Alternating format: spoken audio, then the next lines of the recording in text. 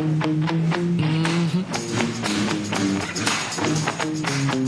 got that high beat, run out of control. It's that new feeling you already know. We're running west down the streets you were born from the heat now. Get down and feel alive. Moves coming down tonight. Will not just symbolize. Yeah, I'll make my own rules. Nothing will hold me back. That time and nothing will play.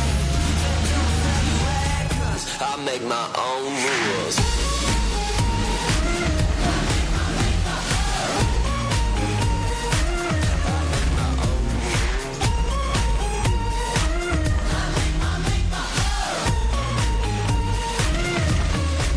I'm coming 96 in a 45. Gon' keep my #1 best record alive. I'm headed up to the fire in the sky. Summer heat now.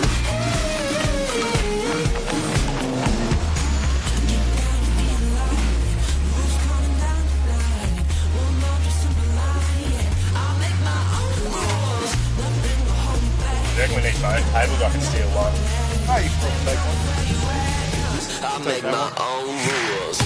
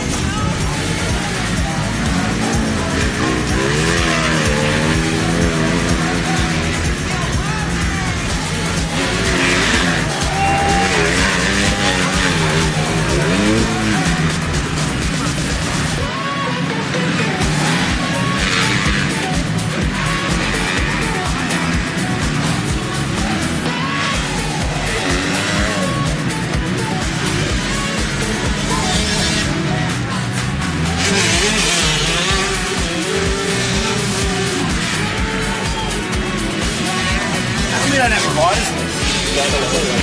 What was that? A rider's list. I don't, unfortunately. What's your radio like? In your radio, do I take that? Yeah. This one, It's got that sort of stuff. You just clip it on your pocket and then you just pick it up if you do need to. I know, but that one's traffic control. I've got one more avenue to explore on that one. Okay, all good. That'll be on, and that's the commentary channel, so you'll hear the same thing I'm talking to him with. Yeah, man. So if you need to, just pick it up and talk into it. Yeah, okay, cool. Just let me paperwork here for a sec. I'm just going to try and get a rider's list. So I got results, I got the order, I don't have rider's list. No worries.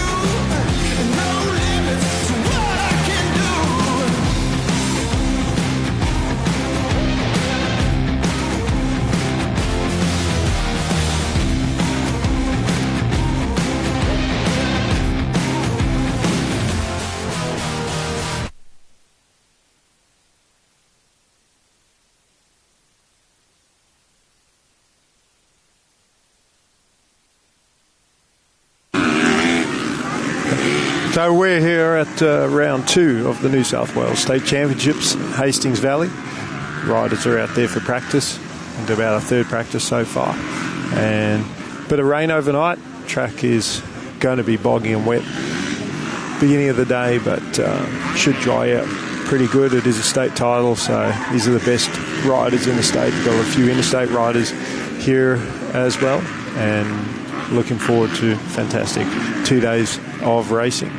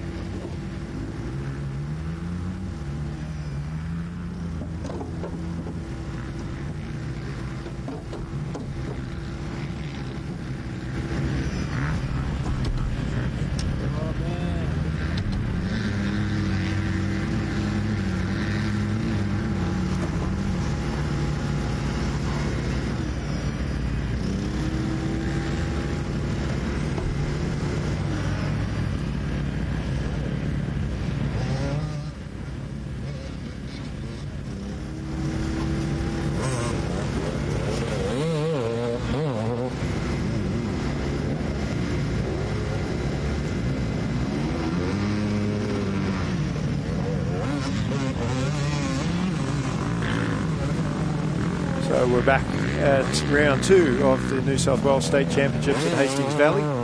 Still in the practice session, and we've got the MX2 C-grade out there at the moment for practice. They're sort of feeling their way around. Not the whole class. Most of these riders are riding in both classes, MX1 and MX2 C-grade. So half of them opting not to go out for their second practice and save the bike cleaning as well. And others aren't doing 2 classes, so they might just be out there having a look, and then maybe they're not worried about getting their bikes dirty and just want that extra look at the track, find some more lines, because the track is going to change. The mud's still soft where the lines are moving, and they haven't been sort of cutting yet. In the booth with me, I've got Lee Gainford. Lee, track was fantastic prep for this weekend, and then Mother Nature, rain came down, and it's a bit of a swamp out there at the moment, but as long as the sun stays out, it should form up pretty good. And change the program a little bit for practice, just getting the bigger bikes out there. Not looking forward to seeing the little 50s go out for practice. What do you think?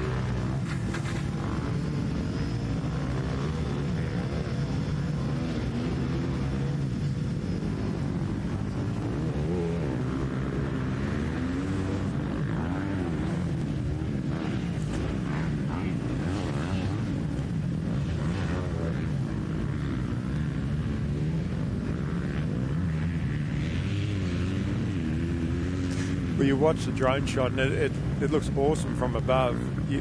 When you're not down close, it looks like, just nice and loamy. But then when you look close at the track, you can see that how soft it is. And normally you'd say to the kids, when the track's messy like this, just stick to your outside berms and in practice until the track dries up. But the problem is there's a lot of flat corners here, like turn 2, even turn 3. Well, there's a berm on turn 3, but there's a lot of flat corners like turn 2 where there is no outside berm. It's just pick a rut and hope for the best. And normally your smaller kids would avoid your deeper ruts, but your deeper ruts at the moment are actually better because you're not going through the slop. So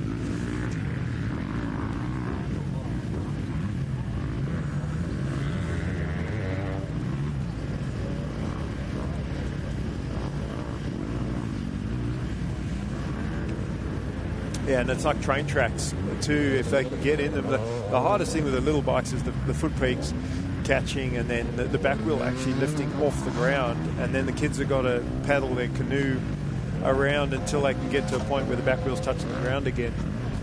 So it's sort of going to be a trial and error. The little 50s, I got confirmation that they're actually doing the full track today, so that will be interesting. Especially if they sort of get stuck out in no man's land halfway between 2 marshal points, could be a problem.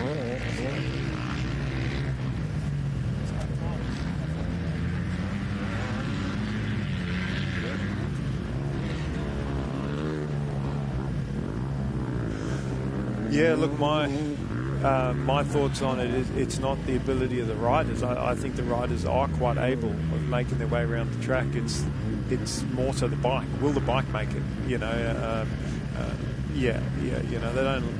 bikes don't like water and mud too much, and then as soon as you see smoke coming out, obviously even in this MX1 group, you can see that the riders half the riders aren't even out there for practice trying to save their bikes. So, I remember going to a couple of events with my son, and it was really muddy, and I didn't send him out on his 50. I let him do his 65 practice, saved the 50. By the time he got to his first race, the track was actually dry and or better anyway, and I didn't have to clean another bike either. So it was nice and fresh, ready to go, and he actually did really well that day. So because that's another thing, is the mental side of it as well. Most riders, they look at the conditions like this and they get down on themselves and they go, I can't do this.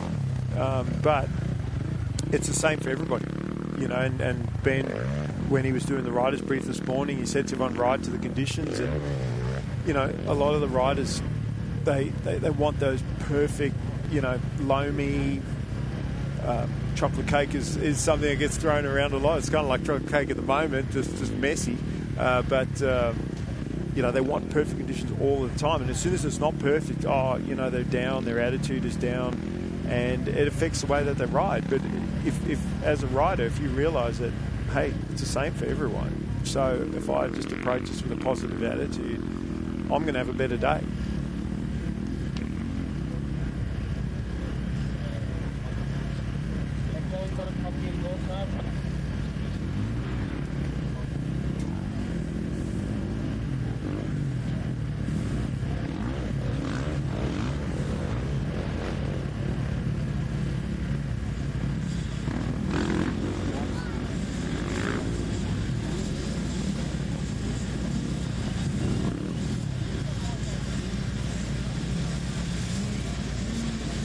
Yeah, for sure. And I think he's also tiptoeing around for a couple of reasons. One, trying to look for lines. It's hard to see the lines when you're going fast.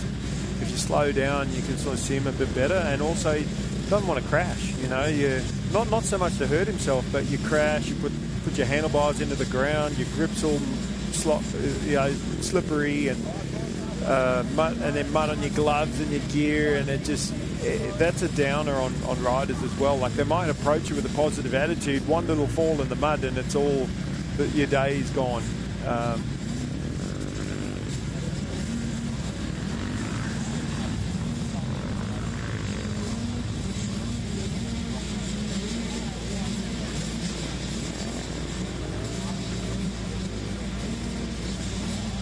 We're at Junior Lights 125s.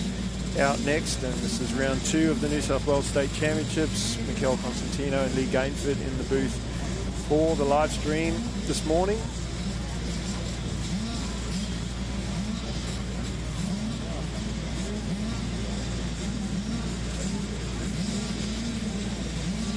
And these kids you see most of them lining up, even though a lot of them are backing up in the 250 and the MX3 class. So these guys have got a lot of time to look at the track.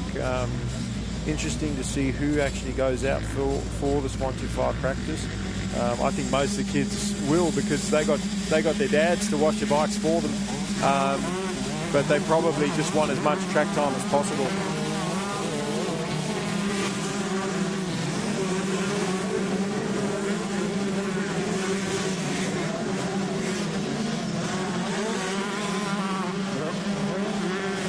See an overview of the drone shot there with a start, a couple of guys getting caught up in that second corner. But like I said, from a distance, looks great. It's when you come back down to earth that you can see how wet it actually is. And Drew Kremer had an amazing day at Lakes for round 1 of the state championships. And in all his classes, he was getting good starts. He's very consistent, and he's right up there near the top of the points in this age group. So interesting to see how he goes today. We always talk about the start, how crucial it is. And, in a dry day, not so much. You can get a 4th or 5th place, and if you're in turn 1, and if you come, you can sort of come through the field, But today, the start's crucial. You almost got to win or crash, I would say, because that could be the difference in clear track.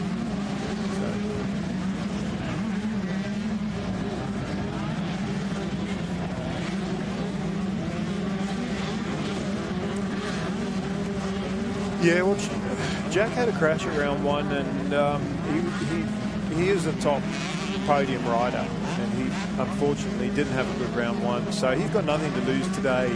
No pressure. I always find that the riders, even during the day of round 1, are looking at the points. Where did I finish? And then after round 1, it's like, this is where I am in the standings. And instead of just taking it one race at a time, one round at a time, and you can sort of see the finish before you get there, or forest for the trees. instead of just focusing on the track and like I said, one race at a time, you start thinking about the championship too early, and it can mess with your head. But Jack doesn't have that problem. That's I think that's Compton out. Yeah, that's Maxie out front.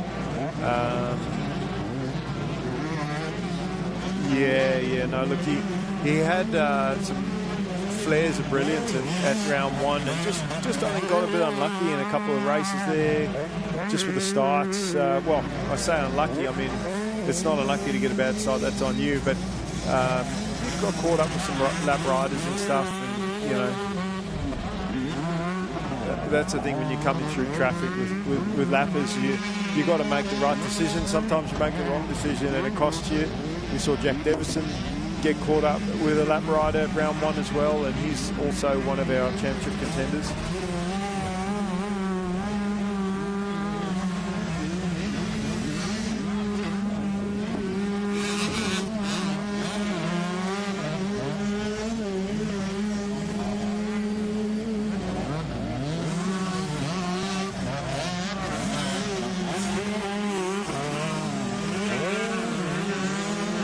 Well, the other thing is that all the riders today, whether they're the best riders or the mid-pack or the riders at the back, a lot of this is survival, you know, so a lot of when the leaders are coming through, they expect the lap riders to get out of the way, but when the lap rider's coming into a corner and the best line is on offer for them to take, whereas if they take another line, you see riders sort of dropping all over the track at the moment, trying to adjust to the conditions. Yeah, it's quite intimidating for that lap rider to go out into the bad line, and you know they don't want to crash either. So you know they want to take the best line, and that then puts more pressure on the leaders to have to then step out of that main line. And you'll see today, because of the way the conditions are, you'll get that main line formed, and there'll be probably two main lines around the track that'll dry out, and inside and outside, and the middle will just stay wet for most of the day. You can even see some of the riders actually going off onto the grass, which is what they were told not to do at riders' briefing. So I'll leave that between them and the officials to sort out. But obviously it's only practice. It's just that from a club point of view, you know, most clubs, they take pride in the venue itself, and they try and promote the grass growth around the track. It looks good, but it also stops the soil erosion. And then, you know, the riders don't think about that. They just go, track's messy, but look how nice and clean it is on the grass. I'll just head onto the grass and make my own line, and that's easy to do now with the markers around the track, with changes to the track licensing, not being allowed to have tyres around the track. You've just got these little single plastic markers. Makes it very easy for people to just go off and come back on, and next thing you know, you've got full-on race lines on the other side of the markers, and then makes it very difficult for your officials to keep an eye on that, especially when you look at, say, March Point 7 down the back there. You can't actually see that. So unless you go down there, or a rider's sort of mention it, or the marshal mentions, hey, you know, they're turning inside the markers, you don't actually know. So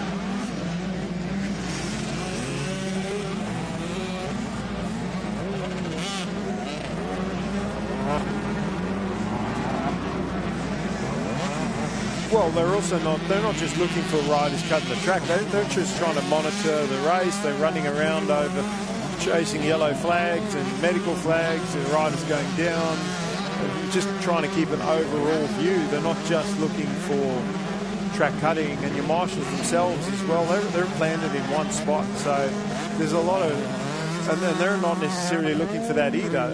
It's only if you actually walk around the track or take a drive around the track in the buggy that you can actually see that. Whereas back in the day when we raced, the whole track was surrounded with tyres. You couldn't go off track even if you tried, and if you did, you were probably going over the handlebars or losing the front wheel. So you were forced to stay within the boundaries of the track.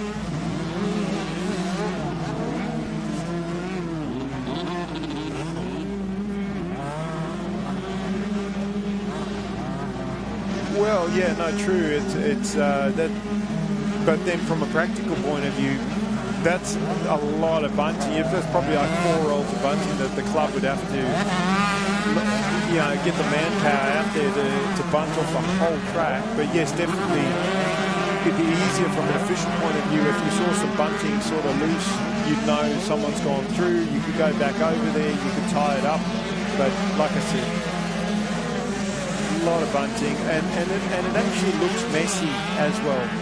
You know, you got bunting cut everywhere. We've got this fantastic TV coverage with Sideline Sport for the live stream, and you got tatters of bunting all over the place. It looks unprofessional, so it's a hard one. And somebody's had an excursion through the Motorcycling New South Wales banners, that back corner over there. That maybe had a little help going over the berm or gone a little bit wide.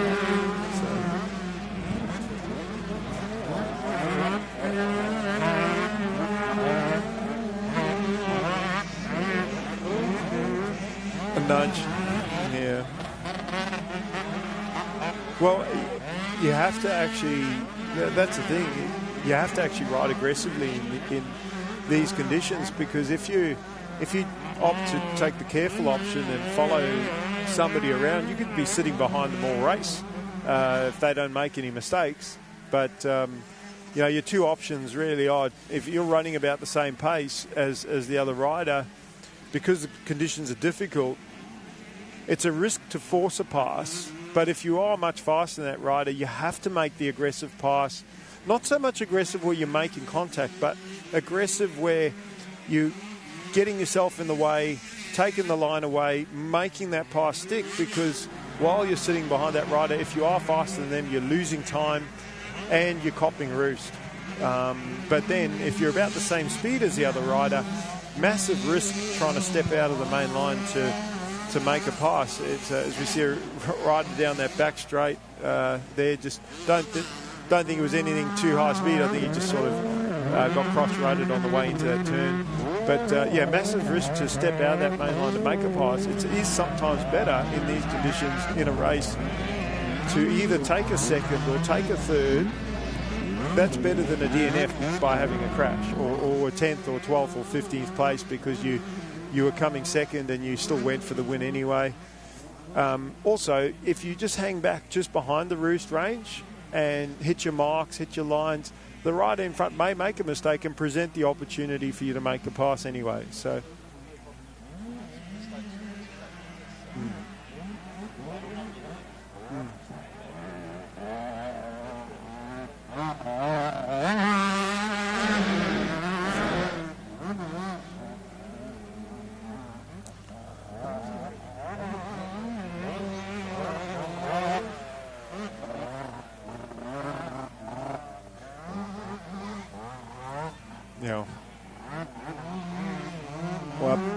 up next after this Junior Lights 125, we've got the junior girls. So we've started with our big bikes lead to try and cut the track in, and you can see how they've struggled.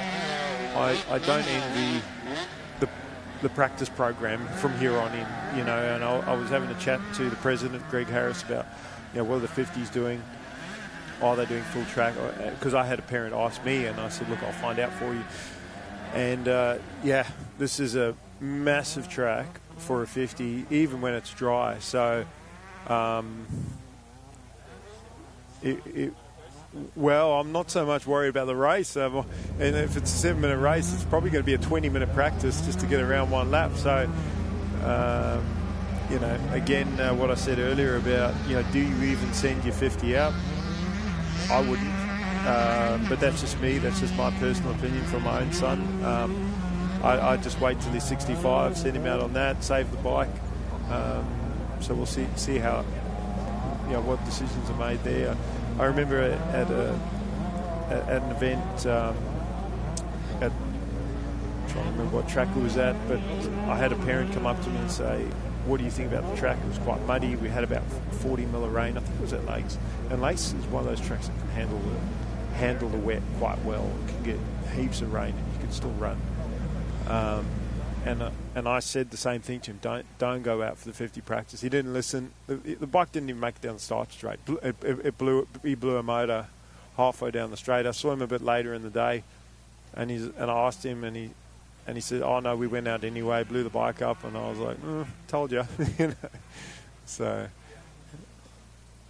Your instance is exactly right. You know, if you've got right on the Jens bike and you've got 2 practices normally, to save yourself a whole lot of grief and risk, just go on a slightly bigger bike. Yeah, that's right. Look, if you're just racing one class, then you have no choice. You really need to get out there and have a look at the track.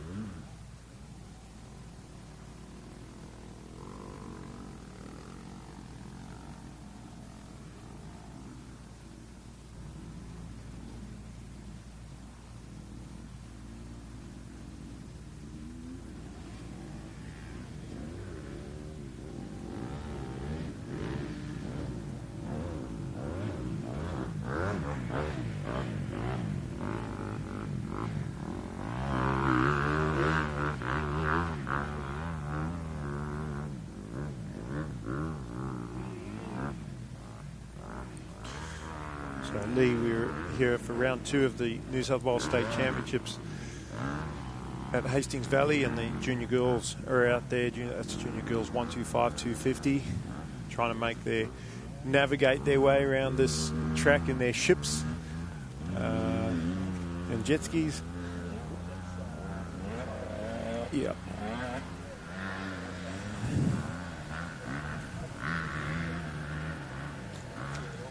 He said the same thing to me. We were standing waiting for a coffee, and I asked him, what does he think? And he's like, "Oh, I love it." You know, he said Sarah's really good in the mud and really confident, and you can see that. You know, she's leading the practice. Often you can see that in practices. The guys that want to sort of send a message to their opposition, they're going out there to try and win practice, not just to as a sort of mental thing, but you know, they like to get out front as well for the clear track too, you know, so they're not getting roosted, or especially if you're slightly faster than somebody else. It sucks when you're trying to put in a good lap in practice and there's someone in your way taking all the good lines.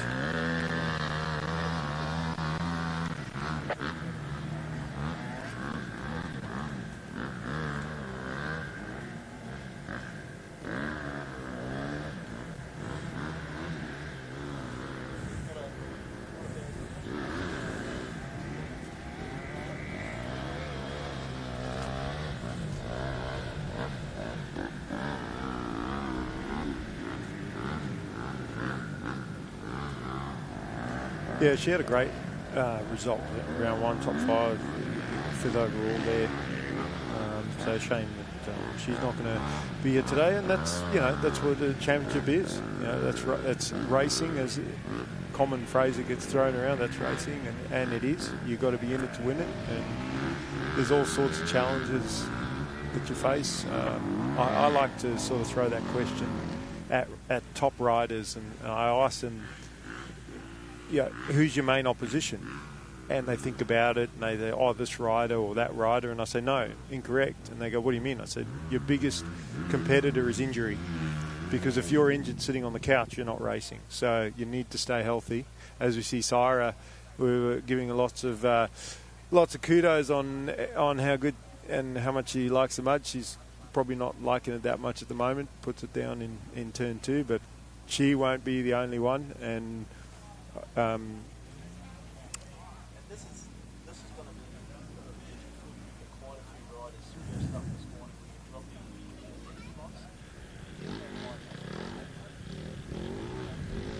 the yeah, well, look, absolutely, the bike is just that much heavier, and something that most riders, especially junior riders, as you see the 77, Tab Newcomb, she was second at Lace, also awesome result, and whether Syra is going quicker than Tab or not, Tab's just about to go past her. And if this was a race, commentator's curse, I just put her down as well. Same corner. Maybe she felt sympathy for Syra and decided to stop for a chat. And then Syra's like, bye, back on the bike, and she's gone. So, but yeah, a lot of riders, junior riders, can't pick their own bikes up, whether they're wet or dry, and can't start their bikes. And that's because I'd say only at state level and national level do the riders not so much get help. But I've seen state titles and even my own events where bad days, we do just help the riders, even though the rules are that there's no outside assistance. So.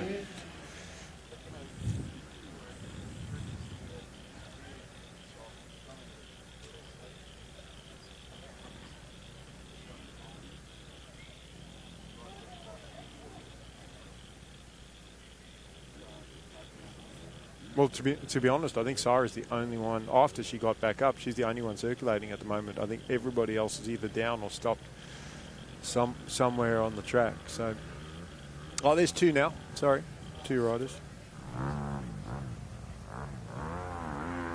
Yeah.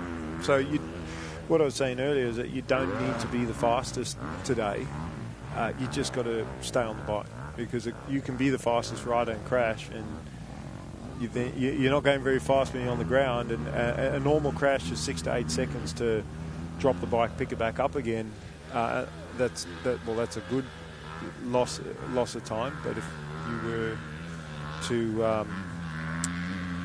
you were to have a crash in these conditions, it's going to take you a lot longer to pick the bike up and get going again.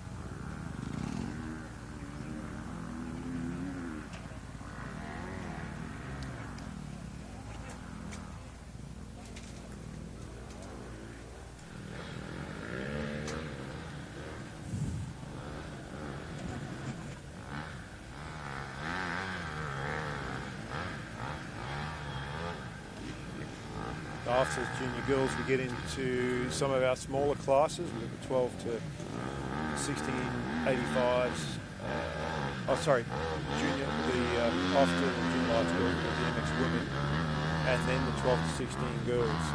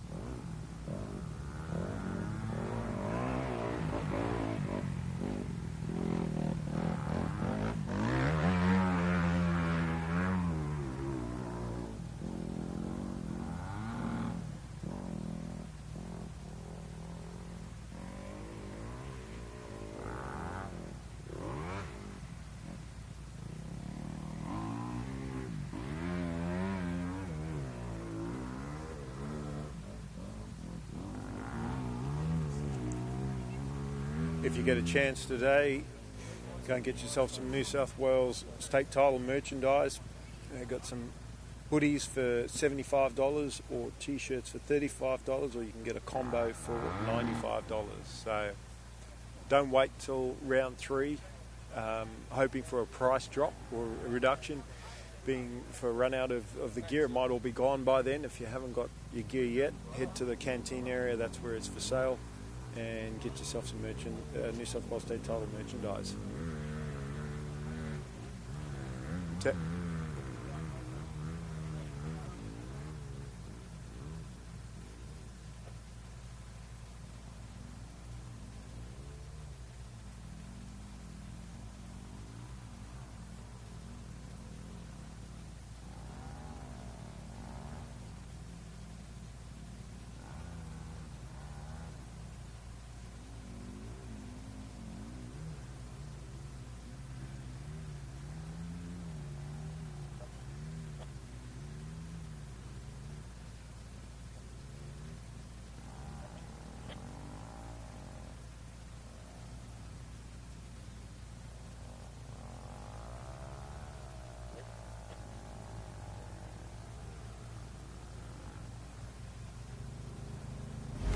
I studied business and commerce at uni. After graduating, I joined the New South Wales mining industry. And my job is to find smarter, safer and more sustainable ways of doing things, like world-leading remote vehicle technology, building renewable energy to power our mines and communities across New South Wales, and using drones for remote seeding to restore the land and protect our ecosystem. Because in New South Wales, we mine responsibly for today and tomorrow.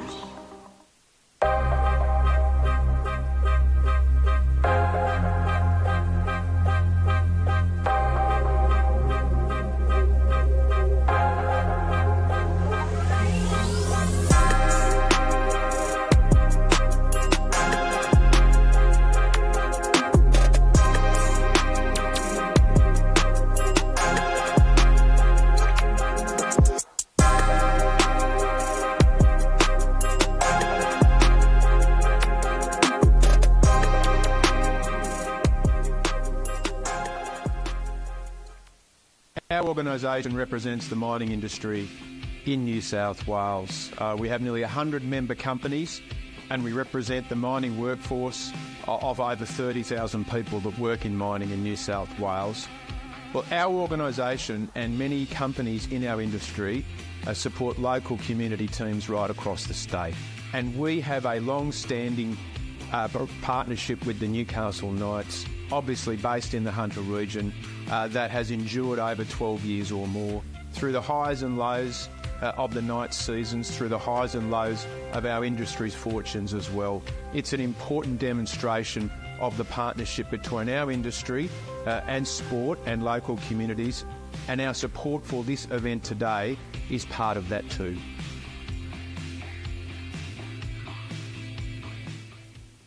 For over 20 years, the Black Dog Institute has been trusted to listen to the experiences of real people. Every day, we work to uncover data, patterns and insights into mental health to develop actionable, practical solutions. It takes pushing boundaries to be an international leader in digital health, not only researching and developing the technology, but also making it accessible to everyone. From clinical treatment and online support to early intervention and prevention programs, we're on the cusp of a new era of mental health science and action. As our technology advances and our scientific research continues, our ability to innovate and impact does too. With the ripple effect of our work being felt for generations to come and bringing hope to millions more. Together, we can continue to tackle the big issues in mental health. There are teams like us all over New South Wales restoring the land being used for mining. We make plans before mining even starts, so there's a productive and sustainable use for land afterwards as well. Like this bushland and farmland for cattle grazing. And it's happening all the time. Like here in the Hunter Valley, where 40% of the land used for mining is already under rehabilitation. Because in New South Wales, we mine responsibly for today and tomorrow.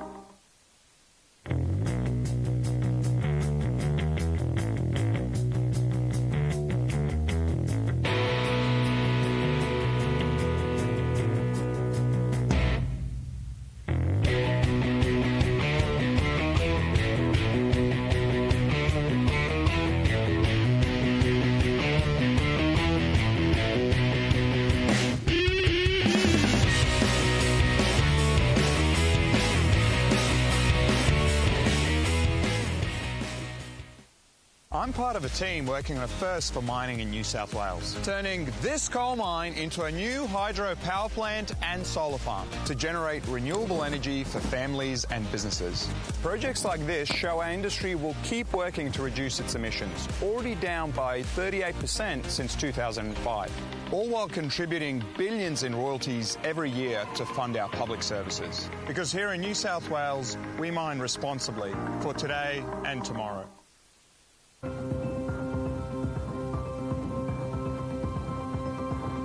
The Westpac Rescue Helicopter is here for our community. And this holiday season, we will be ready to respond 24/7. Please stay safe and thank you for your support. To donate or for more information, visit rescuehelicopter.com.au or call 1800 155 155.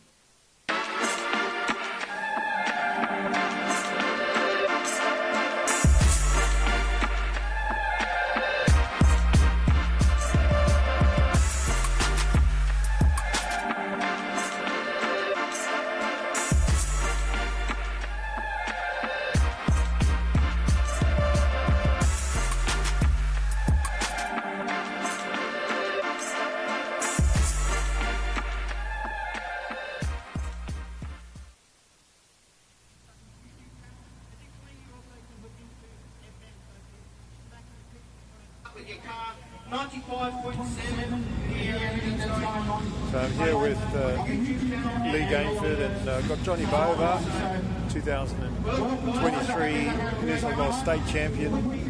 Johnny, tell us a little bit about the track so far. You've been out there already today? Yeah, look, it's definitely very challenging out there, as you can see on the TV here, but yeah, it's nice and wet and it's not going to be fun, so if you get a hole shot, it'll definitely help.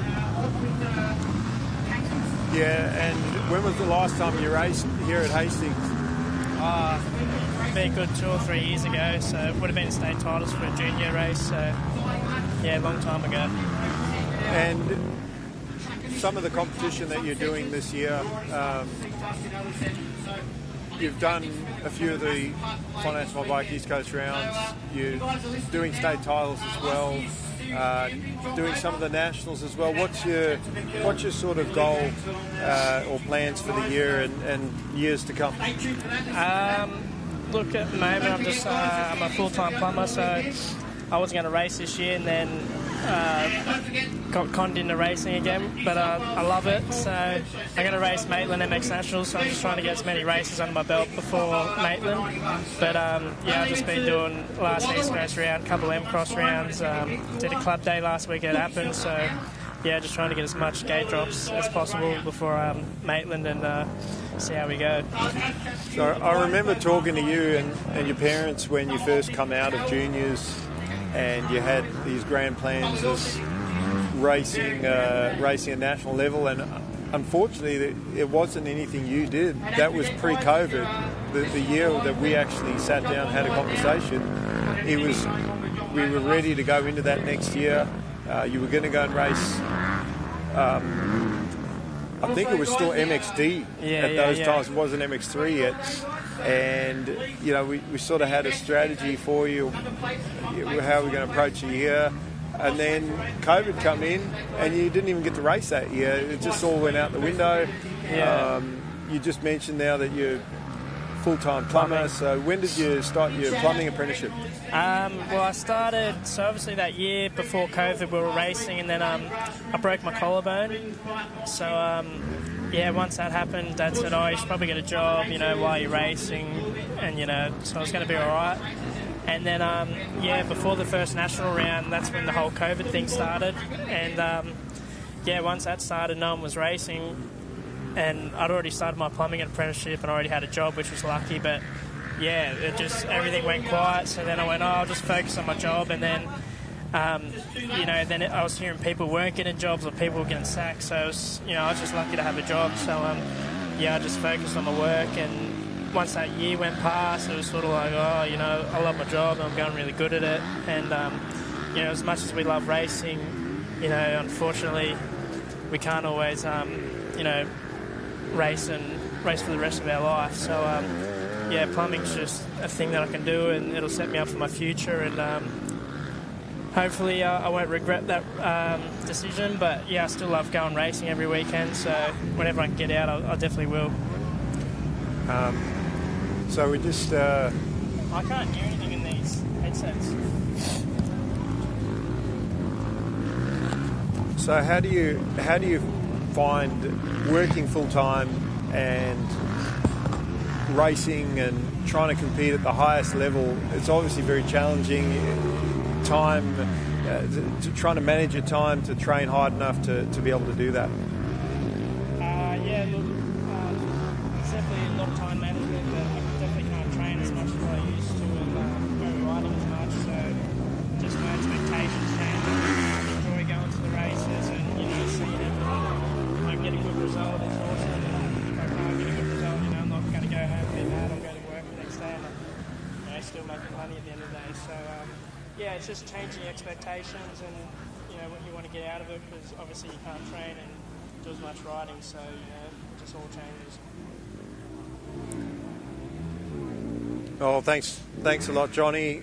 Best of luck today with the event and with your career moving forward. And I think it's great that you're managing to do everything. And like you said, it's great to be a racer, but there's also life outside of racing. So best of luck.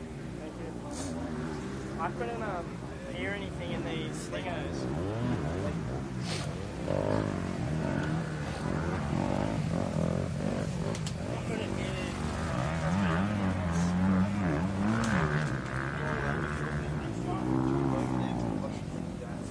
There you go, ladies and gentlemen. Just had John Bover on one.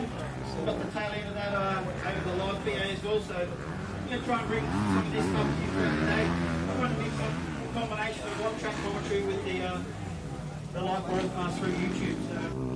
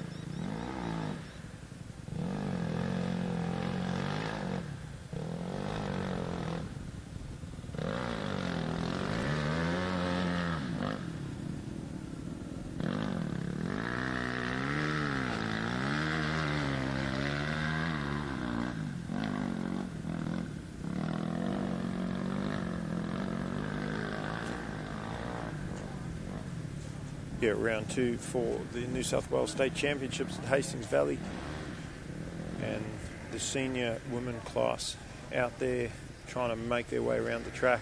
Got a couple of riders that gone off the side, as you can see on screen, and that is just because the track is quite difficult, and that rut that coming out that corner, it actually goes that wide that it pushes the bikes off the track. You see one of the riders just trying to get around most of the difficult stuff, then climbing back on track again. Obviously in the race wouldn't be able to do that, but while the track's wet here in practice, some of the riders are going off track here and there. Next will be the 12 to 16 girls.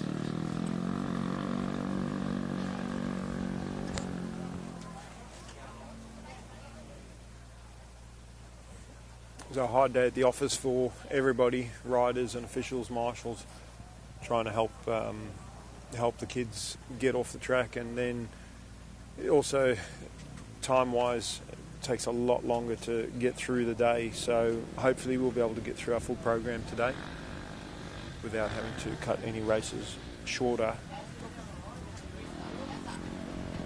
Key thing for the riders today is to keep the momentum up, as the track is quite soft.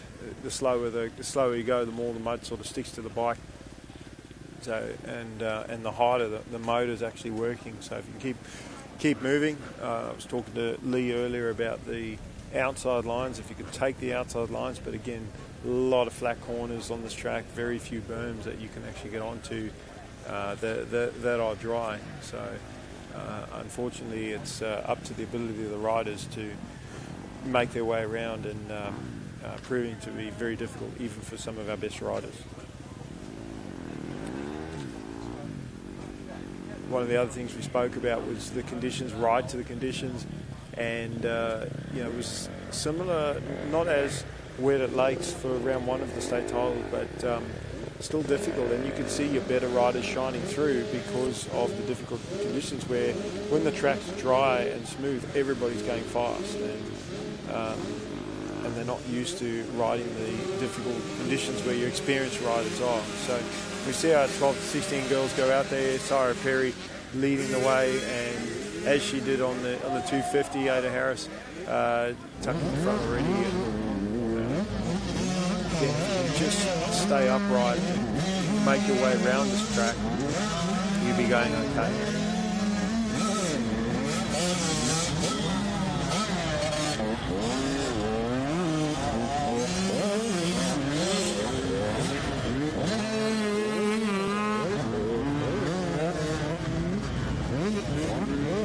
A few tabletops on this track, and you can see that because of the conditions that riders aren't jumping, you've got a roller section over there, which most riders in dry conditions would be doubling through that section, trying to double over two and a single, and out that next corner, a bit of a tabletop, but you can see all the ruts on top of the jump where the riders are actually just rather opting to single and land. But if you can clear something like that, land with the power on and drive in the next corner, and then you see the ruts coming out, they're going sideways, there's very few straight lines out there, and it's easy to sort of get caught up in the lines you can see rather than just making your own lines. It's like putting icing on a cake. It'll keep moving if you just go through it and cut through it like a knife, accelerate, keep the power on, keep your momentum going. It's only when the track starts to dry that those lines will form up. So when it's all messy like that, you just got to make your own lines and charge through it. That's what Sarah's doing at the moment. She's just getting on the accelerator. Legs are coming off here and there, but it doesn't matter what it looks like as long as you can make your way around. And it's also the wheel spin as well. The moment you start slowing down, the motor's working harder, you're accelerating harder, the slippery conditions, and it's a compounding issue. Most tracks would be roughly about a 2-minute lap time. Sometimes your longer tracks over that, but practice probably taking 3 to 4 minutes just to get around one lap. So having a 3-lap practice can blow your program out to 20 minutes for just one practice, depending on how long it takes last rider to get around and get off the track. Hopefully the sun will continue to stay out and it will dry up for us. So what you're seeing now is you're seeing time. You're seeing time.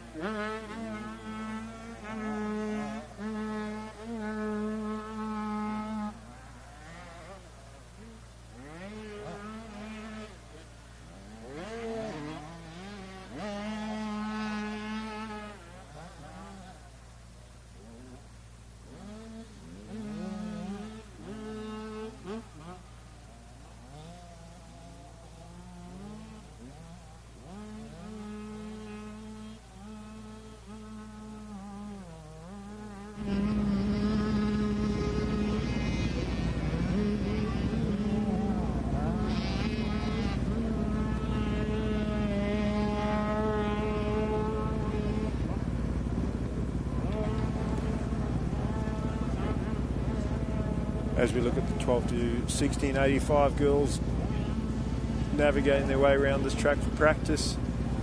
Sarah Perry, out there sort of leading the practice. You look at lap time, 2:13 for her to get around this track, but the next rider almost 3/4 of a minute behind, and then the next rider a full minute, and then the next rider almost 3 times the amount of time to get around. So the mud being a great equaliser, and whatever the results were at round 1, you almost throw it out the window and go, you couldn't pick it. Even if you were a gambling man or woman, to guess who's going to win today, you'd be taking a big risk trying to guess it. So it'll be interesting to see how the results end up at the end of it. But I definitely think your more experienced riders are going to shine through today, and luck has a big part of it as well. So, but we've got one of our premier divisions at Junior Lights 250 coming up next, and I'm sure they'll be cutting in some more lines for us and hopefully drying the track out. The more bikes we get on track, the better it's going to get.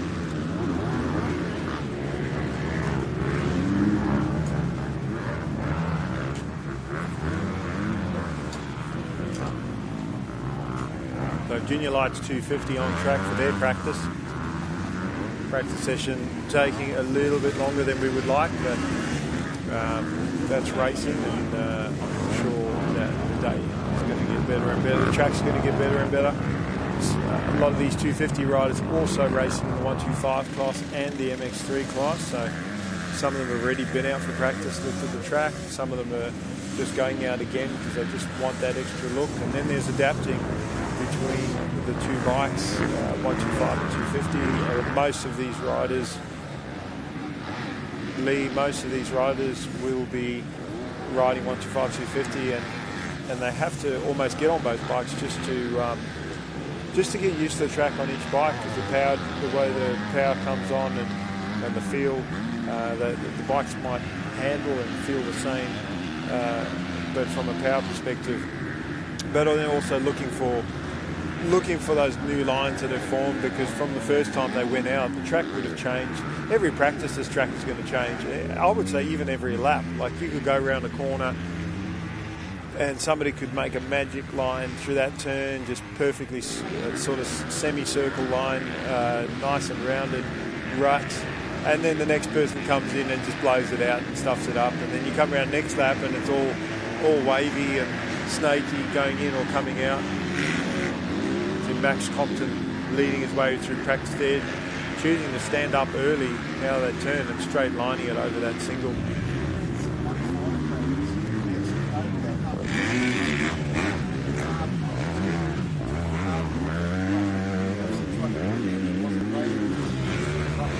Yeah, well, you know, as those ruts get deeper, it's harder to climb out, and then the ruts start to dry too, and then you try and climb out and your front wheel gets caught. So it's sort of a bit of trial and error, but, you know, him sort of running out wide like that and squaring up, trying to come back, obviously trying to just create his own lines and keep his momentum up. You know, often when you can sort of just carefully make your way through a line, you're going a lot slower. See,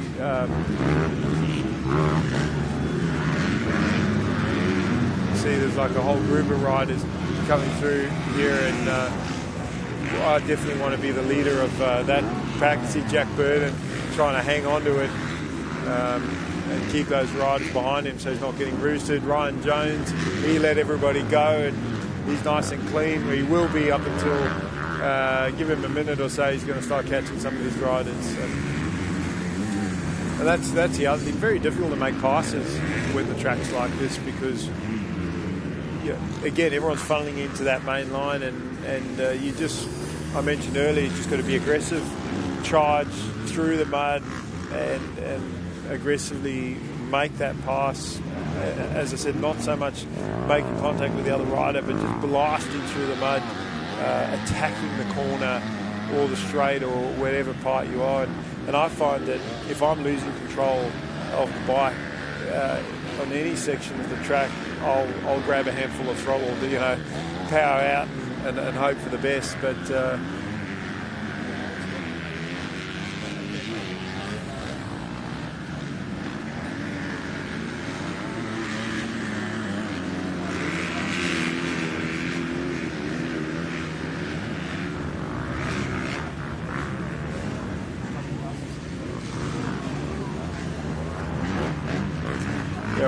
struggle would be the key word today.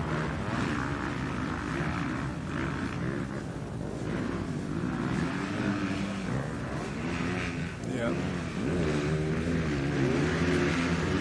I think one of the biggest challenges for the riders is, as you saw Jet paddle about 6 times going through that corner, is to keep the leg up in the turn. I know that it definitely sounds easier to say that than to do it in reality, but the moment your foot touches the ground, it pulls your body weight back to the middle of the seat. Then you lose control over the front. So while that leg is up high, you can keep yourself up the front of the bike. You can keep that sort of 90-degree bend in the elbows and muscle that bike around the turn. But the moment you allow your foot to touch the ground, it just pulls your whole body back, straightens your arms. You lose that control. And that physical strength that you have over the front of the bike, and then take into account the conditions and how much heavier the bike is. It's like going to the gym and starting off with a 10-kilo bench press and then going up to 50, 60. I don't even know. It's been quite a few years since I've been to the gym. I think it's 10 years in a row now. I haven't made it there, so. My excuse is I've moved to the sticks and too far away from the gym, so yeah.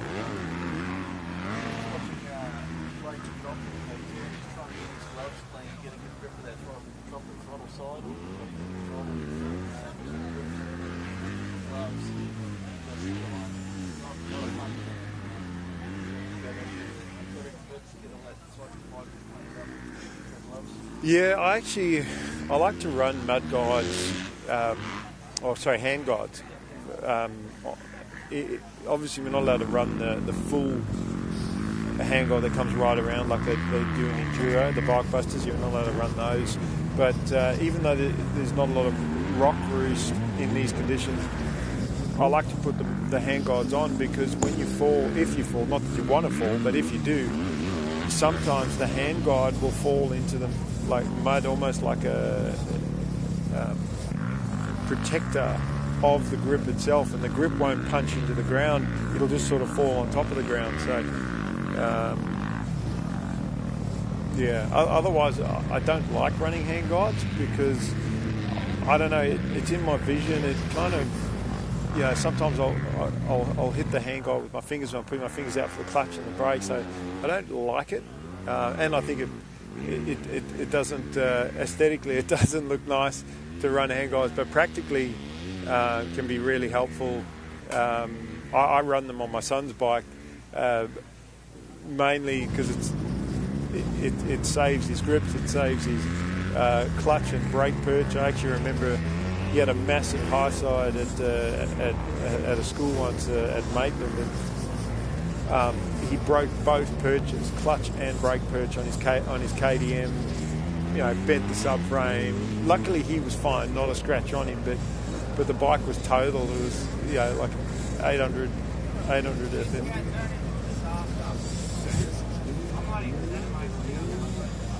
$1,000 might cost you, you know, might cost you to repair a bike sometimes. So because those purchases aren't cheap either, because you can't just buy.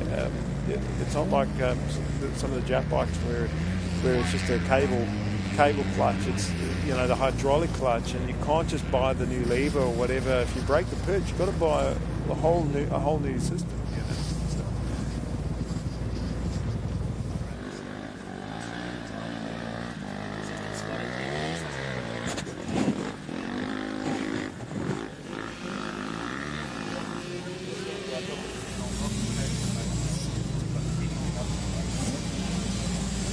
So we just had the Junior Lights 250, and Max Compton with the quickest lap time out there with 2:24, and the next closest was Kremer and Devison, almost 11 seconds behind him. But now we've got the 50s out there, and this is going to be interesting to see if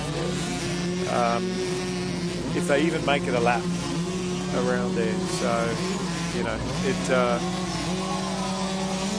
might be worth, you know, the officials may have to look at it and go push the program back for these kids. Well, the thing is, because we're here for 2 days, it might be beneficial to, as I see the smoke coming out. That's you can just see the dollars pouring out of the back, out the muffler of that bike, and. Yeah, they're not even out of the second corner, so I'm sure the officials will look at that, and they'll need to make a decision accordingly.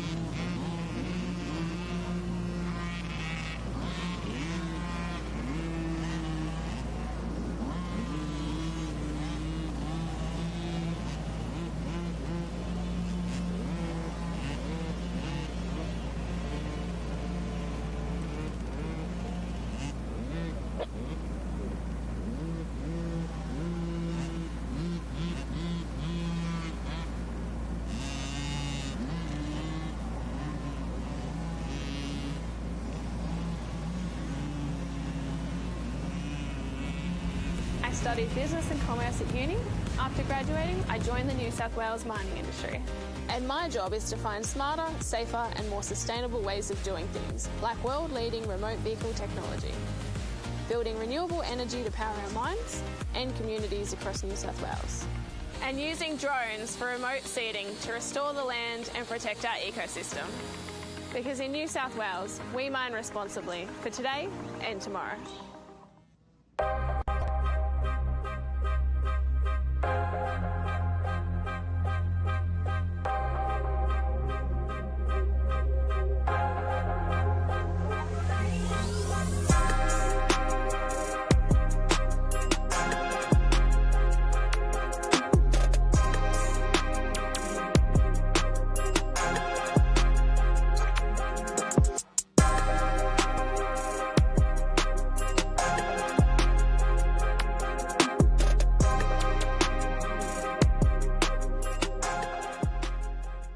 Our organisation represents the mining industry in New South Wales. We have nearly 100 member companies and we represent the mining workforce of over 30,000 people that work in mining in New South Wales. Well, our organisation and many companies in our industry support local community teams right across the state.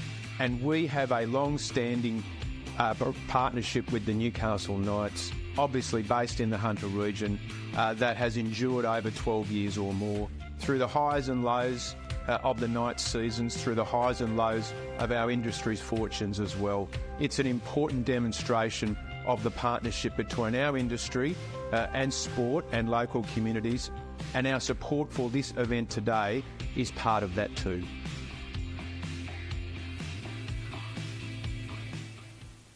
For over 20 years, the Black Dog Institute has been trusted to listen to the experiences of real people. Every day, we work to uncover data, patterns and insights into mental health to develop actionable, practical solutions. It takes pushing boundaries to be an international leader in digital health. Not only researching and developing the technology, but also making it accessible to everyone. From clinical treatment and online support to early intervention and prevention programs, we're on the cusp of a new era of mental health science and action. As our technology advances and our scientific research continues, our ability to innovate and impact does too. With the ripple effect of our work being felt for generations to come and bringing hope to millions more. Together, we can continue to tackle the big issues in mental health. There are teams like us all over New South Wales restoring the land being used for mining. We make plans before mining even starts, so there's a productive and sustainable use for land afterwards as well. Like this bushland and farmland for cattle grazing. And it's happening all the time. Like here in the Hunter Valley, where 40% of the land used for mining is already under rehabilitation.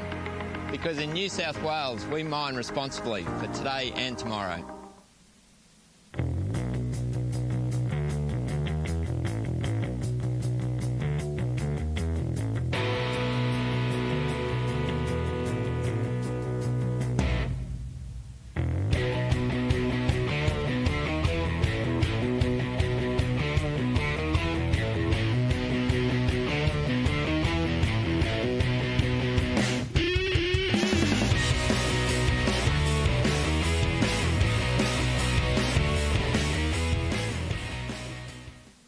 I'm part of a team working on a first for mining in New South Wales, turning this coal mine into a new hydro power plant and solar farm to generate renewable energy for families and businesses.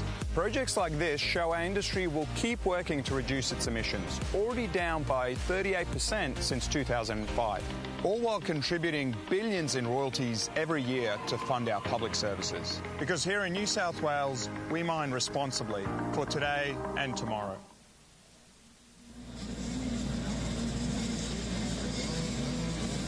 Up next, 9 to 12 85s for their practice. We just finished the 50s. Somehow they've made it around the track. Not all of them, unfortunately, but we're back up and running. Myself, Mikel Constantino and Lee Gainford in the booth with me. And Lee, it's been a challenging day so far. we'll see how these 85s. I've got a lot more confidence in those bikes getting around than the little 50s. Had a chat with a couple of the parents, and they're hoping maybe for some race order changes moving in the weekend, which is possible, but it is hard for the officials. They've got so much on their plate to deal with, and it's like a continual changing, trying to sort of roll with the punches. So.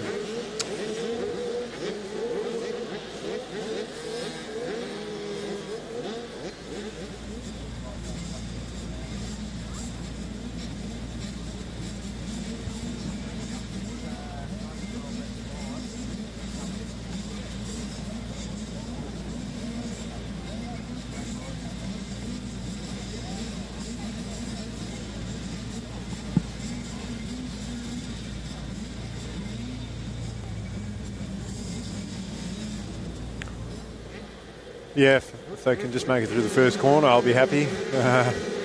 We'll see.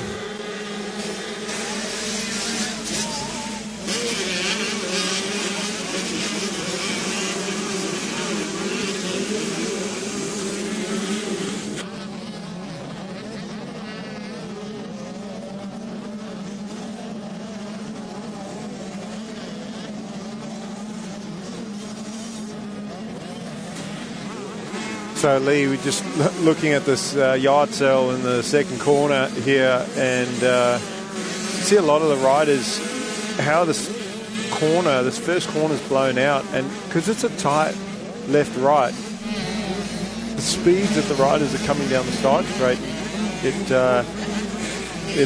just pushes the riders out to the right-hand side, and then you've got that hump on the inside of the second corner, and that's there to try and even up so that it's not a one-line track, you know, to give the outside line a chance of multiple lines. Otherwise it just becomes a one-line section. Problem at the moment, because of the conditions, you can see how the ruts have gone off to the right, off the track, and it almost looks like that's part of the track. The grass is gone. It's all just dirt at the moment. You can't even see the markers. The white markers are there, but they're brown. They're covered in mud. And I'm sure the officials will be addressing that before the race, because essentially that's cutting the track. So we'll probably find there'll be some barriers. What you also tend to find, you see that hump, how it's tapered on the edges, as most jumps are. So what the riders will do, unless there's markers all the way up the jump on the very top, they'll go off that lower edge on that right-hand side, which will give them a slightly faster line, and then there's going to be that inside rut that's going to form up. So that's going to be the game line, is to get a hole shot and sweep across the outside to cover the line, because obviously your riders on the outside are going to try and sweep around to have that inside to the next turn. So a rider that's trying to get out front will have to come through this first turn, go across the lines, get right up to the right-hand side of the top of that jump to close it off, and then inside rut next turn. So it is too. So being that the hump itself is not going to rut up too badly, you can see there are some ruts on the way up, but the right-hand side of the jump is pretty hard packed. So it gives you the option of, when you go up over the top of it, you can actually switch lines before you enter the ruts into the next turn. So as that inside line gets really deep, you could opt for the second rut or third rut if there's going to be a dozen ruts around that turn, and that's where vision is key as well, where your beginner riders tend to look down in front of them, right down in front. And that's because they're just so nervous about the track, where see Blake Bohannon coming through the first turn here, and see how he stood up. Normally you wouldn't stand through that section. You come out the turn, it's a very tight section, you just sit down, but easier to balance in a standing body position. Liam Millard, he stands more than any other rider in this class, and he actually chose to sit down rather than do that section. So it's personal preference in the bad conditions. Whatever works for you, as long as you're not putting the bike down on the ground, and putting in some good times. Lap times, I mean. Not having good times is in good times, because there's very few riders having that at the moment. So Blake Bohannon and Liam Millard, they were top 2 riders at Lakes. They were 30 seconds easily in front of third place at round 1 of the state trials at Lake Macquarie. And Liam won the first race. Blake taking races 2 and 3, so only 3 points in the championship. And as I said earlier, too early to look at the championship. Like, I know it's round 2, it's only a 3-round series, but you could not pick a winner today. Even after the first race, you don't know, because anything can happen in these conditions, and a lot of times it can be completely out of your control. So let's just hope for everybody today that they have their best day. But unfortunately, hope's a wonderful thing. It's what's reality.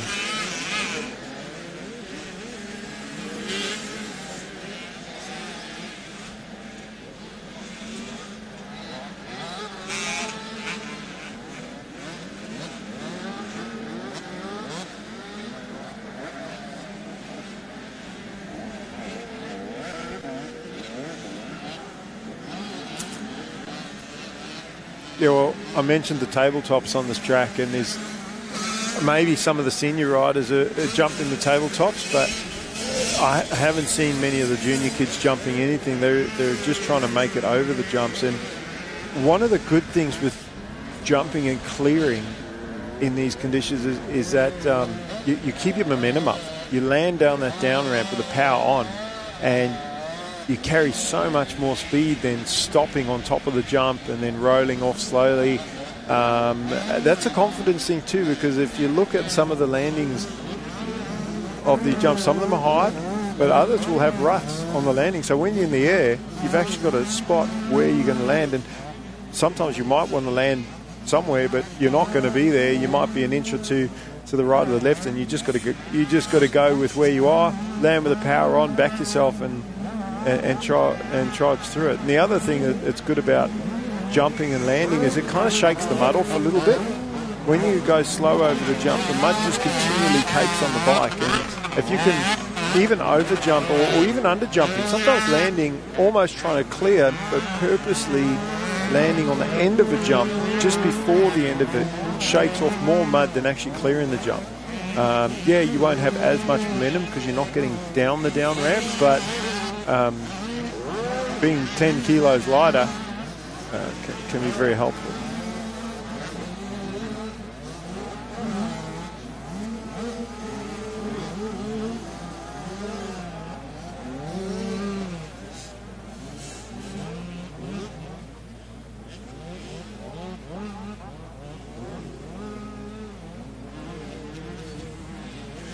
So if we look at the lap times these guys are putting out, and Blake Bohannon and Liam Millard, they're almost matching their times. Blake with just a few, almost like half a second or less difference between himself and Liam. So those two riders, as they did at Lakes, they were the standout. And the next rider behind was 7 seconds, and 7 seconds in a lap is an eternity.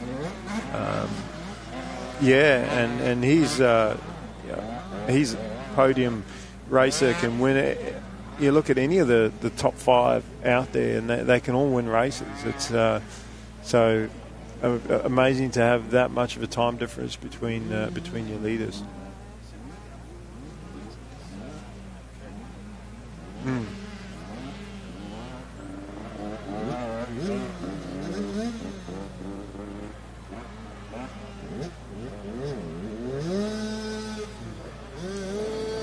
So, as we mentioned, the championship so far, it's just been Blake Bohannon and Liam Millard. So, and this is again where that start comes crucial.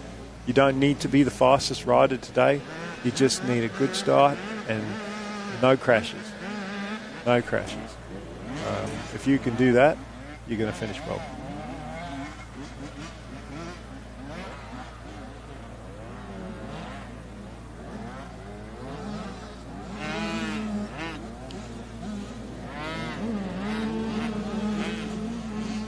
a lot of these riders also riding in the 65, 7 to 10 and 9 to 12 class. Obviously, any of the 7 to 10 kids in this group, they're really just riding the 85 for the extra ride for the practice, and they certainly picked a good day to do that. I think really high, like a lot of these kids that like just turned 9 years old, they stand up and their bum's only an inch off the seat. That's how small they are. So you can imagine how tough it would be for them out there, where riders like Blake Bohannon, Kai Sproul, even Kai, he's started to stretch out a little bit, but he's always been quite small for the bike.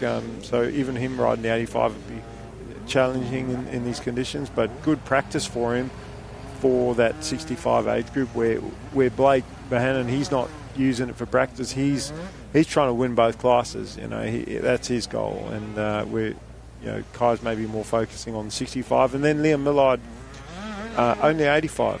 So both, I would say, an advantage and a disadvantage. I think you can ride two bikes well, but you can ride one bike better. Multiple reasons. One is the start. Like, yes, if you ride the same bike, a Yamaha 65-85 like Blake Bohannon, the bikes do feel similar, but they're different off the gate. And we've got a concrete starting gate as well, which adds another, I don't want to say level of difficulty, but it's different to the dirt start. You have to have a lot of finesse on the throttle. You can't just accelerate full throttle because your wheel spin. And then it's very nervous and exciting at the same time, sitting on the gate, and then 5-second board.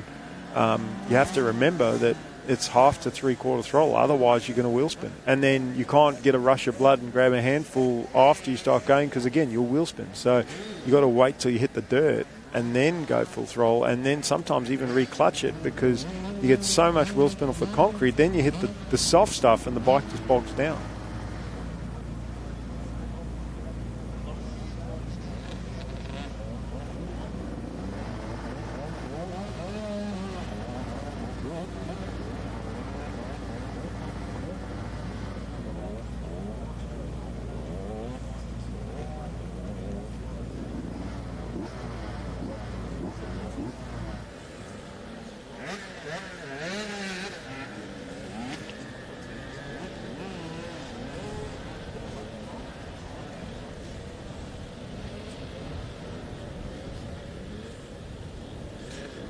Yeah, so Bohannon with less than half a second on Liam Millard. So it's really going to be down to the start with those two riders, and then who stays on the bike.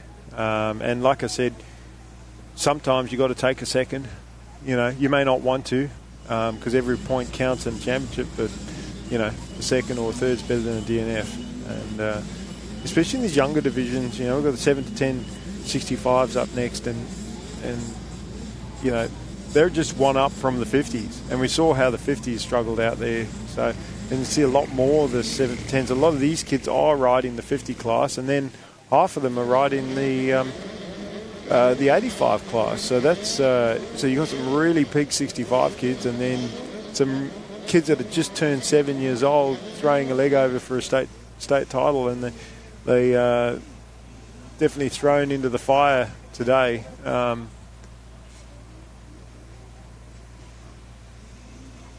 If they're just doing today for experience, they're going to get a lot of experience out of it for sure.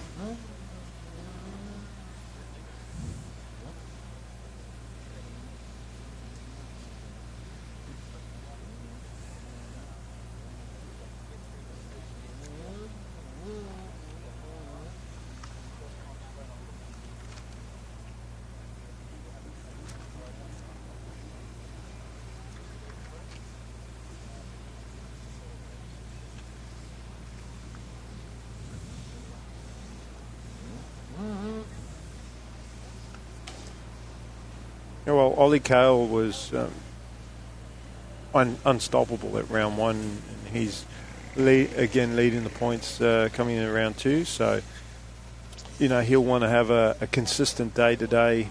Blade Regan, Zach Peters, they were your top three from round one. So we'll see how they fare today. And again, the mud is the great equaliser. So you could see someone that's further back in the top 10 have a solid day today and jump into that top 3 going into the final round of the championship. I think this round is the most important round, not just because of the conditions, but because it's a 3-round championship. This is the halfway mark, and you've only got 1 round left. So if you are up the pointy end in points and you can build a little bit of a points cushion between round 2 and round 3, you don't need to go all out at round 3. You can just get it done. It's those guys that are going to be tied for points or only 1 or 2 points in it going into round 3. So today's about building on what you have, not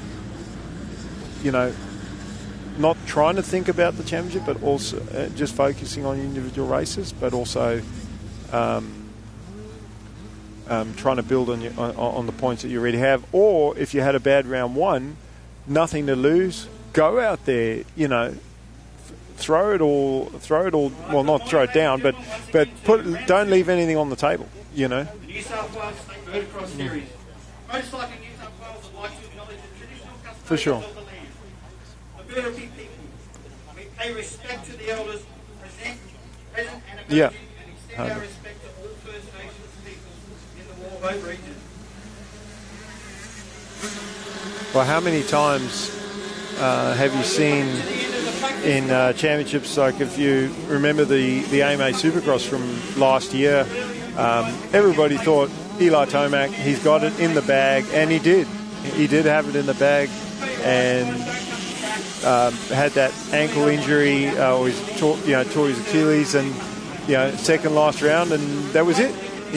Lost the championship. We saw it a few years further back with Adamson Cirillo.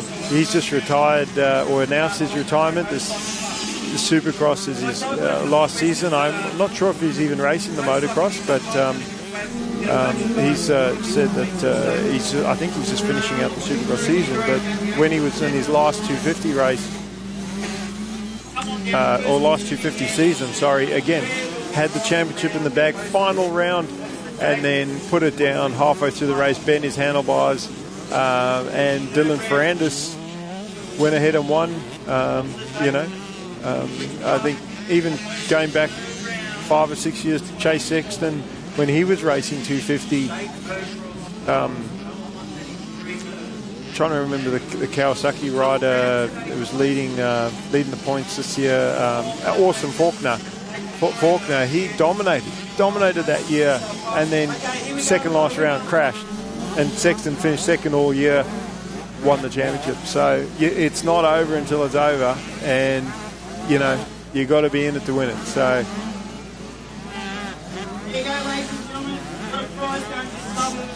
and if you go back, like we've shown our age with you, I think it was about 97 where Ricky Carmichael, obviously greatest of all time, 15 championships, 5 Supercross championships, 10 motocross championships, and the GOAT. And people talk about Jet Lawrence being the GOAT. He could very well be. He's not yet, though. He's got a long way to become the GOAT, but he certainly has the potential, and we wish him all the best to hopefully achieve that goal. But Ricky Carmichael moved up from juniors, winning Loretta Lynn's and everything there was to win in juniors, he won, and expected him to move up into Supercross and win straight away. And in his first year, he won a lot of races, but he also crashed and got a lot of 9th places and 10th places and 5th places, and he won more races than anybody else. Tim Ferry didn't win a race all series, won the championship because he finished second, third, every single main event, and he won the championship. So, as I said, you don't need to be the fastest rider. One of the things that Grant Langston said, it's not my own. I'm not my own phrase, but I heard him say once, and maybe he heard it somewhere else. But he said, if you want to finish first, you must first finish. And true words not spoken, especially on a day like today. If you can just finish 3 races.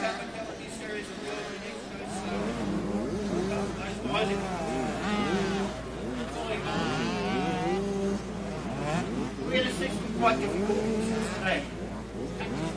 Play. But sometimes it may not be.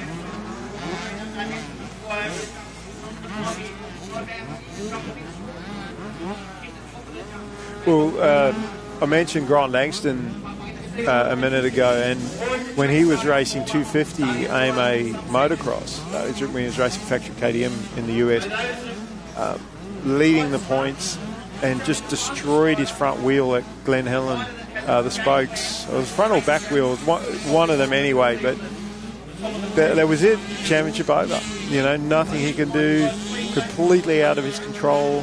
I also mentioned a bit about Jeff Lee's, you know, just a national icon in the sport, racing the World Championship and running out of fuel, 2 turns to go, you know, like...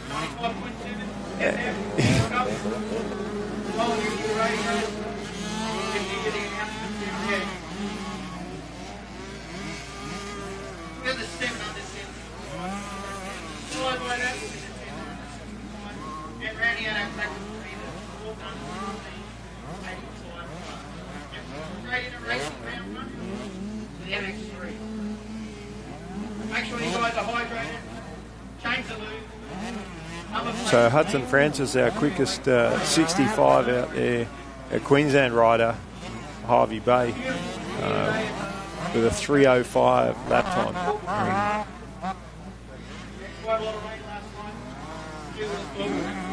Well, actually, I don't know if you find it, but mud riding and sand riding is very similar. Your body position is similar. You're a little bit further back. You're flatter on the seat, you know, because you've got as slippery as the mud can be, it's grippy. It's something for your wheels to sort of lean against, where when it's dry and hard pack and slippery, it's a different body position. You're more forward on the bike, you're sort of getting your bum on the edge of the seat, where here it's... so maybe that's why he's actually faring pretty good out there, because it kind of feels like the sand, and you've got to keep your momentum up in the sand. So, a lot of similarities, and you know, Blade Regan running second in the championship, he's 16 seconds off of Francis, but Hudson Francis didn't do round 1, as far as I know. I'll just double check my points on that one, but I don't remember seeing him at round 1. So, you know, as I said, you don't need to be the fastest guy, and if someone's here and they're not in the championship, getting a second is as good as getting a first if you're finishing behind them.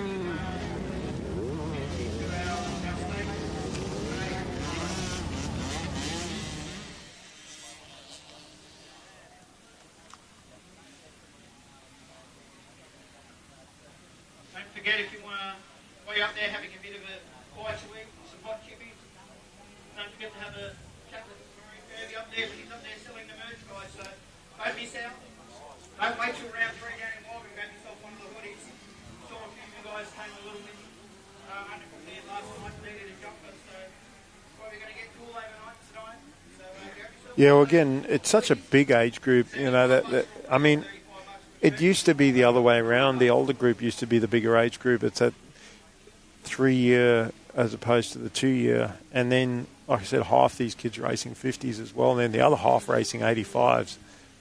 So it's one of the tougher age groups, where you get to the 10 to 12 65s, and then those kids are just racing 65, 85. Or your real younger kids are first coming in. I think it's Harrison Rex on the 84. He was really fast at Lakes. But again, and look at him, he sort of just power up. He tried to sort of power through. He was going great until front wheel dropped in that outside rut. And as much as you can look ahead in these conditions, there's some things that you can't see.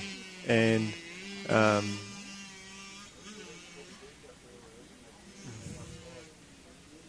most riders would go to the outside thinking that if I can just get to the outside, and he has, and the reason the bike stopped is the front wheel, because he sort of knifed into the rut, whereas if he had caught the rut early, he would have just flowed through it like train tracks, but because he sort of knifed into it, the front just dropped and stopped, but it was fine. He didn't fall over. He just he just clutched in and got into the rut. Once he's in the rut, he could ride out of it quite easily.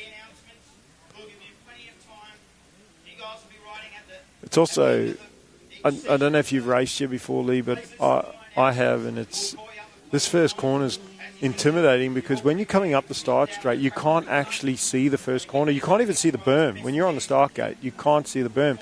So it's hard to know when to turn the throttle off. And I raced a club day here once, and these two guys went around the outside and just hit the wall and high-sided because they just didn't brake in time. It's not that they took each other out, it's just that they both went in so hard that they couldn't stop, and they went past me until they high-sided, and then I kind of backed off a bit early just to be a bit more conservative going into the turn. But so that's on a dry day. Now we've got wet conditions.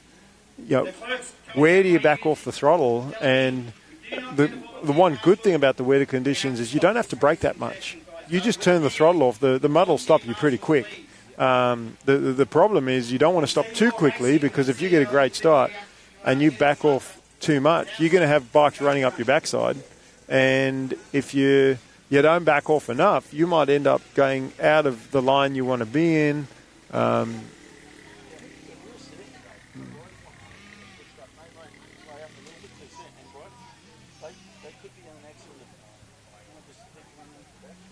So where you see the centre of the gate, like most riders like to park around the box, and normally the box is in between the gates.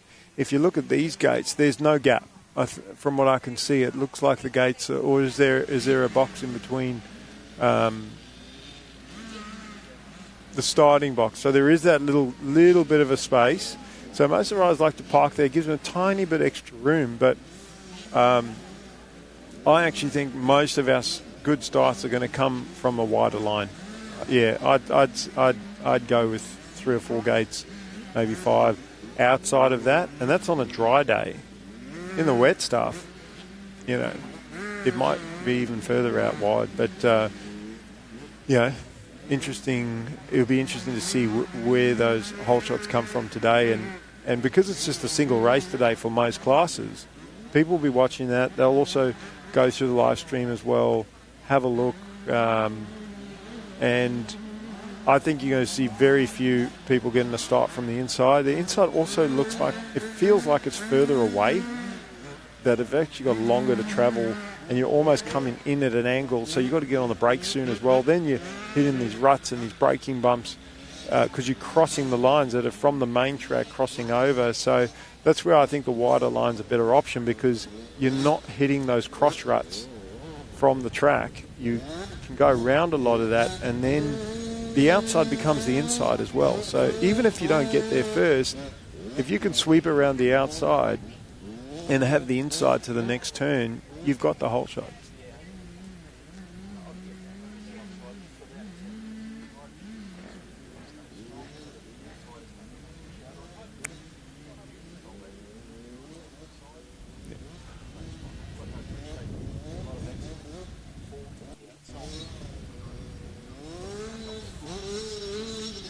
So we're going to go to an ad break, and then we're going to come back with round 2 of the New South Wales State titles here at Hastings Valley.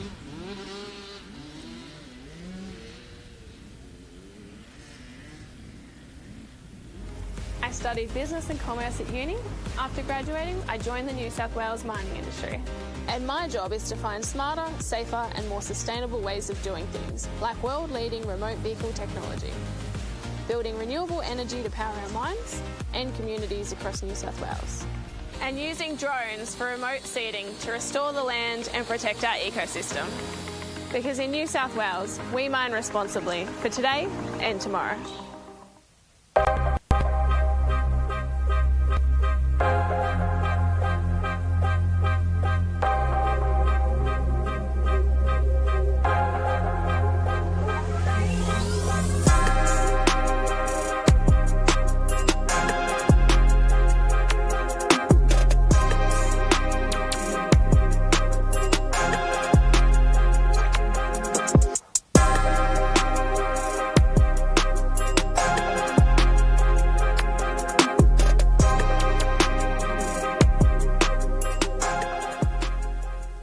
our organisation represents the mining industry in New South Wales. We have nearly 100 member companies, and we represent the mining workforce of over 30,000 people that work in mining in New South Wales. Well, our organisation and many companies in our industry support local community teams right across the state. And we have a long-standing partnership with the Newcastle Knights, obviously based in the Hunter region, that has endured over 12 years or more, through the highs and lows of the Knights seasons, through the highs and lows of our industry's fortunes as well. It's an important demonstration of the partnership between our industry and sport and local communities, and our support for this event today is part of that too.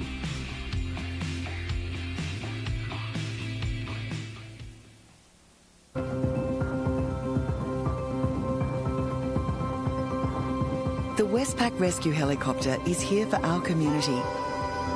And this holiday season, we will be ready to respond 24/7. Please stay safe, and thank you for your support. To donate or for more information, visit rescuehelicopter.com.au or call 1800 155 155.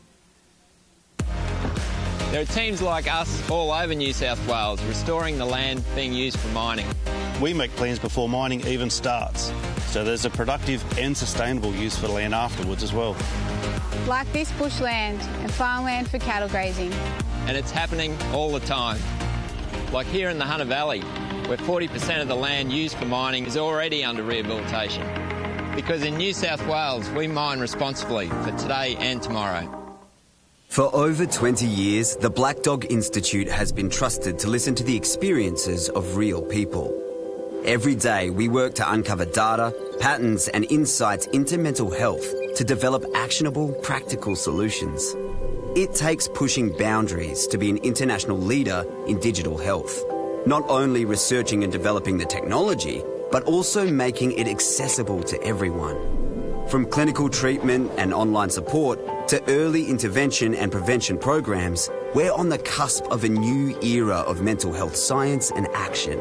As our technology advances and our scientific research continues, our ability to innovate and impact does too, with the ripple effect of our work being felt for generations to come and bringing hope to millions more. Together, we can continue to tackle the big issues in mental health.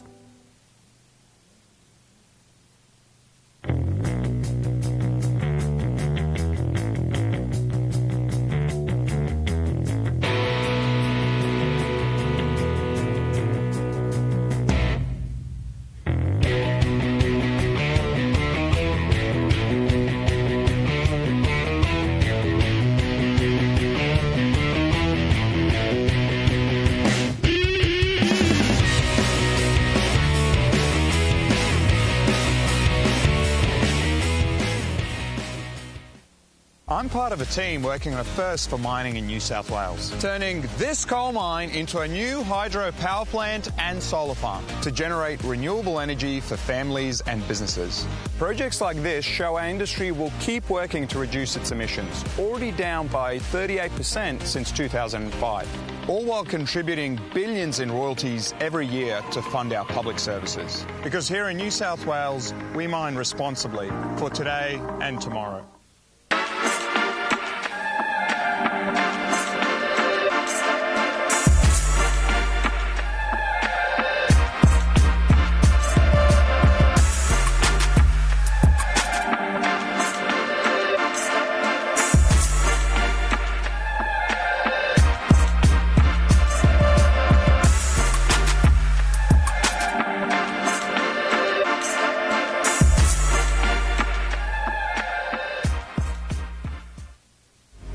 I studied business and commerce at uni. After graduating, I joined the New South Wales mining industry. And my job is to find smarter, safer and more sustainable ways of doing things, like world-leading remote vehicle technology, building renewable energy to power our mines and communities across New South Wales, and using drones for remote seeding to restore the land and protect our ecosystem. Because in New South Wales, we mine responsibly for today and tomorrow.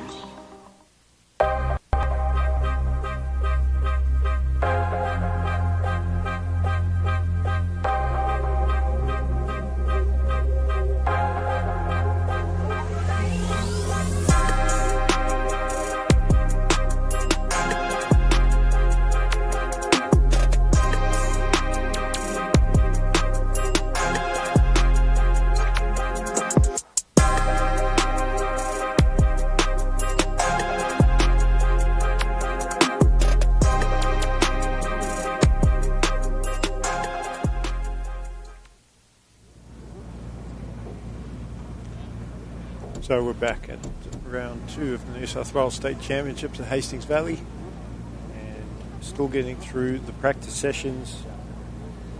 Mikel Constantino here in the booth with Lee Gainford for the start of the day, and then Lee's going to disappear to be Moto Dad with Hadley. He's going to be coming up for first race of the day in MX3, but still got a couple of practices to go. It's been a challenge for everybody concerned, and 10 to 12 65s will be up next. We're just waiting for a couple riders just to finish their practice in the 7 to 10s. Hudson Francis was the quickest around by far in this one. So Lee, as much as it's good to look at the lap times, I don't put a lot of faith in lap times, because you can have the quickest lap time, get a horrible start in the race, and you're not going to win. So, it's good to have a good lap time, but it's better to get a good start, and also I think confidence-wise, a lot of the kids can put so much emphasis on lap times. They look at the lap times. Like I always encourage kids not to look at the lap times, because you see it. If you're not the fastest guy, automatically in your head you're mentally beaten by your opposition. So stay away from the lap times. Parents, protect your kids from that kind of stuff. Just let them be kids, but also focus on what they got to do, and that's putting their best effort on their bike. Don't worry about the lap times. Don't worry about the results. Just focus, do your best, because that's all you can do, and whatever the result is going to be, the result's going to be.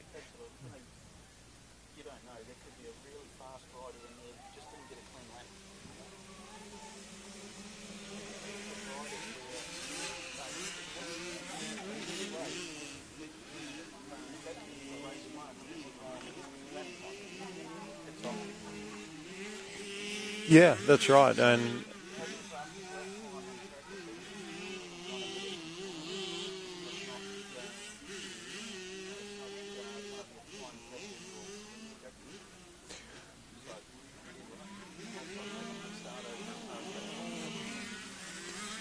yeah, absolutely, and you can see again, like, you've only got a few riders that have opted to go out there for this practice. There's only 4 of them. There's definitely more than that in the actual race itself, but some of these riders have already practiced on their 85, and they feel like they don't need to go out on the 65 and risk themselves or risk their machine. It's one thing the rider making it through the day, the machine's also got to make it through the day as well.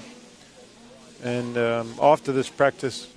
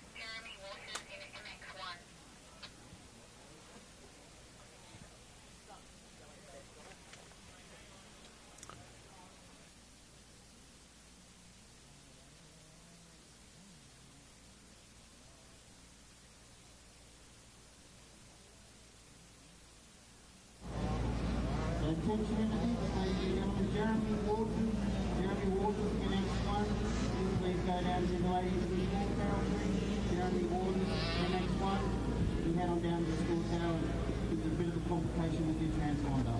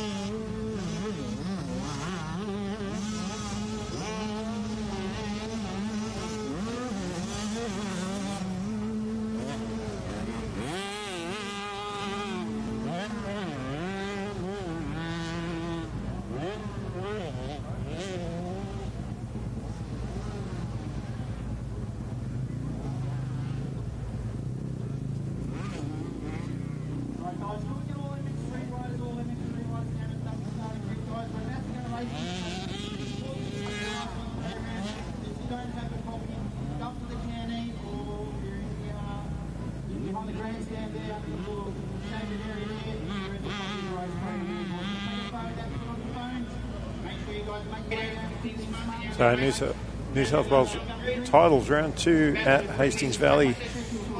Kel Constantino here in the booth with you guys, and we're just getting through our last couple of practices. Got 10 to 12 65s on track at the moment. Up next 12 to 16 85s. That is the final practice of this morning. And some of them have already been out on the 125. Not sure if any kids are riding 85 250. That most kids, if they are going to ride multiple bikes, will do 85 125. But we'll see how they go. I know Justin Mayhew, he's just stepped up to 250 four-stroke, riding it very well, and he'd be one of the only riders riding 85 250 four-stroke. Seth Thomas, he'll be out there. I spoke to his dad this morning, and Seth Rowe's been absolutely amazing. Watching him in the last few races that he's done, he's been very dominant. Unfortunately, he did have one bad race at Lakes for round 1, and it did cost him some points, but he won the next 2, and winning races will always set you up well in the points moving forward, but he's got to try and put in three solid races here today if he wants to have any chance at winning this championship. Heath Davey has been very consistent and has put together a consistent round 1 to lead the points coming in. Don't need to be the fastest rider, just got to get the results at the end of the day. And Heath and Seth, they have been arch rivals through their junior racing career, so great to watch them battle out on the track, and they both have their strengths, they both have their weaknesses. We will see how they fare today and which one of those riders will be on top. Cooper Bowman has been very impressive this year. The number 99 Husqvarna rider has been right up the front, great start, and is sort of a bit of a dark horse in the class because he was also challenging for the win at round 1. A few of the riders were docked some points over a medical flag incident, but only a couple of positions, so didn't wreck their championship completely. Look out for Cooper Bowman, he's a fantastic starter. I'm sure he'll be up there as well. So you couldn't pick a winner today. We're going to have to see how it goes in race 1, practice in 1 race today and 2 races tomorrow. So big weekend of racing here. We're just about to get underway with that 12 to 1685 class, and then we're going to get into the first race of the day, being the MX3.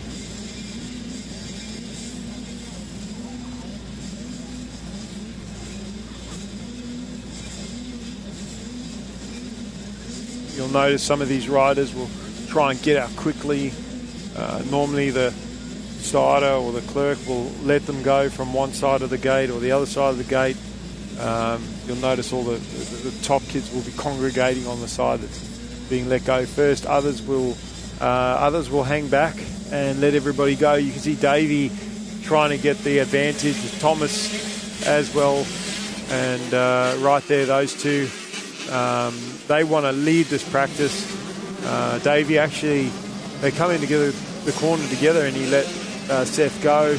Maybe you want to just sort of have a look at his lines and follow him through. Again, both those riders would have been on the 125 as well.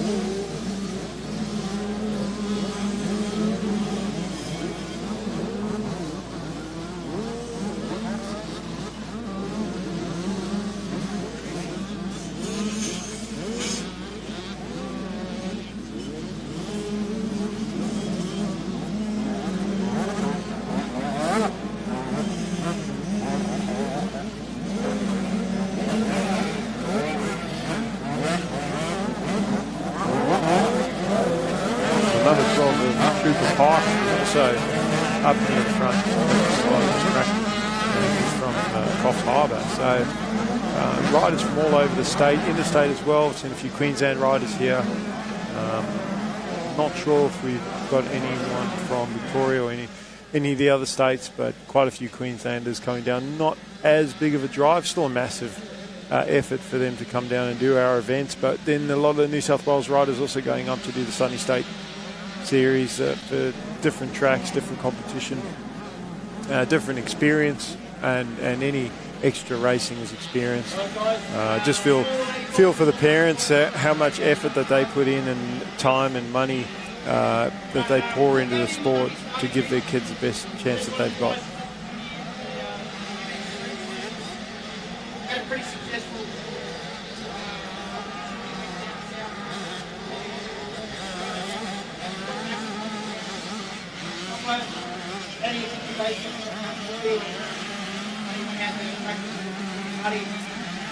And only 6 points difference between first and second place in the 85s with Heath Davey topping the points championship at the moment. But Seth Thomas with everything to gain at this round too. Heath will obviously be hoping to build on that points lead. Justin Mahue, solid round one as well.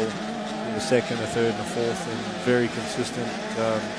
So, you know, Cooper Sproul unfortunately broke his leg earlier this week, and he was also in the points hunt, being in fourth, and he'll be out for the remainder of the season, I dare say. Watching the leaders come through, Thomas, Davey, they're all looking a lot cleaner. They obviously started the practice with clean bikes, and you can see the track is starting to form up, is starting to dry out, and these front runners, they haven't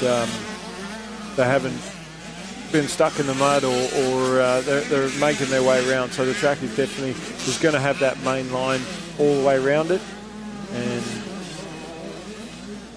it's just going to get better and better as the day progresses.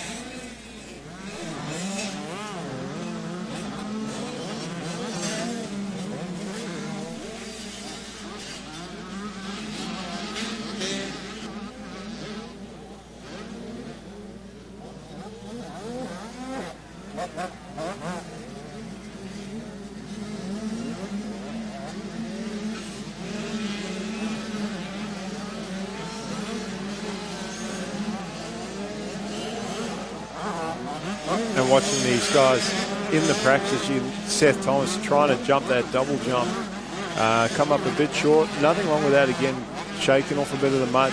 But you can see Seth is riding the track very aggressively. He's not trying to be careful. He is trying to manhandle the track and attack the corners, attack the straights. And what he's doing is getting himself into race mode. So come his first race, he is feeling confident. Heath Davey is doing the same. Your front 3, 4, 5 riders all doing the same, all trying to go as fast as they can and be aggressive. And then if you go a bit further back, you can see the other riders being a bit careful, sort of tiptoeing around the track, just looking for lines. And that's good as well, but if you cruise too much in practice and don't put in that fast lap, you're not used to going fast, come the race, it might take you a little bit to warm up.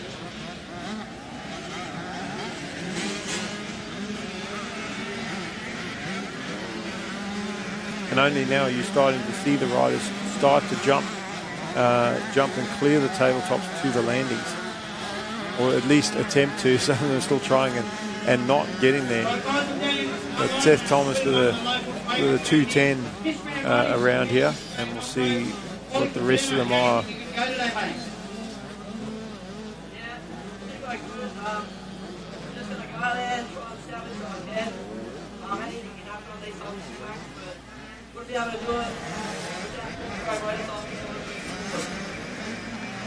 I hope we will see you longer. I hope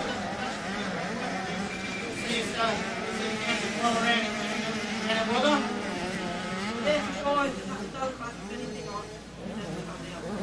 You see that main line around the track that the riders are getting into, all of them taking the same, and that's good for practice, but come racing, when your leaders are coming through lap traffic, if they haven't found that alternative line, it makes it very difficult to pass the lap riders, because the lap riders aren't going to move out the way, not on purpose, it's just they're trying to survive out there, and nobody wants to move out of that main line. So good as a top rider, once you've found that main line around the track, once you're comfortable, look for an alternative line. Try an alternative line in practice. Better trying it in practice and falling off than trying it in the race and falling off. And you might just find that alternative line. You also might find a better line. Like you get that main line that forms up, but there actually could be a better line through, and that's only going to give you an advantage. Not just that you've got a second line, but also that you've now got a line that you could possibly pass your opposition if you don't get that whole shot, get out front. And Justin Mahue with also a fantastic lap time. Your top 3 or 4 riders all in that 210 range, so not much separating them. First group lined up, MX3 ready to go. They were just not so much prepping their gates. Some of them will get a broom out and sweep the dirt off the concrete, but not much gate prep required other than that. The reason why we sweep the dirt off the concrete is just to get rid of anything that's going to create wheel spin. The other difficult thing is you got mud on your tyres, so on your way down to the dummy grid, if you can avoid any sort of wet spots, try not riding through the mud, because that's just going to give you make it more slippery. Some of the international riders, you see that the mechanics actually put tyre protectors on the tyres, and it's not so much to protect the tyres, it's more so just to keep them dry, and then they'll sit on the start line. Once they're on the start line, they'll pull those covers off so that the tyres are dry and not even a grain of dirt on them, so that to give their rider their best chance of getting off the line. But that's at the highest level. We don't see anybody out there with tyre protectors. These guys are just all chosen their gate, and nobody opting for the first 10 gates on the inside. Not a very good option to be there, but 2 or 3 riders coming very wide on the start, on the very right-hand side. So interesting to see how they go. I do think a wider start is going to be the way to go coming into turn 1.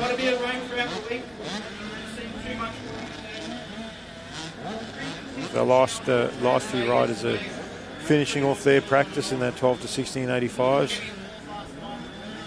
MX3 will be up next.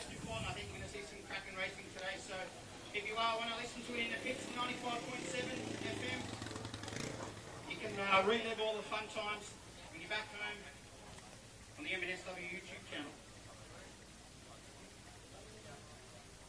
One of our other broadcasters, Lee Gainsford, his son's in this race, so we'll probably have he's going to do a bit of a juggling act this weekend. Going to be a little bit on live. He'll do a bit of trackside as well, so we're mixing it up what we're doing here. And staying calm on the start is crucial as well. You can easily put too much throttle on this concrete and slide, and that's just going to cost you. You're going to get wheel spin. You're not going to get off the gate. So maintaining that focus when that 5-second board comes on, holding that throttle at the right spot. Depending on your bike, some bikes you might be at half throttle. I know on a 450 you're probably half throttle on the concrete, maybe a little bit more than that. Your 250s, maybe 3/4 throttle, but any more than that you're going to slide.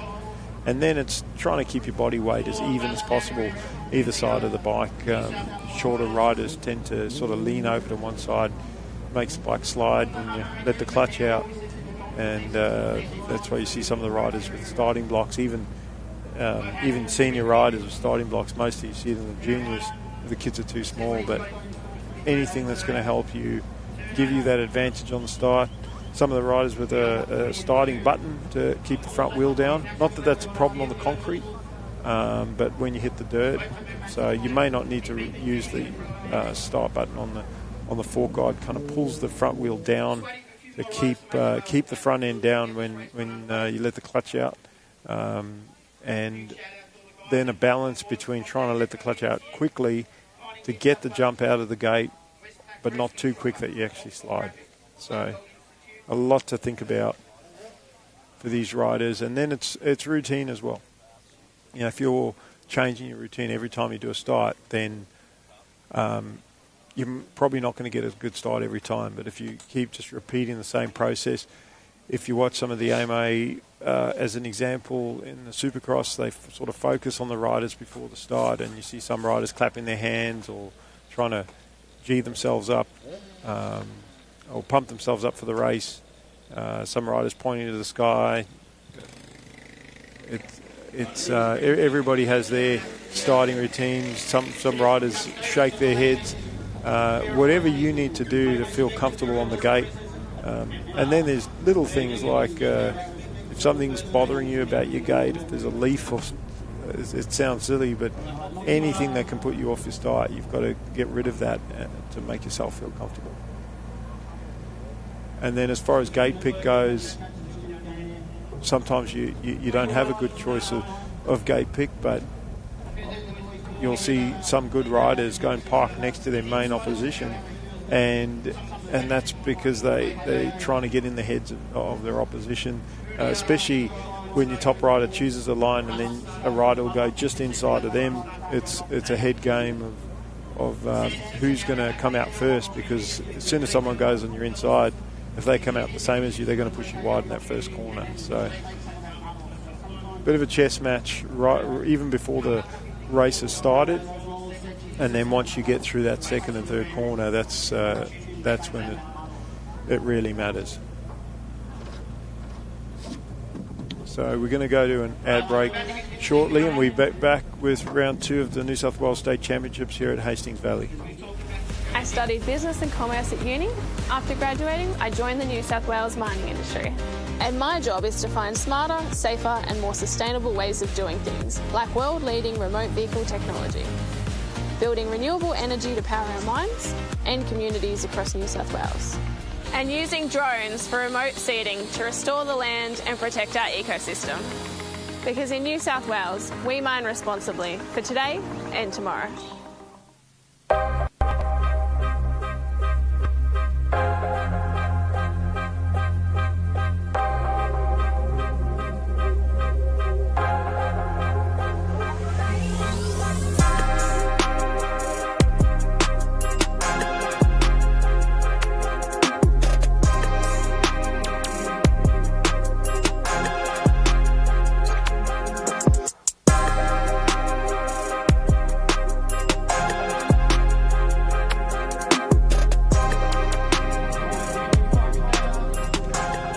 Back at round 2 of the New South Wales State Championships here at Hastings Valley. Just about to get underway with our first race of the day, MX3 class. And nothing in it in the points championship. There is 2 points separating our top 4 riders, Drew Cramer, Max Compton, Jack Devison and Finley Manson. And even Riley Burgess just 6 points off the lead. So nothing in it. And today, or this weekend, in fact, is going to either make or break it for the championship for a lot of these riders. So if you're right up the front, trying to build on that points lead.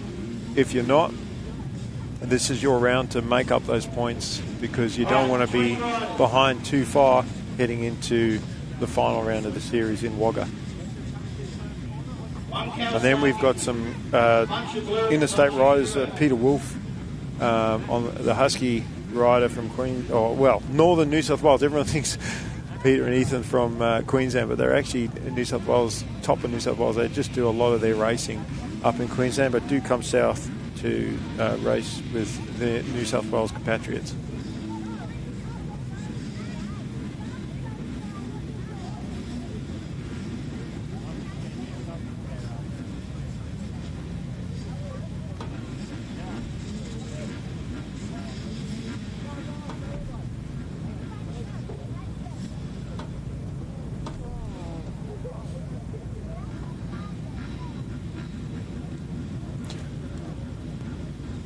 And the other thing to consider is the local riders. So it's not just the top racers from round one. It could be a fast local that didn't do the first round series, may not even be racing the full championship, just has come out to show his stuff, his or her stuff. So we'll see who's dominating very shortly. Hard to tell from practice. I was saying to Lee Gainford when he was in here in the booth with me that the lap times, it's good to know if you've got a fast lap time, but you can't put your whole day on what your lap time is, whether it's a dry day or a wet day. It's when it comes down to the crunch in the first race. We'll see how this first corner sort of shapes up as well. You've got the track there's that big single going into the second corner, and the riders have been going around that single, so interesting to see what the officials do with that. I thought maybe they might have put some bunting or a barrier up there, but they've left it. So, but the thing is, it's the same for everybody. So, as long as the riders are in between the markers, on the right side of the markers, should I say, the correct side, sometimes left or right, that's the most important thing, because you don't want to be dock positions. So we've got 15-second board up and running now for the MX3, our first race of round two of the state championships about to get underway, and a quick gate drop there. It didn't stay up for long. Compton was up the middle. Kremer with a hole shot, and they come from a slightly wider start over that single into the inside. Kremer has it round the outside though. Kremer kind of got held up in the rut a little bit, and Compton comes out with the early race lead.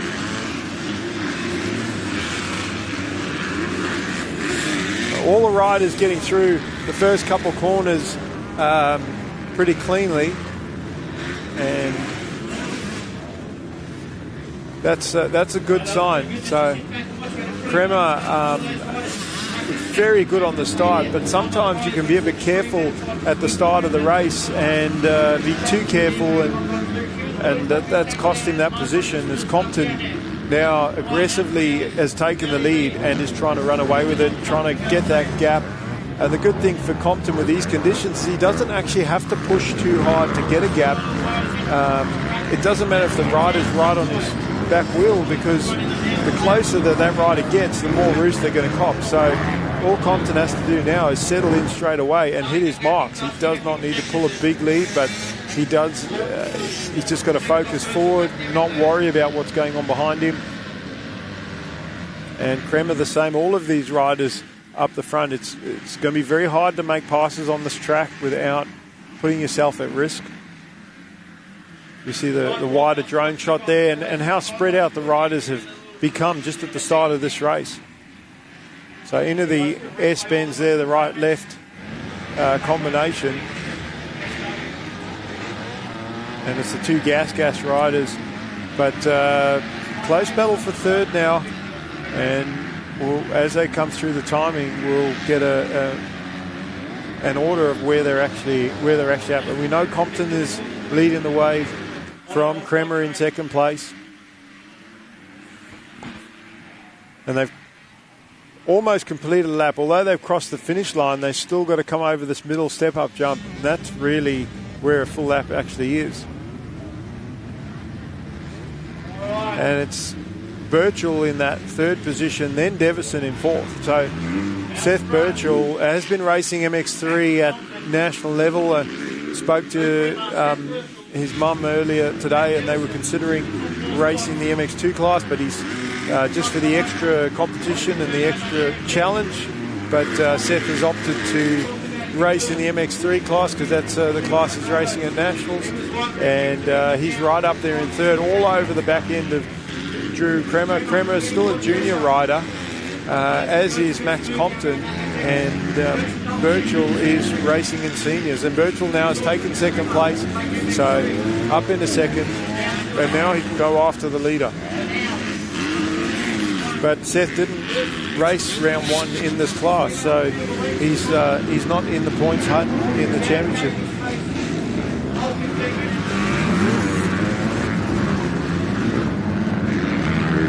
Three riders down in turn two. That seems to be a common place, which is challenging for the riders, especially off the start when they're all bunched up. But you can see the front three spread out from the rest of the field. When I say spread out, not amongst each other, they're still pretty close, but from third place going back to Jack Devison in fourth. Jack was up there, and he's lost some ground, so maybe a little mistake, and we'll see if he's still in that fourth position when he comes around. But we'll see if Birchall can close that gap. Right now Compton holding his own. Birchall hasn't closed up on him yet, but Birchall's managed to pull away a little bit from Kremer.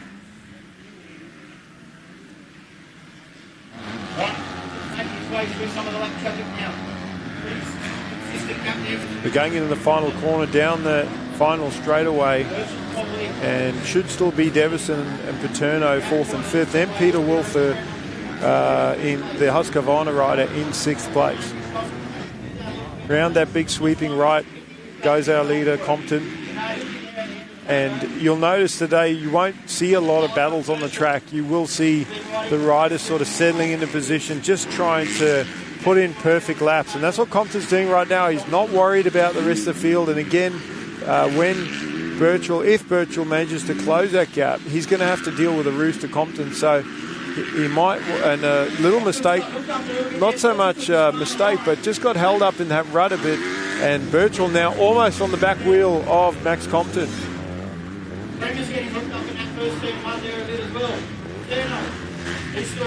Kremer in a comfortable third place right now, and that's what a good start will do for you. Is even if you're not winning, it'll put you in really good position, and that's what he's done. He did that very well at Lakes as well. Riley Burgess was also one of those riders that got great starts at Lakes every single race, but hasn't got it in this one.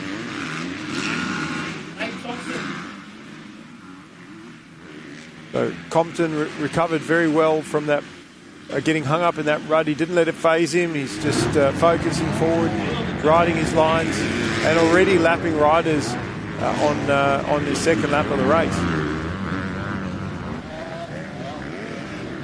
But Birchall now just out of the roost range is starting to just figure out where Compton's going and maybe think about another option, or he might just hang back and wait for a pass. But because anything can happen, especially in that second corner, he would have spotted that Maxi got hung up a bit, and he had a slightly better line through there. So if he's close enough and the same thing happens, he might be able to go right by Compton without even trying. So Max is definitely going to have to figure that corner out a bit better. And especially as they start to come through these lap riders, it's going to just add another dimension of difficulty.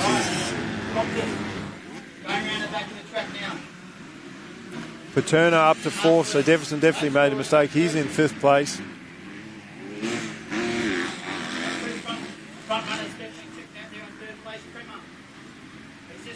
Over the centre, step up goes our leader, Compton, and he's actually put some time on Birchall. So Birchall he hasn't settled into that second place, but he's not pushing. And again, Compton just gets hung up in the rut a little bit there, as does Birchall. But he definitely changed his line. Maxi, he went more inside that time. Kremer coming around in third. Paterno, one of our local riders in racing today in the MX3. Definitely challenging this first corner, guys. Alligator. And Devison just struggling in the mud a little bit. But he has caught up. He has caught up to Paterno, so we'll see if Devison can get that fourth place back. It's all Max Compton just riding his lines, jumping through those rollers and looking really comfortable.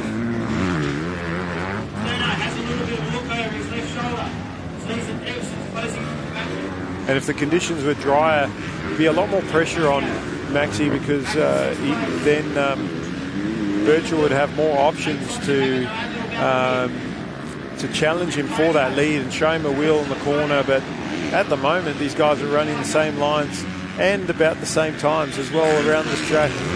Compton actually with the quickest, being a second quicker with a 2:18, then Birchall in second place. So Max getting stronger as this race is progressing. We'll see if Birchall can challenge him. Getting ever so closer to the back fender of Compton there in first. They go past another lap rider and heading towards the finish line now is our race leaders.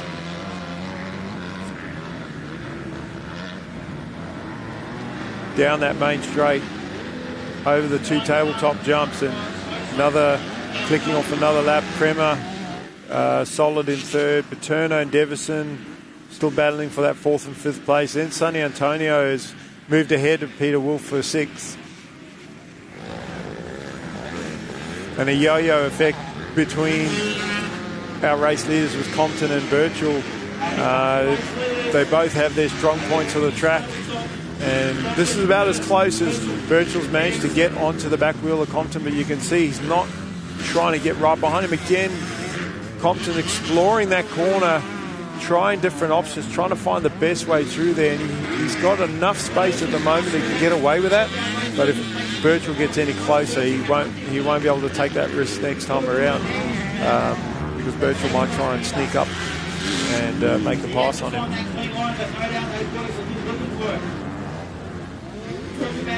But how you can tell that Max is comfortable is that he's not making mistakes. He is just riding his lines.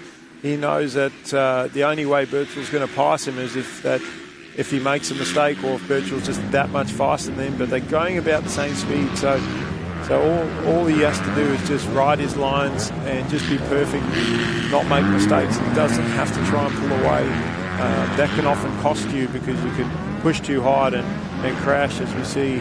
I think Paterno's just gone down, tucked the front in turn one, and Devison is up to that fourth position. So Paterno, he hasn't dropped any positions. That's how spread out these riders are, but he does need to get moving quickly. Takes his goggles off, and he's just trying to get that bike going, but hard to get these bikes started once they stop in these conditions, even with the electric start.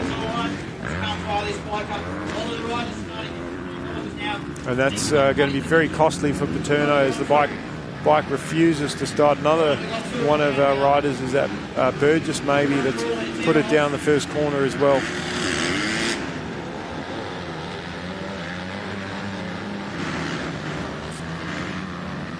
Hard to see the numbers when the conditions are the way they are.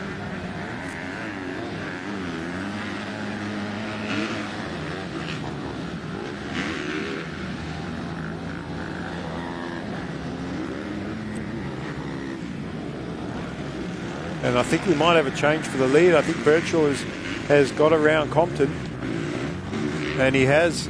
Seth Birchall is our new leader.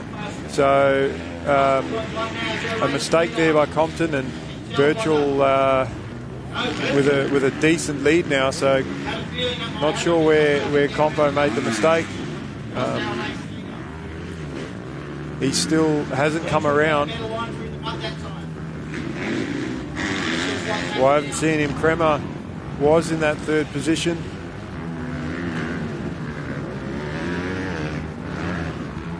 I'm not sure where we lost him yet. Alright, just shaking him off. That's Compton. So there's Compton. He's still in second place. So luckily, well, not luckily, he did a lot of hard work to pull that big lead. Kremer just been consistent in that third place, just making his way around the track every lap. And Kremer lays it over in that second corner, just a little tip over, gets going pretty quickly, doesn't lose a position. And lucky for Kremer that Devison is a fair way behind him. So staying on the bike, crucial today. Fortunately for Max Compton, just losing the one position. And again, with Birchall not racing the first round of the championship, that second place is like a win for Max Compton, who's now sitting in second. The only advantage of being in front of Seth Birchall, that's extra points over his opposition. But now losing that lead in the race, there's a 3-point swing there for him. And he was battling with Kremer for the championship. So that's just going to tighten up that championship race. If Kremer can just keep doing what he's doing, getting the good starts and riding consistent laps. Obviously had that little tip over, but didn't lose too much time. Devison's still fourth. Nate Thompson's moved up into fifth place after Ollie Paterno went down. Peter Wolf has stayed in sixth after losing a position and gaining a position. And again, it's more about survival today as well. These riders are just trying to finish 3 races, and if they can get on the podium, fantastic. But better than a DNF, which again for Ollie Paterno, one of your local pros, you could say, from this track, that's going to cost him heaps. 2 riders down in the turn 2 as our leader. Birchall has to make around the 2 riders down and another lap rider that's actually on his bike, but big lead for Seth Birchall, the Yamaha rider. He can afford to just take it easy and a good opportunity for him to actually explore the track now with such a big lead.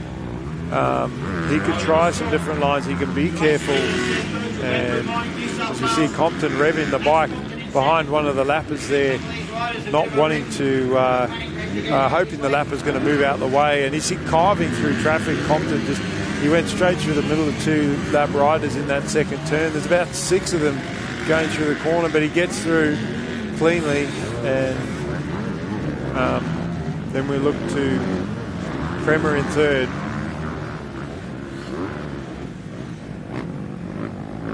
So the most exciting of all our racing today is going to be the start in the first lap.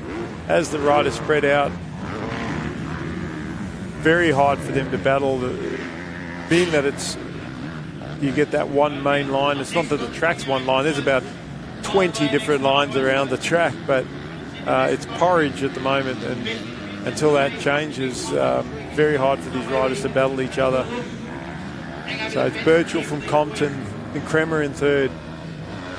Devison in fourth, and even fourth place, Devison won't be happy with fourth, but a lot happier with a fourth than a 10th or 15th or a DNF. Nate Thompson from Nowra, a long trip for him.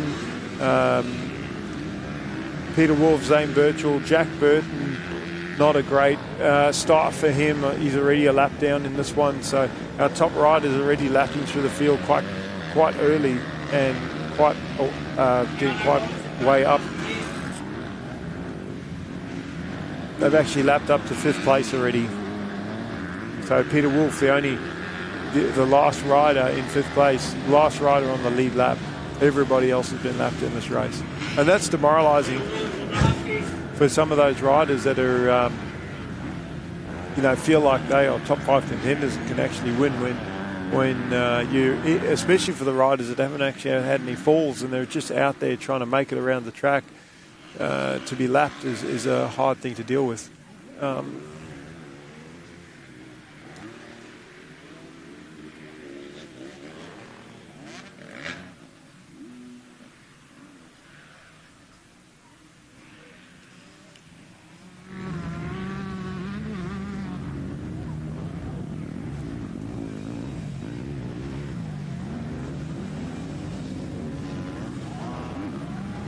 So this MX3 race, 15 minutes plus a lap, and they're not going to do as many laps today because the track is so challenging. It's taking the riders longer to get around. Feel like an eternity. 15 minutes plus a lap feel like eternity for these guys, as well as all of us watching. And our next race on the line will be the Junior 85 class. That's the 9 to 12 85s. But Seth Birchall done a fantastic job with getting up with a good start. He didn't get the whole shot, but he was third. He passed Kremer. Compton made a mistake, and Birchall capitalised, and he's pretty much run away with it from there on. Hasn't made any mistakes. So, and Seth Birchall, multiple state champion. He's won many races as a junior, has moved up into senior, and has also impressed at national level. So great to see him with some support from Yamaha as well, and winning the first MX3 race here at round 2 of the state championships at Hastings Valley. Pity Seth missed the first round, because he would definitely be one of the contenders in that MX3 class.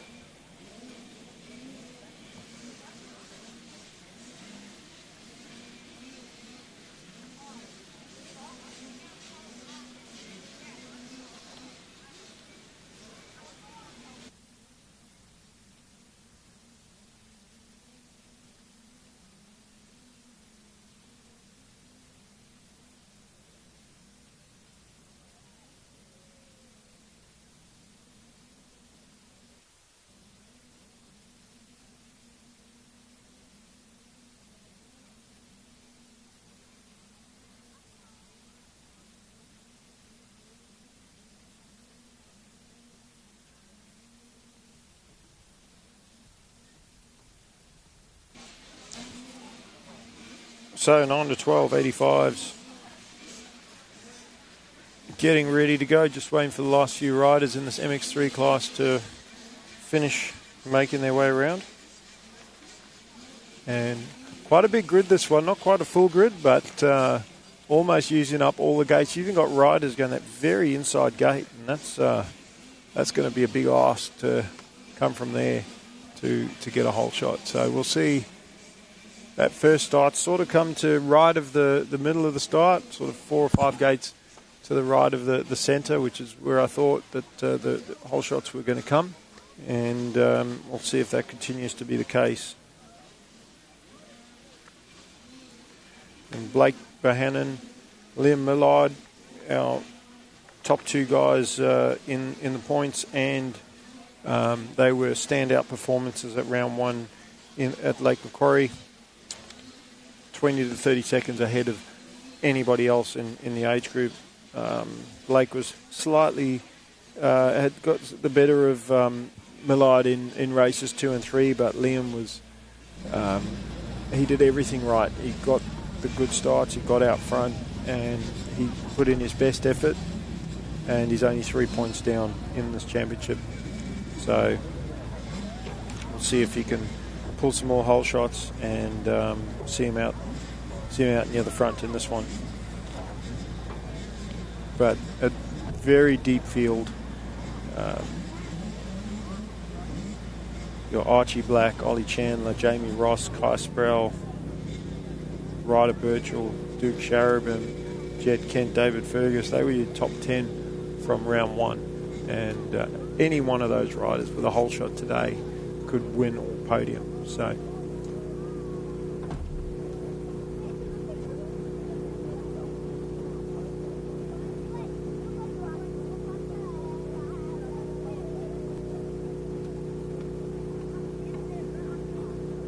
and Peter Wolf also in this one, and again he didn't do round 1, so sorry, not Peter Wolf.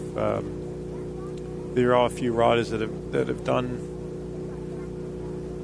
It's Ethan Wolf, should I say, his brother, in this one that didn't do round 1, but top, like he'd be top 3 in the country. Never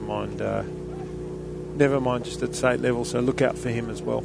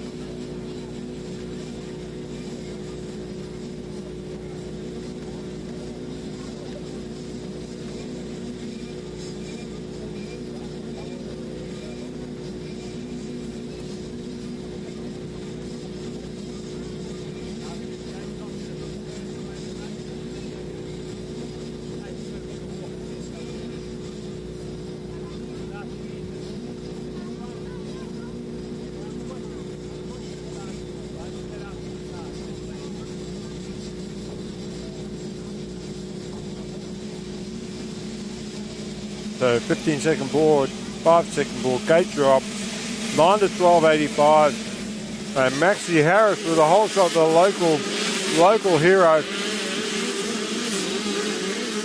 Swept around from the outside.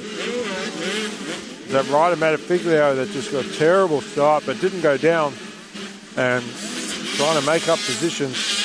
Liam Millard getting out in front early. Almost had the whole shot. Maxie Harris swept around the outside, but Millard making the pass in the second corner, and he has put himself in the best position. Where is Blake Bohannon? Looks like he might be in that third position. And that's also good for him, good start. But he's got to deal with Maxie Harris, the local rider. And watched Maxie at Stadium Cross, and he, pretty sure I saw him win one of the races there. So he can finish top 5. But it ran wide, and Bohannon capitalising up the inside. Maxie Harris just got caught up in that corner. It's our front two. These are the championship contenders in this 9-12-85 class. Great to see them both up front, and this is the kind of racing that we want to see. We want to see our best guys battling for the win.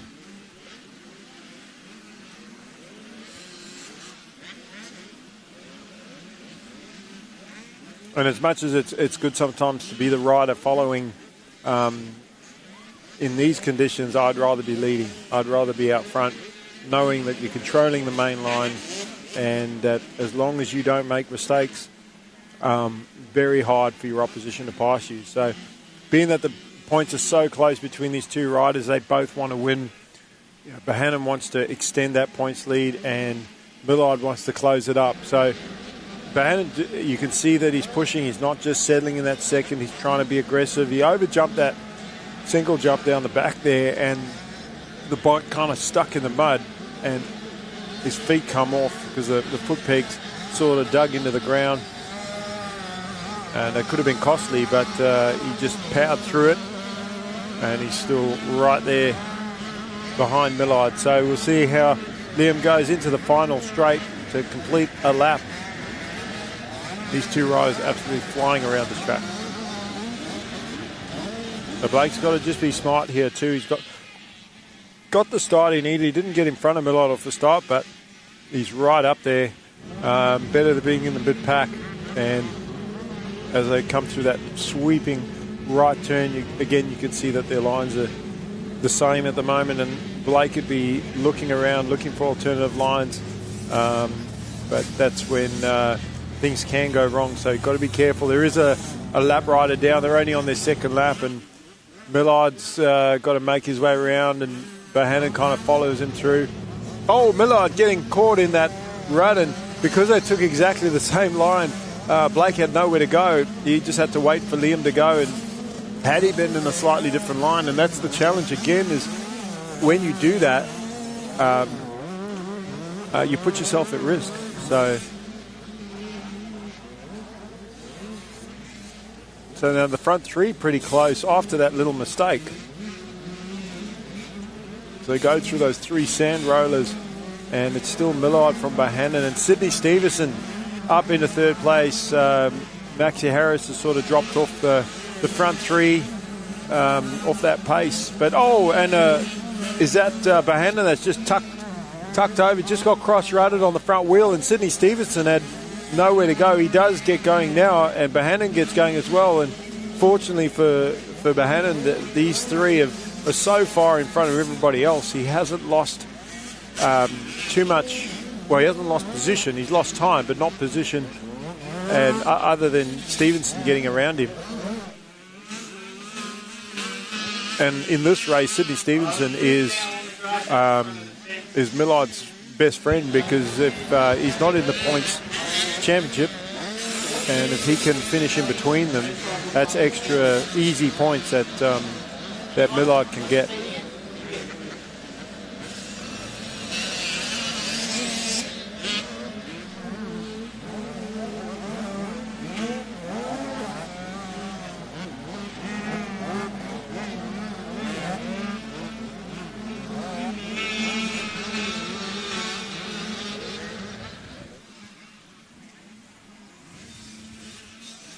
We go to the drone shot. And again, nice from far, far from nice. It looks great with the sunshine out. Track looks awesome from above, but get down close to it and ask any of these riders what it's like. And some of you really good riders, experienced riders, who go, oh, they love it. They love the ruts. They love the mud. They're looking forward to the races, but then that depends. Your perspective is all based on how it's going and what your result is.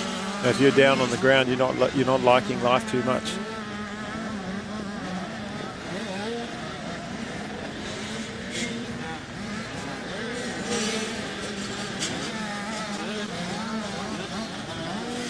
So Millard out front still.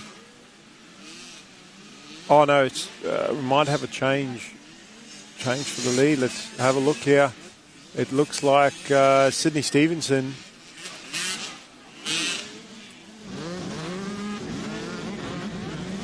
Just wait and see when they come through. But I think something's happened to Millard, and Stevenson is our new leader, and Bohannon is second. So Millard back to third place, and a distant third at that. So a mistake from Liam somewhere.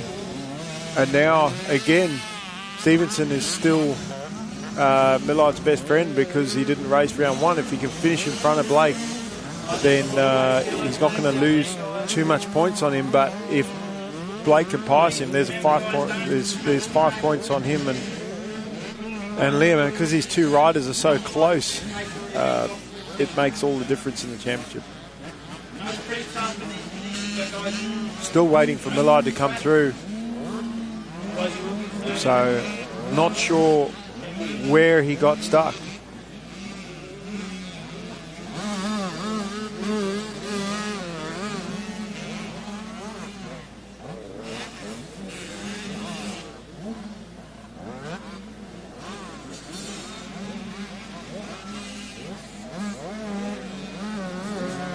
But Liam is dropping down the order, so he may still be stuck and not moving.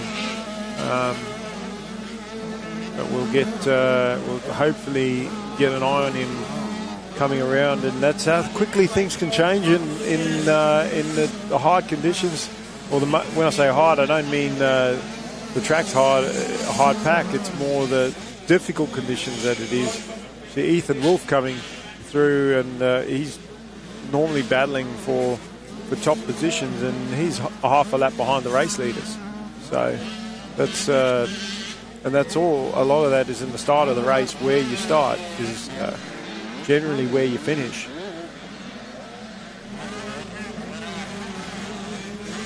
And that's where Maxie Harris, he did the best that he could, got the whole shot, and if he can just put in some consistent laps, but even he's had his troubles in this race, as it looks like Duke Sharabam is now up in the third, Ollie Chandler, Hudson Francis, Archie Black, Jamie Ross. Your order, there's Maxie Harris. He's behind Kai Sproul right now, who Kai was back in sort of the back 10th to 15th place. So Maxie's made a mistake somewhere as well.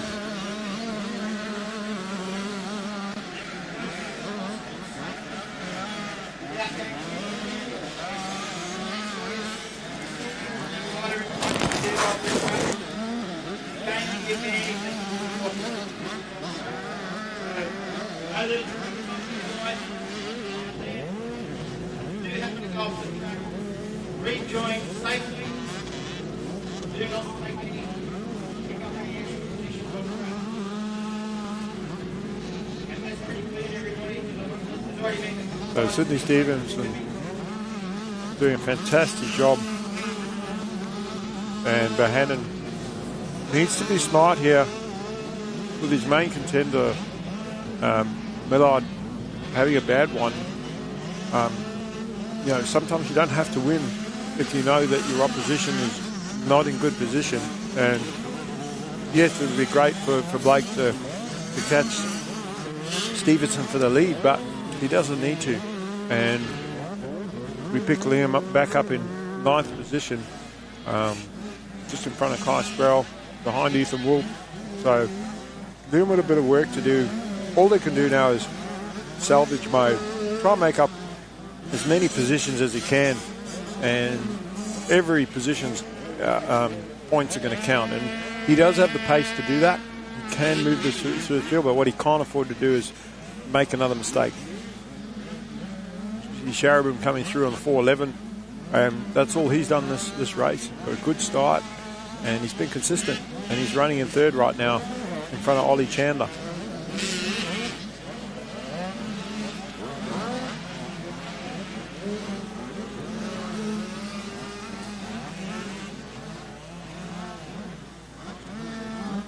This 9 to 12, 85 race, 10 minutes plus a lap.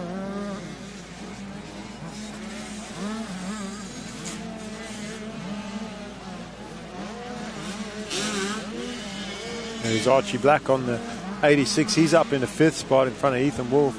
Then Hudson Francis, the Queensland rider.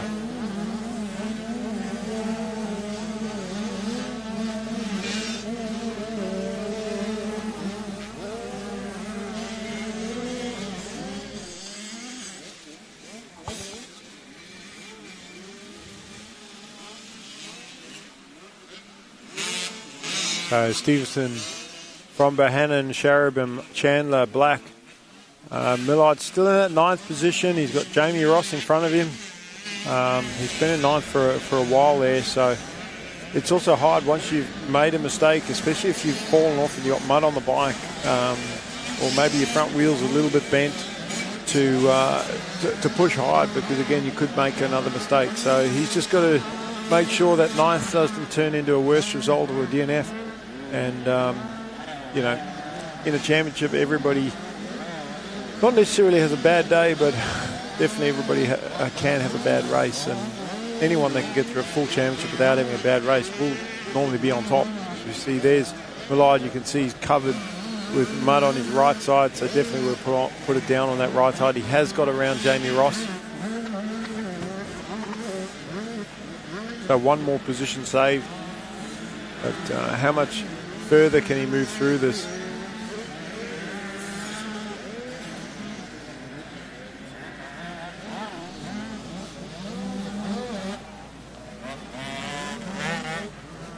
There's Blake Bohannon just putting Kai Sparrow a lap down. So a lot of riders that you would expect to see up the front here finding it very hard today. Jamie Ross going off track there and trying to find his way around. And Bohannon has moved into the points lead, so something happened to Sydney Stevenson. And that's from Bohannon just keeping the pressure on. Stevenson's still in that 2nd place now, but Blake Bohannon now in the driver's seat. Has the points lead already, and it's just this is going to be a big points haul for him in this race. Weekend's certainly not over though. 3 races that these riders have to get through, but he is putting himself in the best possible position, and very hard also in a championship when you've got 2 riders like Liam Millard and Blake Bohannon that are so competitive with each other. If you're finishing 1st and 2nd all the time, very hard to make points on the other rider unless you can be the guy to actually get in front and make that pass or get those wins. But when your opposition does have a bad race, it makes it so much easier for you to get that points haul, and also much harder for them to make that points up as long as you are consistent in your races, the rest of your races.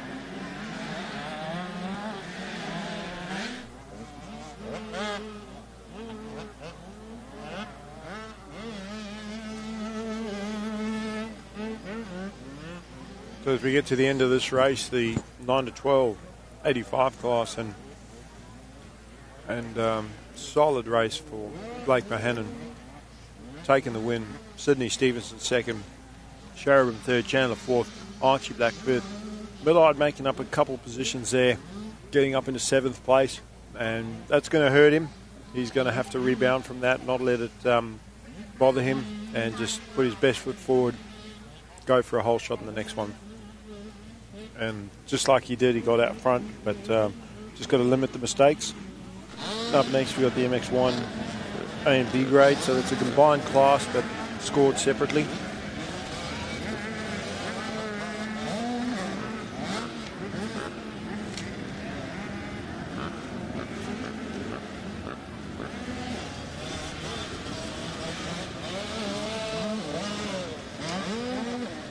And you'll see some of the B-grade riders actually challenging the A-grade riders for first place.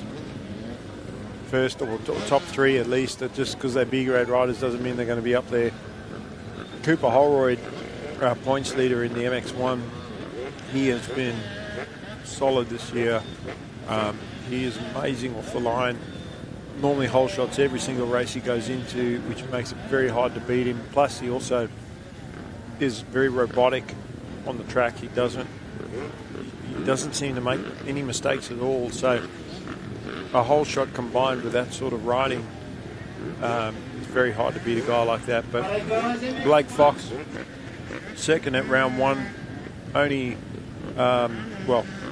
he got second in all 3 races to Holroyd at round 1 because Cooper just kept getting the whole shots and running away with all 3. But Foxy kept him honest, and he's just got to try and get that start and challenge Holroyd for the start is probably more important than challenging him in the race, because if Cooper's putting in perfect laps, he's going to be hard to beat.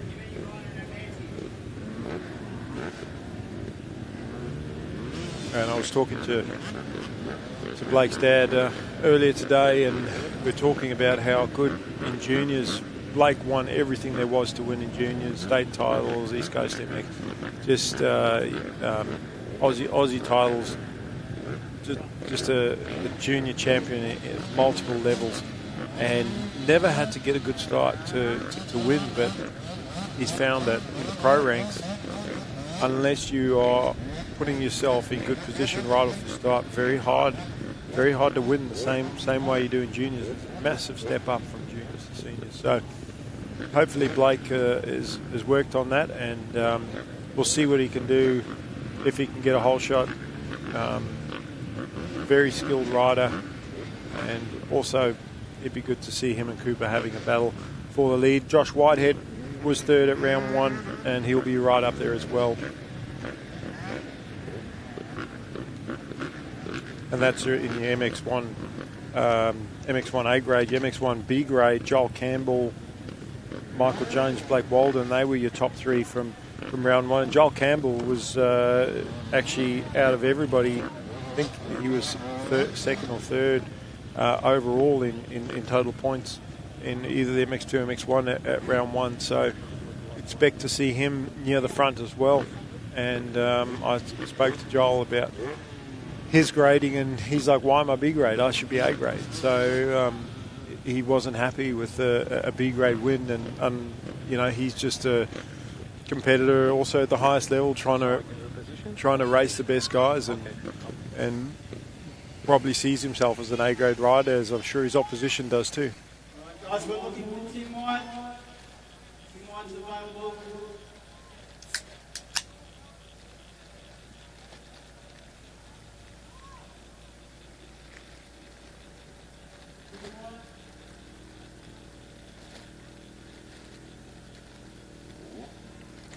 So we're going to go to an ad break shortly and be back with round 2 of the New South Wales State Championships here at Hastings Valley.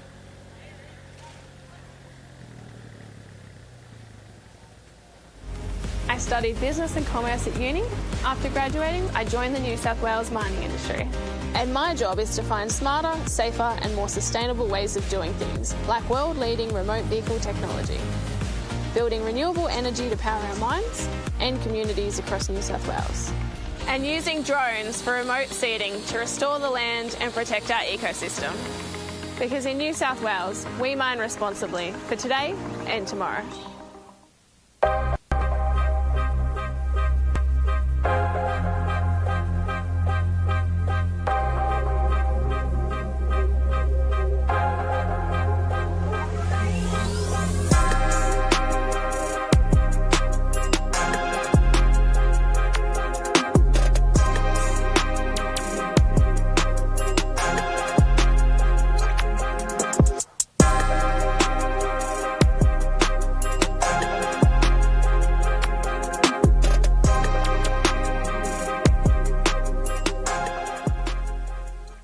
organisation represents the mining industry in New South Wales. We have nearly 100 member companies, and we represent the mining workforce of over 30,000 people that work in mining in New South Wales. Well, our organisation and many companies in our industry support local community teams right across the state. And we have a long-standing partnership with the Newcastle Knights, obviously based in the Hunter region, that has endured over 12 years or more, through the highs and lows of the Knights seasons, through the highs and lows of our industry's fortunes as well. It's an important demonstration of the partnership between our industry and sport and local communities, and our support for this event today is part of that too.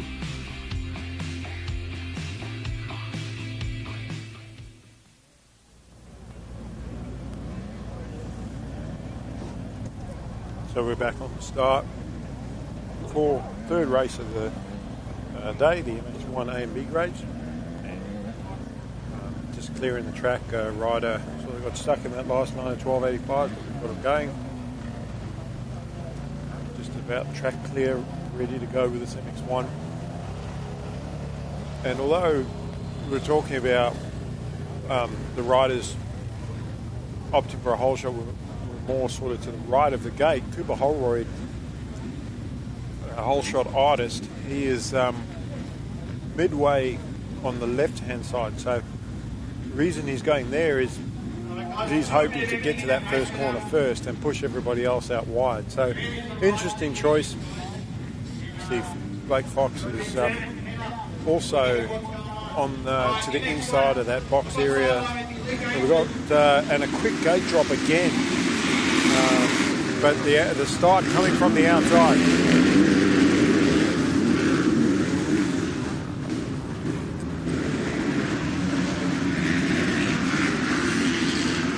And somehow, there's Holroyd. He's in about 6th position. So didn't get the start that he wanted from that inside that he was hoping for. But definitely got the pace to come through this field. So.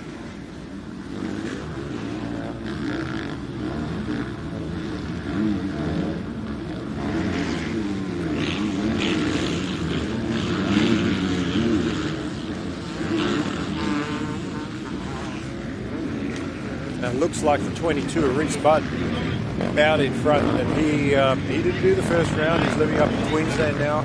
I was talking to Dano the other day, and he's still racing up there, basically doing the same tracks racing all that Pro Mix and a pass for the lead as Reese Bush made a little mistake coming out that left-hand turn.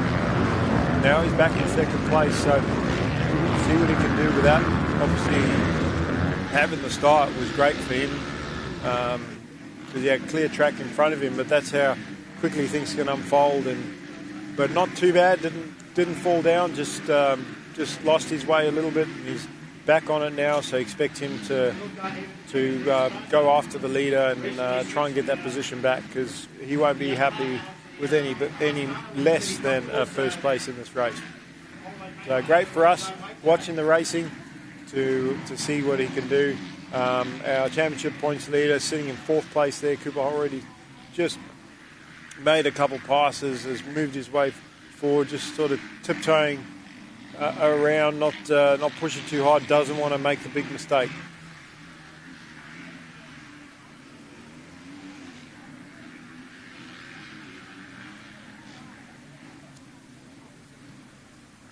And Matt Moss on the gas. It's his Elliott brothers, a new ride for him, and he was very aggressive on the start, but didn't quite nail the whole shot. And Bud very quickly took the little mistake there by Mossy in the corner, but regathers pretty quick. Bud's still right with him. Levi Rogers in 3rd, Holroyd's in 4th. So Holroyd with a bit of work to do, but as far as the championship goes, both the riders that he actually had to battle in the last round, Foxy and Josh Whitehead, are behind him. So Cooper Holroyd I said it earlier, if the rider's on in the championship, a fourth is just as good as the lead. As it looked like Rogers that might have gone down in that right-hander, and he was in third. He's dropped back a few positions, so they'll put Holroyd up into third place now.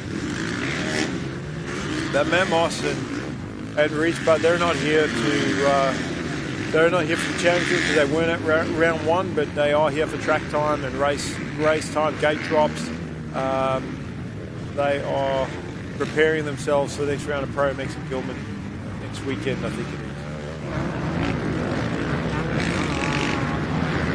Mossy with a little mistake there, got caught up in a big puddle, and Bud saw that and nearly got him. They were side by side, but Mossy with the inside going into the next turn and holds the position. So Reese Bud having to go back to work on him.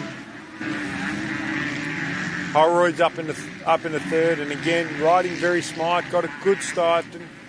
Didn't get the start he wanted, but a good start. Got in front of his main opposition.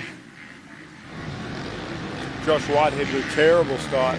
Got a lot of work ahead. Blake Fox also in the back half of the top 10, and every position that he's finishing behind Cooper Holroyd, he's losing points. So got to move forward, and he's definitely got to try and get in front of Cooper off the start on the next one. But Bell for the lead right now. The Gas and the Husky rider Holroyd is close. He's actually closing up on these guys, and I wouldn't be surprised if he were to challenge them for the lead. See how these riders are so precise, jumping and landing right next to those track markers there, trying to land on the smoothest possible part of that jump.